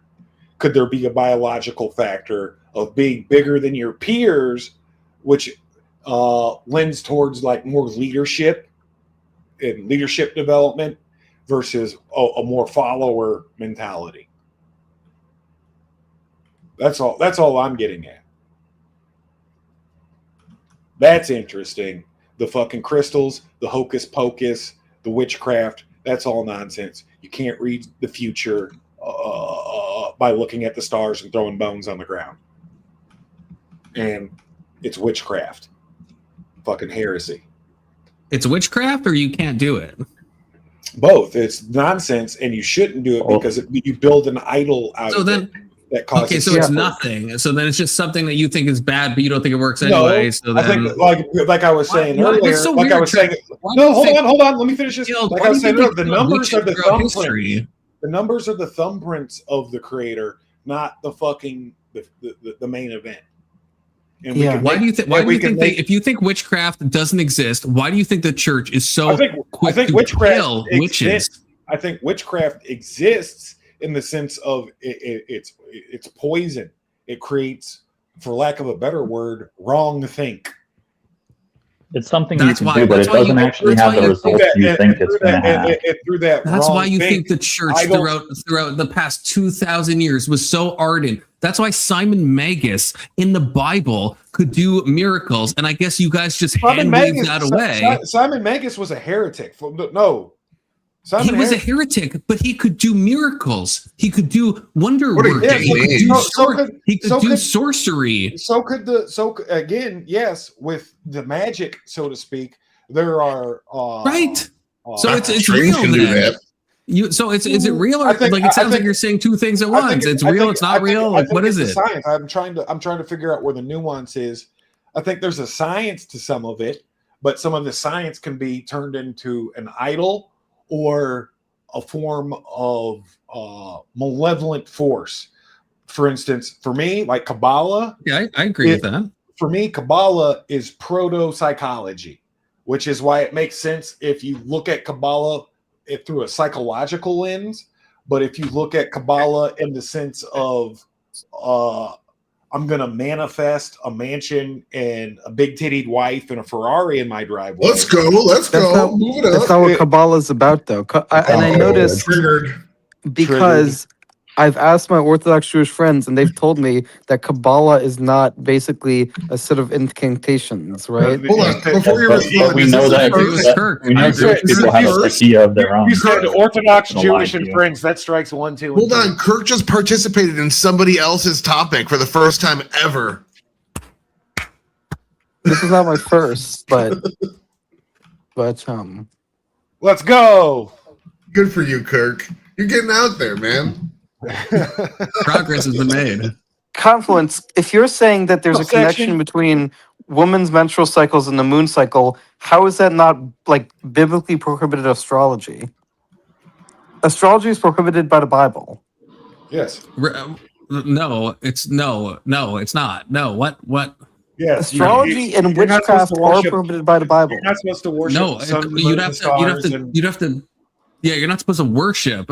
If that's, I guess, yeah. What do you mean you're not when you supposed to say engage. astrology is You're prohibited? not supposed to engage in its magics, so to speak.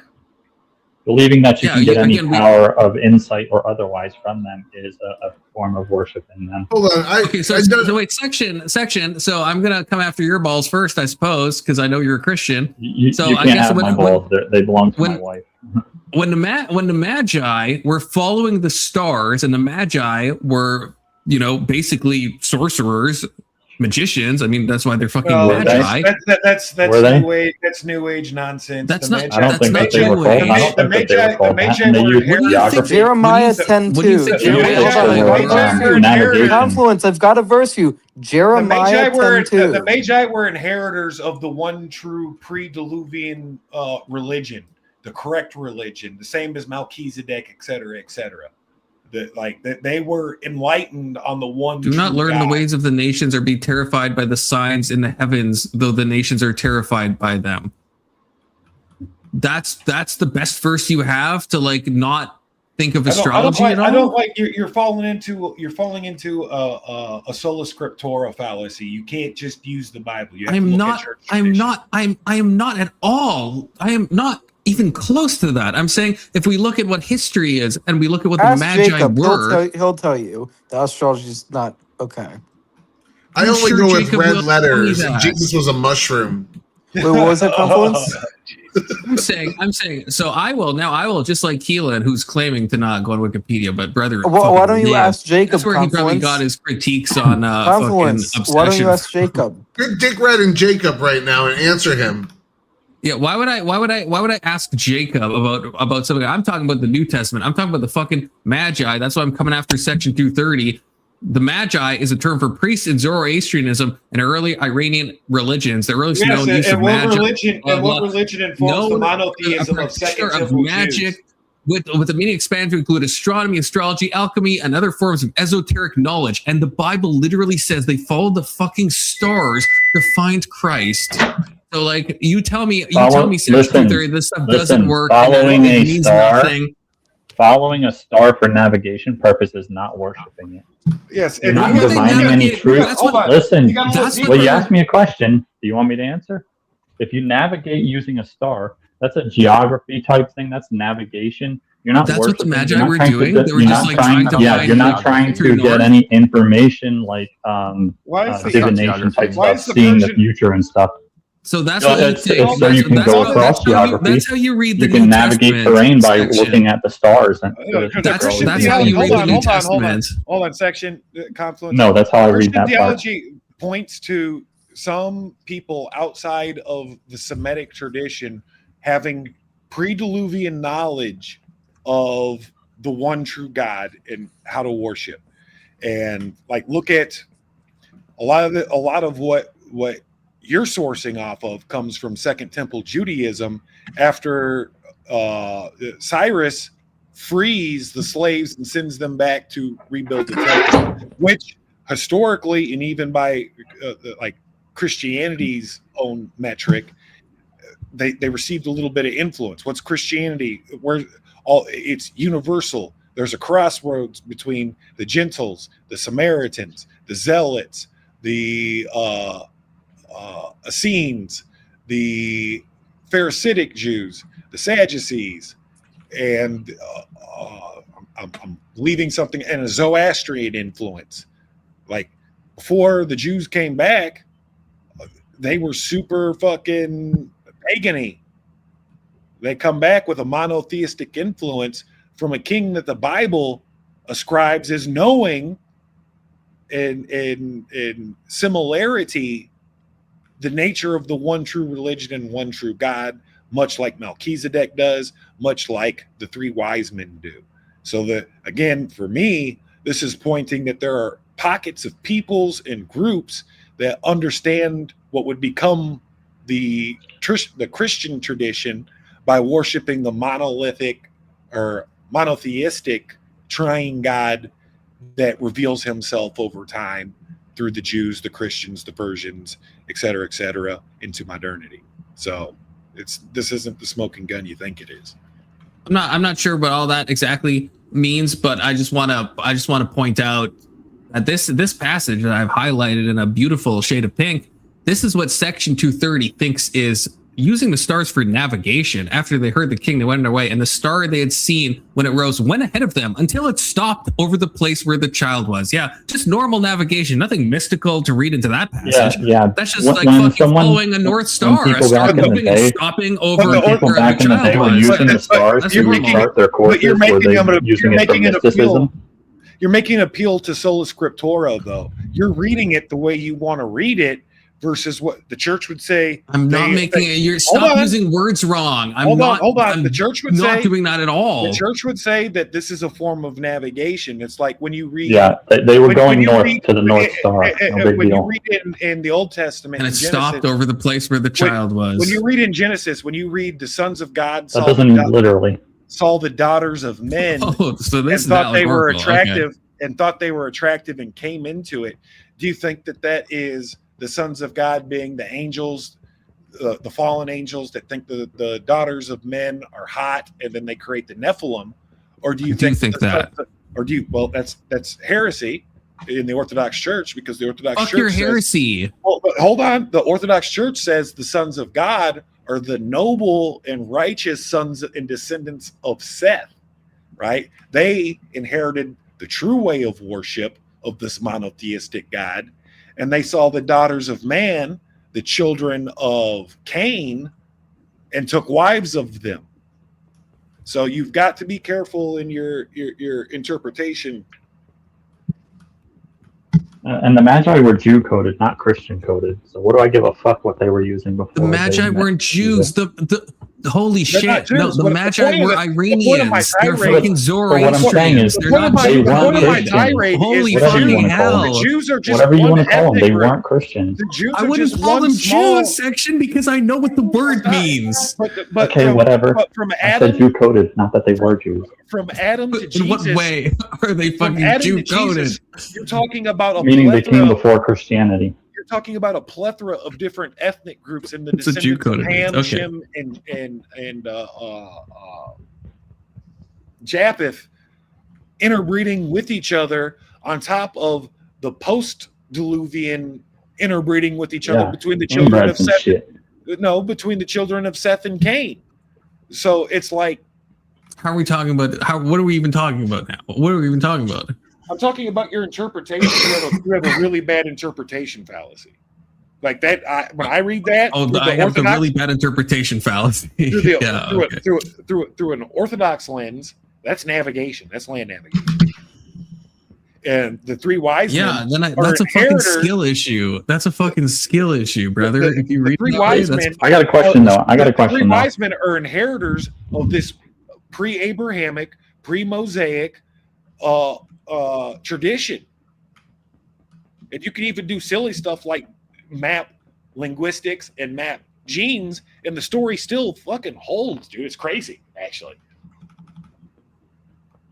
Yeah, Confluence. I got a Because question. So Christianity when is bigger mariners than are trying to nothing. follow the North Star to go north, do they believe that the North Star stopped over their destination, or that if they know that their destination is to the north, then they follow the North Star and they'll eventually make it to their destination? Yeah, the stars right, move and, at night. yeah, Travel. and they probably wouldn't, if you're a mariner, you probably wouldn't say, yeah, I followed the star and then it stopped over this specific location, and that's how I did. Yeah. And also, by the way, I'm calling myself a magi, and the magi are really into astrology and magic and all that stuff. Like, that's what I'm saying. Like, yeah, if you're a mariner and you're using it for Yeah. navigation, that would And be a so, different thing than they're I being got called another magi, question. which we I know got what another magi question. were. Okay, good. I Did have people another use answer. the sun? Did people use the sun Because to navigate Magi during the day? the Magi are still like Sure. mysterious Yeah, fucking okay. persons. So that like, they could tell north, south, east, and west by the stars and the sun. Yeah. You know, they're like Melchizedek. Yes. You don't get a big Yeah. fucking background story. They're they're prototypes. I know, Yeah, but we so know maybe they did there's no practice word the that we know astrology that shit, but word that doesn't is. mean that's what was going on with this. So they were magi. We know the magi practiced astrology. They're talking about following a star and a star stopping above the specific location, the specific fucking house. But would you believe that linguistically? My interpretation is that it's just a totally natural thing of like looking at the stars, using it for navigation, even though the people that are doing it heavily believe in magic and astrology. Do we have any other documents saying that they saw that Why don't you just happen call them otherwise, wise too? men? I guess that's why the church does it. Just call them wise men because it's fucking easier on all your because magi doesn't necessarily mean a practitioner of magic. Like in that time period in space, anything outside of the Semitic camp got attributed to whatever culture or ethnic group that they came from. So if you were outside of the Semitic tribes, you know what I mean, and you were a holy man or an alchemist or etc., they were magi. That was the phonetic. That is completely just utterly wrong, Trench. No, that that's historically correct. That is not correct. How? Then where is magi show up? Where what other passages? If what you're saying is true, then we should see this all over the place. Where else does this fucking show up? What other cultures use the term magi to explain the other? You got to look at the Anatolian Greeks. You got to look at the Semites or not the Samaritans. Trench. This word in the Bible, every single time in the phonetically, Testament what does is it used. even mean? Let's look at its root and look. Its probably root Phoenician. is it's either Phoenician or fucking Persian. It's got to be Persian. My point is, I mean, yeah, we can like try to go into the etymology. That's fine, but my point is, every time this shows up in the New Testament, like most of the times it shows up, it's about these people. So the only other time it shows up is talking about an actual sorcerer. Okay, I know, but So Magus, that's my point. like its translation is boss man. No, it's not. What are you saying? You're just saying nonsense. You're just saying nonsense. Everything you're saying is absolute nonsense. How's that nonsense though? Wikipedia says that it was probably Jupiter that they saw, and it actually stopped and went back as planets do in the night sky. Well, it's called retrograde, motherfucker. And they appear to spin backwards, but that's like I'm talking about etymology. What does magi? I don't know. What does magi even translate to or transliterate to? First of all, it is a Persian word. It translates to D's. Don't even, Keelan. Don't even. Medes. Wait, Medes. Medes is an ethnic group. Medes is an ethnic group. No, I said D's. Yeah, I heard you, Keelan. I heard you. Well, what I'm reading here is Old Persian named specifically amongst the priesthood of the tribe of Medes. That's do it, Keelan. Do it. Do it. He's nuts. So it's the Medes priesthood, like I'm saying. So magi, the transliteration is the priests of the foreigners. It's not working magic. This is Madame Blavatsky fucking 19th century rebranding. If you can't say her name right, don't say it at all. Okay, put some respect on her fucking name. Blavatsky, dude, she is. That's not. Yeah, you can't say her name. Don't try to say her name. Even in my fucking Masonic, respect on her. even in my Freemason occult days back in the day, I consider her less than the greatest. You can't. Well, I'm sorry if I don't believe that you were really into her based on the fact that you can't say her fucking name. Okay, I'm sorry. I don't think you were like Blavatsky, super dude, into her. I'm like drinking, dude. I'm 3 hours in, bro. What books have you read? Name her top 5 albums. No, name a single book without looking it up. I tell us the lyrics to one of her songs. I honestly can't remember. When I was super into tarot, I thought her. She wrote the Bible. I thought her psychological. If you don't know the name of everyone in the band, then you're not a fan. Turn your camera on and show some merch. I'm not trying to be like a. I thought her psychological I'm saying, interpretation if you're saying you were of the really tarot into is something super and you interesting. can't name any fucking thing by that I person, you just probably said weren't I've never really been into into them. her. What are you talking about? Okay, what way were you really into this type of stuff? I guess. What were you saying then? I was super into the cult as far as like ancient philosophy and ancient like comparative religion. Okay. So like The genre, not necessarily specifically exoteric a way. person. What does this Yeah. have to do with philology? What I'm getting the at moon. is Can you, like, Tyler? Can you read? I feel like this this comment is a really part of her clears shit. things up. Tyler, can you read this for us? Hold on, I want to ground this back to like etymology. Wait, we need to read this chat. Magi, We need to read this chat because this will help Magi us. is the priesthood Hold of the on, Medes Trench. and the I'm trying to Persians. build a bridge here. Tyler, can you read this comment? Yeah, wear the ring sign from John Zerka in Shep Hips, right? What? That's Pope Francis dead. He ended. Loser. John Zerka and Big Hip Sweep Ring character. Thank you, Tyler. And thank you, John. Based. That's Holy super fuck, Joan. That's so based. That is fucking based. What are we I talking completely about? agree with her. Joan has spoken. We've all got an aneurysm now, but that was SpongeBob, based. big guy, pants okay. All I'm getting at is Magi is a word for the Persian priesthood. They were Persian priests. Cyrus Yes, was a that's why Persian I king. said they were Zoroastrian fucking magicians. Yeah, that's what they were. Yeah, so anyways, can we go back to how that even fucking matters in terms of Christianity? Because they weren't Christians. It's just a term.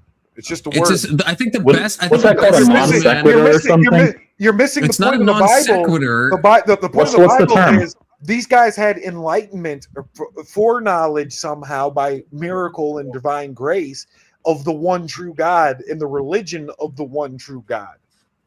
Yeah, I think the best steel man would be saying that like this was something that that God used, and maybe they used weird means, and God still allowed this weird means to take place, and we can still condemn this practice, but this is how it's written. I think to like go out of your way to say that the magicians from Zoroastrianism are somehow like that, we got to make that into navigation. That's such Christian copium. That's fucking crazy to me. No, the story is what it is, and you can deny it, and you can fucking ostrich your head in the sand as much as you want, but that's the fucking story. The stars and the moon to some degrees, and engaging in some sort of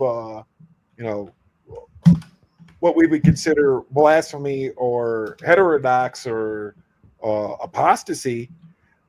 But as far as the paradigm of Christianity is concerned, they are a part of the heralds, a prototype of knowers of the true religion, like Cyrus and like Melchizedek.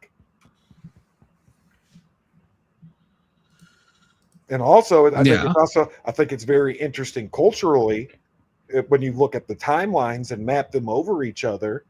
The Jews were super pagan, first temple, and then post captivity out of Persia after their intermingling with a monotheistic religion, they come back super monotheistic. What a coincidence! I agree. With praxis and enlightenment by characters such as these magi. So yeah, and they have robust angelologies and all this stuff after the Babylonian exile, and because they got a lot of stuff from them. Christianity doesn't hold the Semitics as the end all be all arbitrators and normative authority in the monotheistic tradition and worship coming back from Adam. No, there's this weird trend in Christianity to deny stuff that's clearly said over and over, to demystify things, to suck the magic out of everything. When, again, and it doesn't even make sense because they're killing magicians left, right, and center. They're killing witches. They're drowning them. People knew these people had real power, and now we're just trying to say, no, even in the Bible passages where it talks about Simon, that we're going to say that somehow he didn't have powers. And when the Egyptians were throwing down their staffs and they're turning to snakes, we're going to say that's somehow a metaphor or just a trick or some nonsense, instead of recognizing that, yeah, the Bible clearly talks about magic a bunch of times. And so it's far more sensible to say magic works and is forbidden than to say that all these passages that describe actual magic happening, just if you think about it, it actually doesn't mean anything. And the Magi were just... Yeah, I never said magic didn't exist. Well, you might have just... I said that witchcraft doesn't have the effect that people thought that it was having. You might have just... Okay, that's fair. You might have just built a little bit of a bridge. I would also agree that certain aspects of witchcraft... Certain aspects of witchcraft can absolutely affect other people. Okay. So maybe we do agree. Especially non-Christians that are able to guard themselves against that. So, Confluence, can we pause and do a wellness check for a second? A sanity check or a wellness check? No. A wellness check, because there's a guy named Luck Dragon, and it seems like he's really upset, and I think he might need a hug. So, Luck Dragon, if you contact Kirk through his DMs, he'll definitely give you a hug. You can even be the top; he'll be the bottom. Don't worry. And we want the best for you. Heal up mentally and physically. Okay. Okay. Wellness check over. I'm going to speak for Kirk here and say he will agree to take the bottom. I too will speak for Kirk. Say that, yes. I mean, he'll put on a dress for you and everything. So. Base. See, Chatter King knows what's up. Chatter King knows what's fucking up. Okay. And so does Sport Brand. And no, don't call 1-800-Confluence. But that's not Kirk's number. To wrap that up, though, there's no amount of yes, you can be affected by other people's witchcraft, but it's not like this takes place on like the psychic, spiritual realm.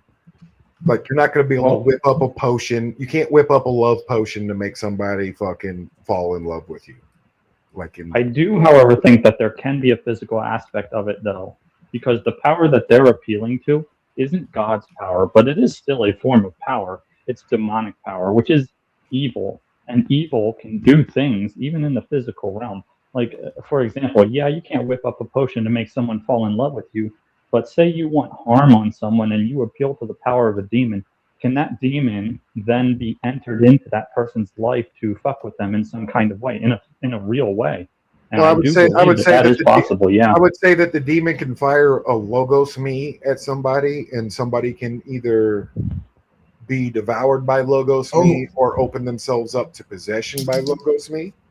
Yeah, you see what I'm saying? So I mean, there is potential there. But I would say that I agree with the church in the sense of like angels and demons are non-physical beings. Like, they can't enter the material. Whoa, Tucker Carlson was attacked in his bed, sleeping with his wife and 6 dogs. Okay, don't tell me they can't be here. Yeah, he got sexually assaulted in bed. And it wasn't his dog. I fully believe Tucker's demonic story. I fully believe that. 10 toes down. Yeah, his dogs did not scratch him while he was sleeping. That didn't happen. It was a demon. That's Protestant Who would please look into this? I was assaulted in my home with my wife and my dogs. So you believe in demons, but you don't think a demon can have any like physical effects at all? Like, you think that's utterly impossible? No, I literally just said the opposite. I literally just went through a whole. But I thought you were being sarcastic. You can be affected by logos me. Oh, okay, sorry. That's the doorway into possession. Once you're possessed by the demon and the outside thoughts, because you're not even all of your thoughts, right? But what do we think happened with Tucker? I guess is my question. I think it was his dog. A logos me is a thought that's not native to your true self. Okay, wait, Section. Okay, so that's what I mean. Section, do you think it's possible that he was scratched in a preternatural sense, not by a dog? I think that it is possible. I don't know what the church would say, and I don't speak for them, but I think it would be possible. But yeah, in his particular instance, I actually lean more to the fact that he has multiple dogs, and even if you cut their nails, they'll still scratch the living shit out of you. So how do we know he wasn't just like laying in bed and knocked the fuck out after a few bourbons and fucking got scratched by his dog? Between a demon and a dog? Yeah. Who did you even call when you were attacked by a demon? I had no one to call. You got to do the weird ass laugh. Do I call the Ghostbusters? I don't know. It is odd. If, like, Section, your theory would be, I guess he has in his mind, he's hallucinating maybe some demonic experience, or maybe he's having some demonic experience.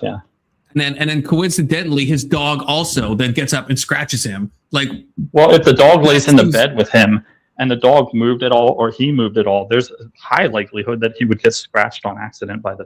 I get that, but I'm not saying it's like fast track him, that but coincide with the same night that he has a demonic experience, which that could be a coincidence, but you agree that's a coincidence. Or it wasn't a demonic experience. It's within a demon's capability to give you a demonic experience, thought, hallucination, etc., but and know that the dog is going to scratch you moments before. Confluence, you believe in lucid dreaming, right? Yeah. I mean, so do you also believe that if someone did something to you while you were asleep, that could actually influence whatever dream you were having? Yeah, that's true. Like that, Yeah. I think that's so, fair. like if they dip your hand in water, you could potentially have a dream that you were, swimming in the pool or the ocean or something. Or Peter So I guess you're saying that maybe his dog scratched him and that caused his mind to think he's having and then produce this phenomenological. The scraping of the dog's nail actually triggered the dream. The demon doesn't interact with the dog. The demon knows the dog is going to scratch you, and the nightmare, the vision, the logos me, the thought enters that your could also be mind it. before the dog scratches you. They are and uses that to create that vision in you. They're masters of synchronicity in that sense, which is why you shouldn't fuck with like the numbers in a idolistic witchcraft form, because you're opening yourself up to that level of right. And that's the way that I believe that demons can actually have power. Yeah, is when you open yourself up to it. Yeah. I do believe in that. So Tucker is actually opening himself up to demons. No, Tucker He could have been, yeah. We don't know. Tucker was open to demons from his Protestant fucking upbringing. Oh yeah, those fucking wasps, all right? And the guitar money. Tucker's open to demons because he is an active participant in the spiritual realm, and then demons are attracted to him for that reason. That's the. I would say we're all active participants in the spiritual realm. And then, some more than others, and demons are more likely to target those that are. Everybody, it's How much do you think a demon is going after Tyler? Because Tyler's not trying to do anything in the spiritual realm. Tyler doesn't give a fuck. He's an atheist. The demons are like Screwtapian, doing levels of that, like fucking with him in like small ways and influence him and making him, do nonsense. But attracted to people that are could be influential. For sure. I've got some demons. They have their own. The man. They have their own strategy. They know who is influential. Oh, it's me every night. For sure. It's like they're called Watchers for a reason. I don't think the Watchers are demons, person. No, I'm just talking about the fact that a nature. They're not physical beings, but they see everything. Nobody could Yeah. explain the phenomenon that happened to Tucker Carlson and just wrote it off as he's either doesn't know the difference between a demon and a dog, or he was hallucinating. To me, is the giant straw man, and you're never going to address this elephant in the room. Tucker Carlson was attacked. I think a demon scratched Tucker Carlson. I'm 10 toes down. I think a demon fucking scratched him while he's under demonic influence. This shit happens all the time. I don't think we have to go again. We have to. Somebody we have that's to smoking deny. crack is It's under demonic influence. It's possibly, but it's. I guess what I'm saying is like this is what I don't like. It's like when it comes to our modern day reality, when something like this happens, our minds are like, it must be a dog. We have to find a naturalistic stuff. But when it comes to like something in the Bible, either a good thing like Jesus walking on water, then we're like, yeah, he just walked on water. That was a miracle. Or when it comes to the snakes that the pharaoh, that the Egyptian, the pharaoh's fucking magicians were able to conjure, then we're like, yeah, we believe that. So when it's in the Bible, we're like, yeah, miracles happen, magic can happen. The world is filled to the brim with spirituality. And in our modern day, when Tucker gets scratched, we're like, it had to be a dog. It's impossible otherwise. Like, why do we do that? We like cuck ourselves instead of just saying, yeah, the Bible is full of magic, and that probably didn't we end. can't make excuses for other people. I'm leaving. I just want to say, if you believe magic is real in your heart. Magic is real in all of our hearts. Y'all playing Lord of the Rings Fancier again? Yeah. SD. Alex, it was a Russian demon. He became a ship. It could have been. It could have been. Oh, we got Emmett. Thank you, Alex, for the $10. I appreciate it. What's up, Emmett? People, are you one of those people that also Hey, like, Bible, this is all fine, Hello. but in real life, no. All the earth has to be somehow void of magic and mysticism because it's current year. I do have a question, Confluence. I do have a question. I just asked a question. It is Kirk. I related. just It's asked a related. question. It's related to I'm glad Kabbalah. Emmett's here. Can I ask a question related to Kabbalah? That's the question. Yeah, fine. Ask the question. Okay. So have you ever heard of the concept of Tzimtzum? No. Zugzwang, like in chess, when No, like Tzimtzum. That's not even a Hebrew word, dude. Yeah, It is a Hebrew word. It's at Tzimtzim. Why don't you just tell us what the concept is? No, I don't know. I don't think I've ever heard of that. Okay, so it's basically the idea of how does God, as an infinite being, make room for creation, and it's the idea that God contracts himself in order to make room for creation. Now, it should be noted that most rabbis say it's metaphorical, like this contraction, because God's ultimately infinite, so he can't really contract himself. But I was just curious if you had a perspective on that. It sounds Vedic. It sounds like Vedic New Age fucking Madam Blubhouse. Sounds retarded. Can you? I mean, this is why I said you should. Can you look it up real quick? It's just retarded. Sure. Tzimtzum. So you believe in magic, Confluence? I do, of course. You're And still so should doing you. the magic bullshit. What is okay? Can you give me a definition of magic? Magic is the art and science of causing change to occur in conformity with the will. See, I say it's Conformity with the will. So you are the one making changes. That's I think an open question. It could be that your will is making the change. Some people believe that, or it could be that your will is causing some demon to make the change for you. It could be, or some other spiritual agent or God. Correct. It could be, yeah. Yeah, but you think that the use of magic is your will. You are using your will to make changes in accordance to the will, and by the accordance to the will, you mean God, right? No, I'm saying it's an open question. It could be your own will causing things. It could be some preternatural force. It could be God. I'm saying I don't know. It could He doesn't know whose could will it is that it's going in accordance with. It's your somebody's will. It's your will that's instigating this thing. But it could be. It's possible that your will is doing it on your Someone own else's will enacting it. Yeah, it could. Yeah, it could be that a demon is like listening to your will and then doing the request. It could be that God himself or reality itself is like. It could be a lot of stuff. But yeah, it starts. The impetus is the will, and then stuff can happen. All right. So That's you what I'd say. believe that you have the capacity to instigate God to do your will. You can No, manifest because a Ferrari. I just said it could be a demon doing it. I just said that. But Yeah, either you way, believe- whether it's that or You're asking me a question, but you're not listening to my answer at all. Wait, no, I do. So you believe that demons have the capacity to enact their will on reality? Yeah, I think God gives a dispensation to, in the same way that he allows evil people to do evil stuff under the permissive will of God. I think God also allows the demons some latitude. I think we see this in the book of Job. I think we see this in a lot of places in the Bible. Yeah.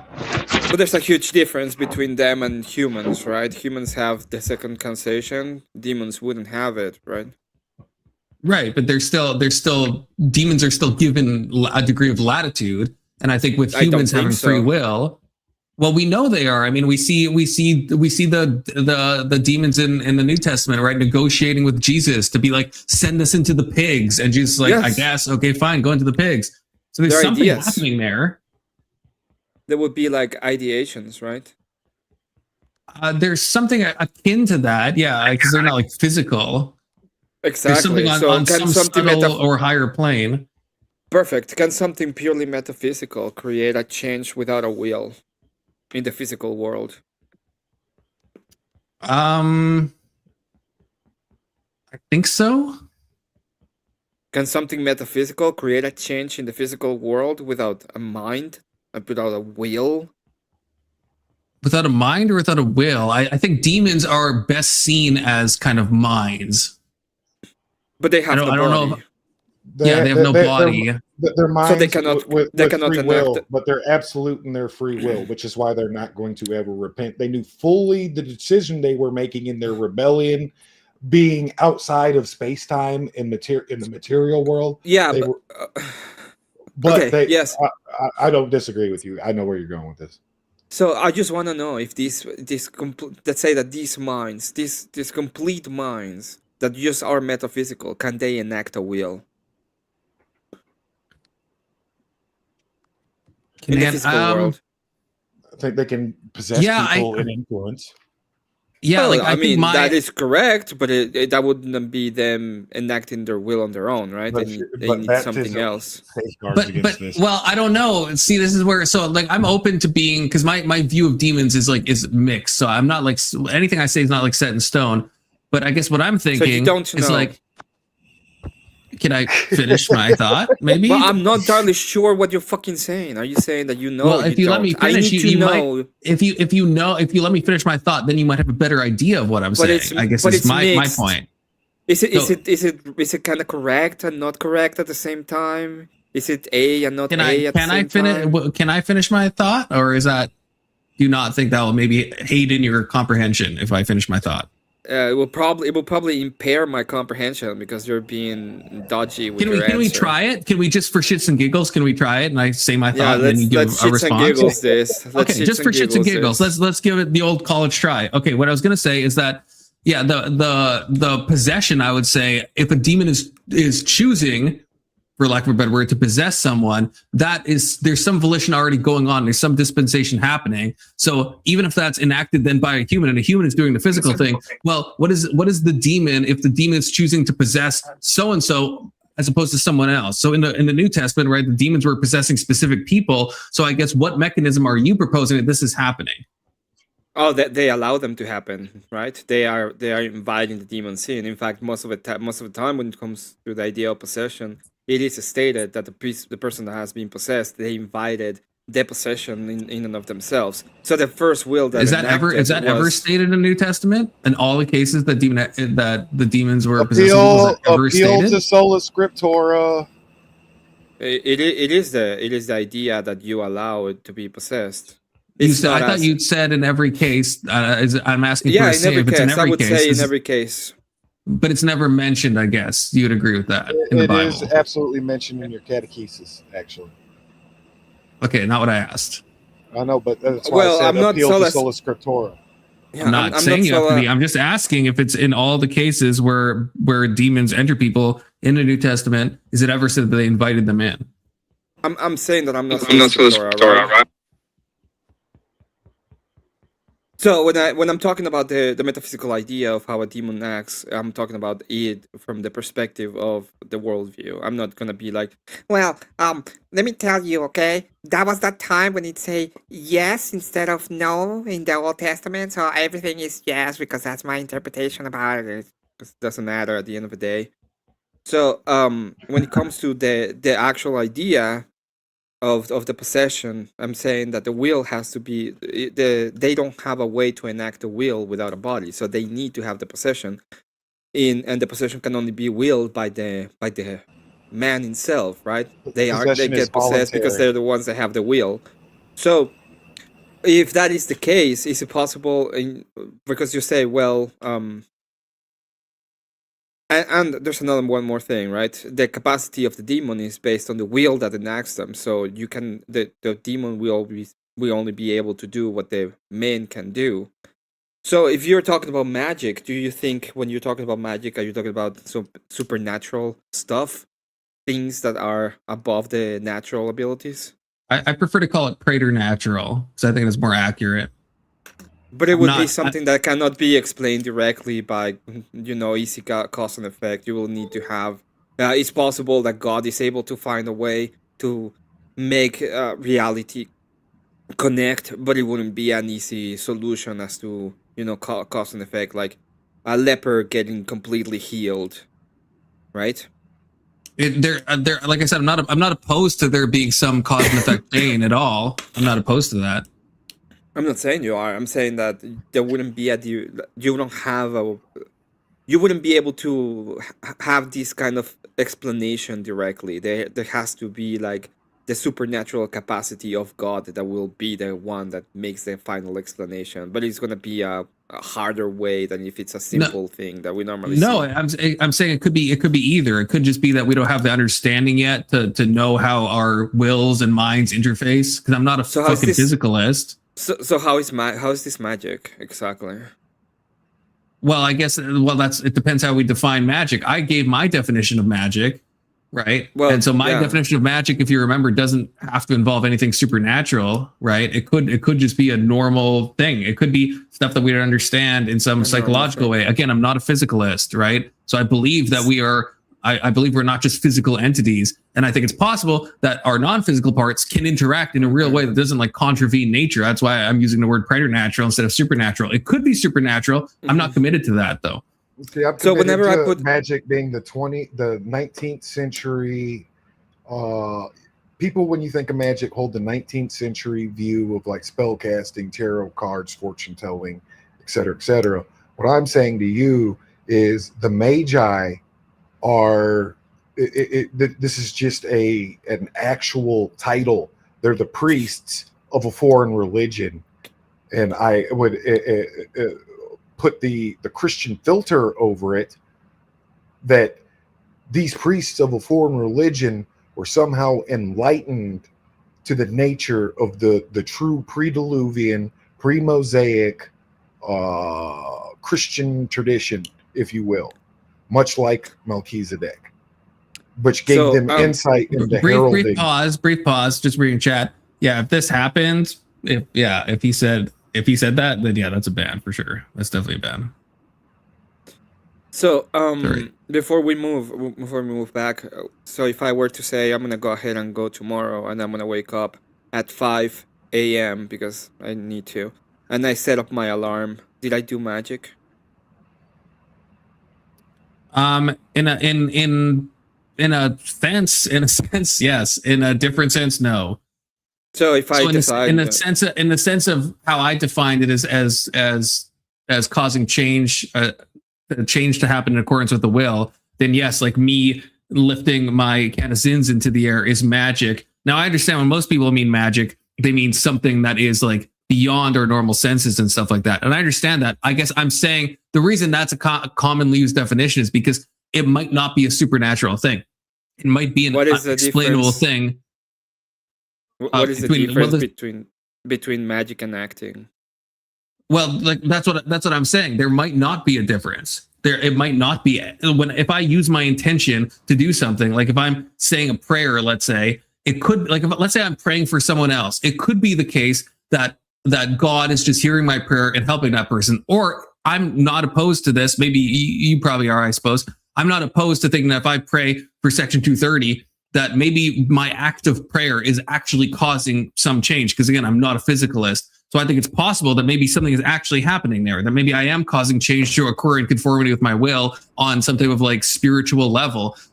Or it might be that the only way that would work is if God is like hearing that prayer and then doing it this way. So it could move like laterally between us, or maybe it does have to move vertically and then back down again. It could be both. Yeah, and that's why I'm using an intentionally kind of vague definition. Are we not men? Good to see you. Because it can be anything, right? It can be literally anything. You have no definition. It's like anything happens and it will be magic. Well, no, I gave you a definition. You can't say I don't have a definition. I literally gave you a definition. Yeah, the definition is A and not A. For definitions, when you read the Bible, I give you a specific definition. Do the Magi? No, it isn't the definition. You correlate the Magi to let me finish this. Style magicians over being foreign priests.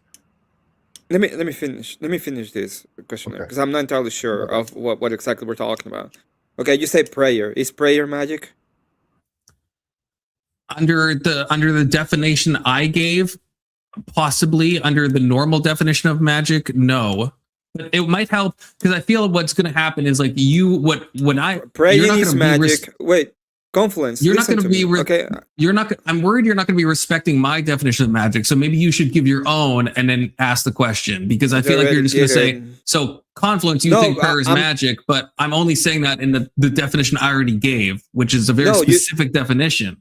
You're literally stating that prayer might be magic and setting up an alarm might be magic, and just acting might be under my magic, specific and definition of magic that I gave. What is the specificality of it? Where is the specific thing that needs to happen that is actually magic? But that's why I'm a asking volitional act that causes change in reality. It has to That's be why volitional. It has to asking. cause a That's why I'm change in asking about the reality. magician thing. Like, Yeah, when so you read prayer- Three Magi, are they like Trismegistus magicians that throw bones on the ground, or are they foreign priests in your paradigm?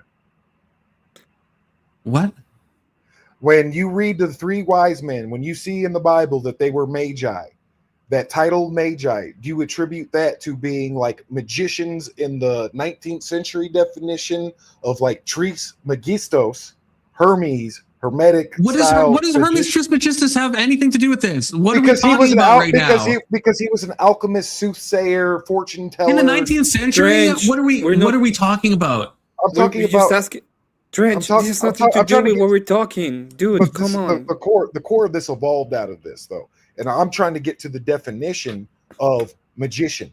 What is a magician to you? When he reads magician in the Bible, right now. Well, that's where all this came from. Before you got here, that's where me and him fucking crossed paths. Yeah, but I just want to know if there's an actual thing that is magic, because he's saying things might or might not be magic. Because to me, and I don't even know if there is magic. The three wise men were fucking magicians. I gave my definition of magic.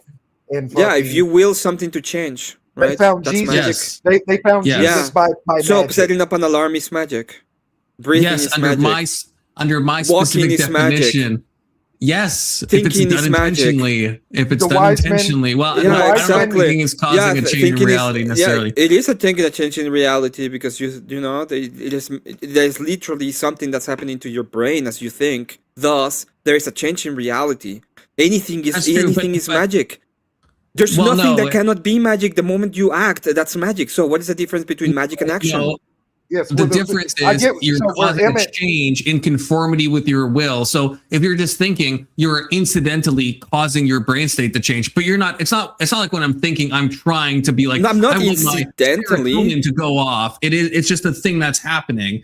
No, it's So not incidentally. It's not I'm all willing magical, to. but yes, an intentional act, I think, is magic. Now, I'm willing to admit this is I an am incredibly willing broad, to. possibly useless definition of magic. So I'm willing to Perfect. accept if it has a different definition, because I'm also willing to say the reason I'm making it broad is because I think there doesn't necessarily have to be a disconnect. It could be, like I said in my example, that maybe if I'm praying for Section 230, it could be that it's going vertically to God and back down, or maybe it could be, because again, not a physicalist, it could be that there's something happening between my brain and wanting to cause a change and something good happening with Section 230. That's why I'm open to that. So that's why my definition of magic is intentionally broad, because I think there might not be this big dichotomy. It might just be that these are things we just don't understand, that we don't have the science to explain it yet. Leave it open because where this started. Wait a second, Terence. Well, hold on. Wait a second. Where this started. No, give me a second. Because this is going to ground to you.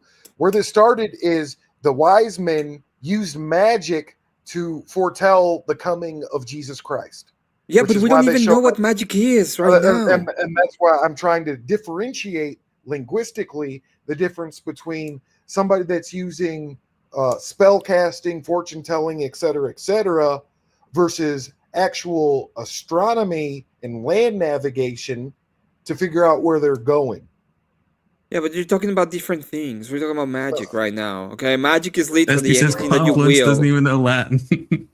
Okay, so I've been talking when about we're the same talking thing this whole night. this whole time, you've been talking about the difference between a magi, which is a person in the past who usually was in a different kind of religion, in which they use some kind of science, not necessarily the idea of science that we have today, but some kind of knowledge that they have, some kind of Gnostic idea, and they came to different conclusions upon it. And the idea that we have of using some kind of, magical spells or usage of the energies in a way, right? So those are two different ideas.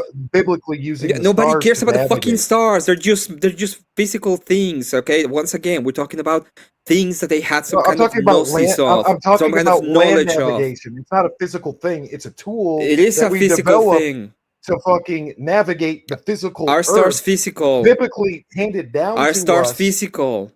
Yes, and so is a map. Okay, perfect. Some kind of fucking physical thing. So is an astrolabe Yes, that you would exactly. use to line up fucking stars. Travel I to see want the to comings of move the gods. to the actual idea of magic. Okay, can I do that with Confluence for a second? Anyway, Confluence. The idea that you had is any kind of will enacting, right? And they created some kind of change. That was your idea. I would say that my definition when it comes to magic is the usage of some kind of supernatural entity to create a change in the natural world. That is what I have an idea of magic. Would you agree with that?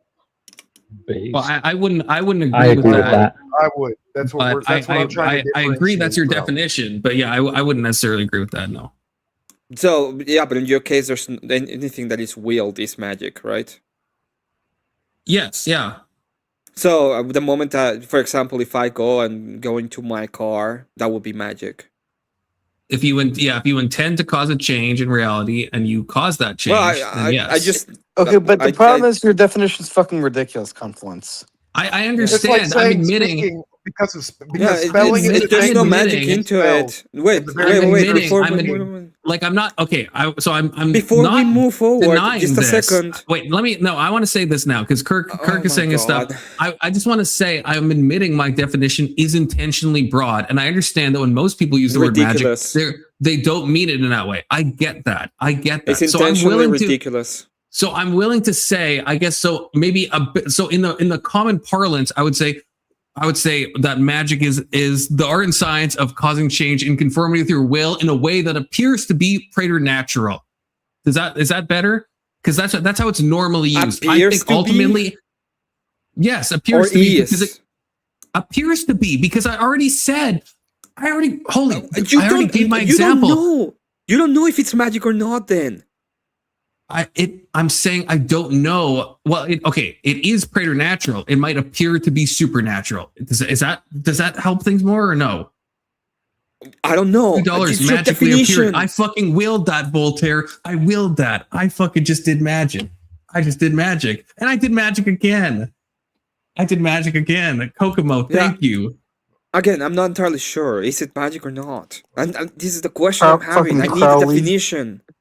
I feel like that new definition because I'm trying to give you my actual definition, but I completely acknowledge it's not super helpful when most people talk about magic. They don't just mean setting your alarm clock and go. I'm very alert to that fact. That's why I'm saying it's something that at least appears. I will say it's something that appears to be supernatural. That's a more functional definition. Yeah, like kind of what Sport Brand is saying, functioning beyond our understanding. But I think it would have to actually be supernatural. I get that. So that's why, for the purposes of this discussion, it's better to say that magic is the art and science of causing change in conformity with the will that appears to be supernatural. I'm not committed to saying it is. It just appears to be. It could be supernatural. It might not be. Well, I disagree with that. That's fine. That's my definition. I'm willing to work with the Wittgenstein's private language argument, right? You can't create your own language. You have to. I'm not creating my own language. This is a robust thing that many people have talked about before. This isn't my private language. Okay. I'm offering a definition that I think will be helpful to this discussion, which is the one I'm using now. So magic will be dependent upon the IQ of the person, then. Magic, not again. See, I'm a fucking spellcaster, okay? But don't kill me for it, Emmett, okay? I know you fucking want to, you little shit. You'd fucking burn me at the stake. You entrench both and section. Probably everyone on this panel. Kirk would probably burn me too, but for like Jewish reasons. Can you answer the question? No. Just answer the question. Is it magic dependent upon your IQ level? To some degree, but only like if you have an IQ of like 60 and you're like clinically mentally retarded, then you're probably not going to be able to like really do much. You heard it here first, guys. Confluence said that Muslims can't do magic. But you're going to the re-education camp. Okay, so hey, it would be that's better than being burned. So magic is dependent to the subject, right? Yeah. Okay. So whatever I decide that is magic because that's what I want, correct? No, incorrect. What do you mean? It's dependent to the subject. No, it depends on it depends. Yeah, on because the subject and their ability to do something. No. The ability for me, if I'm defining my art ability is as the defined upon my own preferences. No, pause. If I'm defining art as the ability to create something that is like aesthetically beautiful, and you're like, well, that's subjective. I'm like, yeah. Then you're like, well, then art is like meaningless, and like, no, there still has to be intentionality there. There still has to be intentionality. What are you talking about? No, there it's has to be completely intentionality. meaningless. Well, it can be intentional, but it's still meaningless. The only reason why it has it, if we're talking about, the only reason why art has any kind of meaning, it's directed to the community, right? To the will of the many. So if people want to pay for it, that's the only value that they have, because it doesn't have any kind of intrinsic value. The idea of magic is exactly the same. Your idea of magic is completely dependent upon the individual. If people believe that it's kind of some kind of magic, then it will be kind of magic. But if it's not, and people don't believe it's not, no, because again, but there's that's a misunderstanding of my definition. That doesn't fit my definition, Emmett. The definition means nothing, because it doesn't mean anything. Then you're not talking to me. If you don't care about my definition, you're not talking to me. Then the definition is meaningless. There's no an actual thing. It's dependent upon the subject. If the subject is too retarded, it might be magic. If the subject is not retarded, to occur in conformity with the will. If you fail to do that, it doesn't matter if you think you're doing it. That's why what you're saying is completely wrong. No. Completely ignoring my definition. We moved away from that definition, because that definition we didn't. Anything I do. Yeah, no. We didn't. We did. What was my definition I gave? What was the definition I gave after then? The second definition, it was in accordance to the will that appears to be supernatural. Right. So that was you're still causing change to occur in conformity with the will. So if you fail to do that, then it's not magic. Confluence. So it's not just in the eye of the beholder. If there has been no change caused that aligns with your will, then it's not magic. It is on the eye of the beholder, because the second definition that you give is in accordance to appearance. So the person it's not. Subjectively can decide whether or not it appears to them to be magic. No, it's not. I've never said that. If I'm doing, you said that. You literally said that. I did not say that. I never said that. I didn't. You did. I asked you if it was directed. It was directly subjected to the subject. It is related to the subject. I said it was dependent. You know what words mean, Emmett. I said it was you dependent. don't know what words mean. I think you're drunk. You're correct. But okay, yet somehow you're being absolutely obtuse. Whenever you're drunk, you're not willing to actually think. You're just saying words, and then you get like dopamine out of arguing, and it doesn't matter if you get completely destroyed. You just keep on doing it, even if you're contradicting yourself. That's interesting that's what you think is happening here, Emmett. That's not what I think is happening. If we can stop with the ad homs, then maybe we could actually have something is not productive. It is. You're trying to dismiss my argument by saying you're trying to dismiss my argument by appealing to the fact that I'm drunk. That is definitionally an ad hom. I'm doing this because you're literally contradicting yourself, and you're not willing to accept your contradictions. Literally told me a moment ago, it is dependent upon the subject. Literally told me a moment ago, oh, this is the new definition. It's in accordance to the appearance of this thing being No, X. I never said it's in accordance to the appearance. You are making things up. I've never said that. See, so it says supernatural. It's not supernatural. It's another thing. No. You don't supernatural. I don't remember. It's just a fucking stupid word sometimes. But the point is, it appears to be supernatural, and you cannot explain it in nature. That's the whole point of what your definition is, and it's completely my definition. I'll repeat and it again. I ask you. No, I ask you if it was my definition. You don't remember my definition. You don't want to hear it. I ask you if it was dependent upon the IQ of the person, and you said yes. So you know what? I don't even know what magic is, because magic is according to the beholder, and I can be doing magic right now because I'm talking or not. It's dependent upon me if I want it to be magic or not.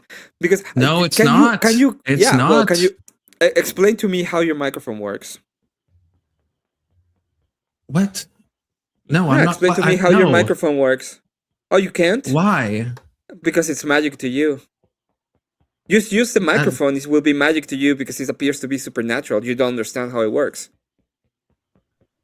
That's like such a non sequitur. That's such a non sequitur. It is not a non sequitur. It's quite but you know, it's not a non sequitur is this is why what you're saying makes no sense. Is that let's say I decided I'm trying to do an act and I'm trying to cause $1,000 super chat to show up, and that fails to materialize.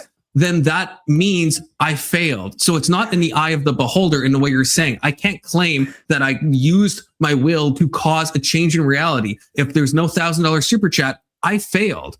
Yeah, so that's what I would I'm call saying.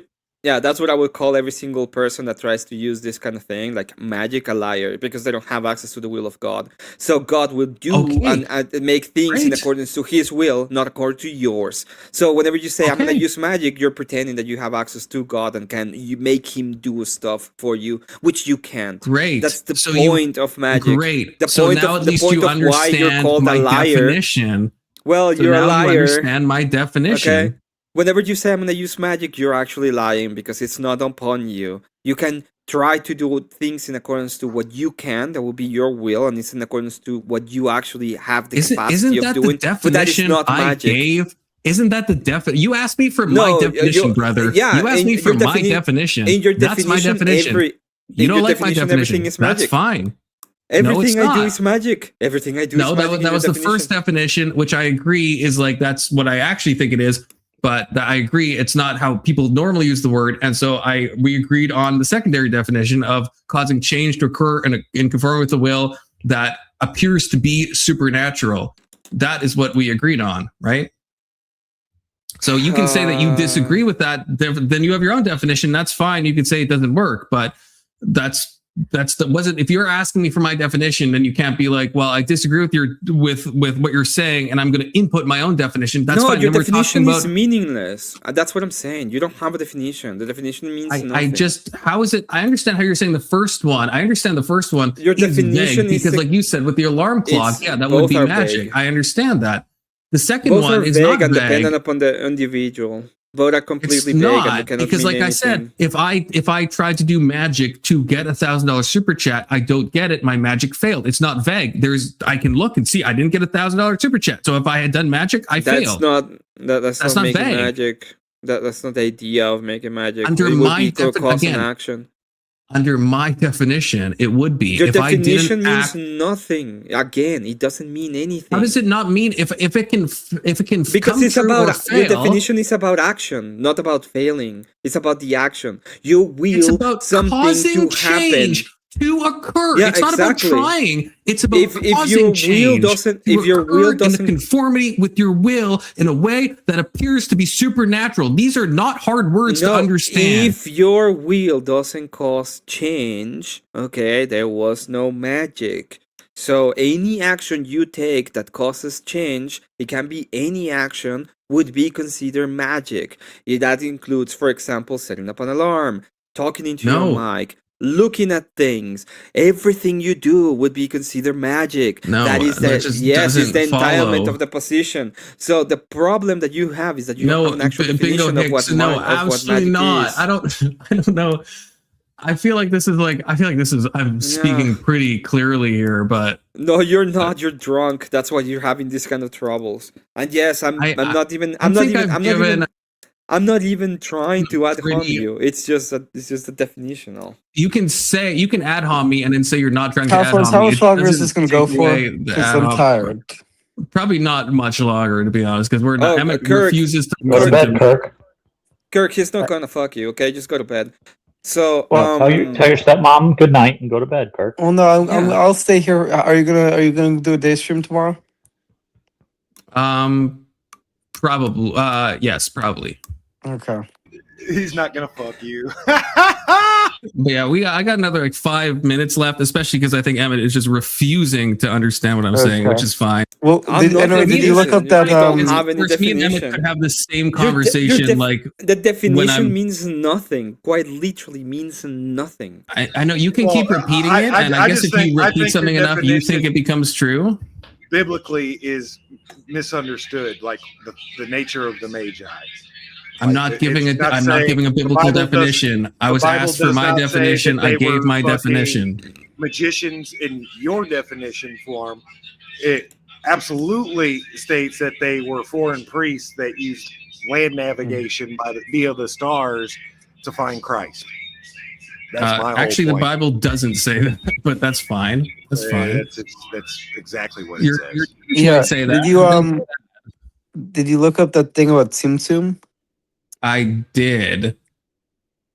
Term in the Lurianic Kabbalah to explain Luria's doctrine that God began the process of creation by limiting the Or Ein Sof, which is the infinite.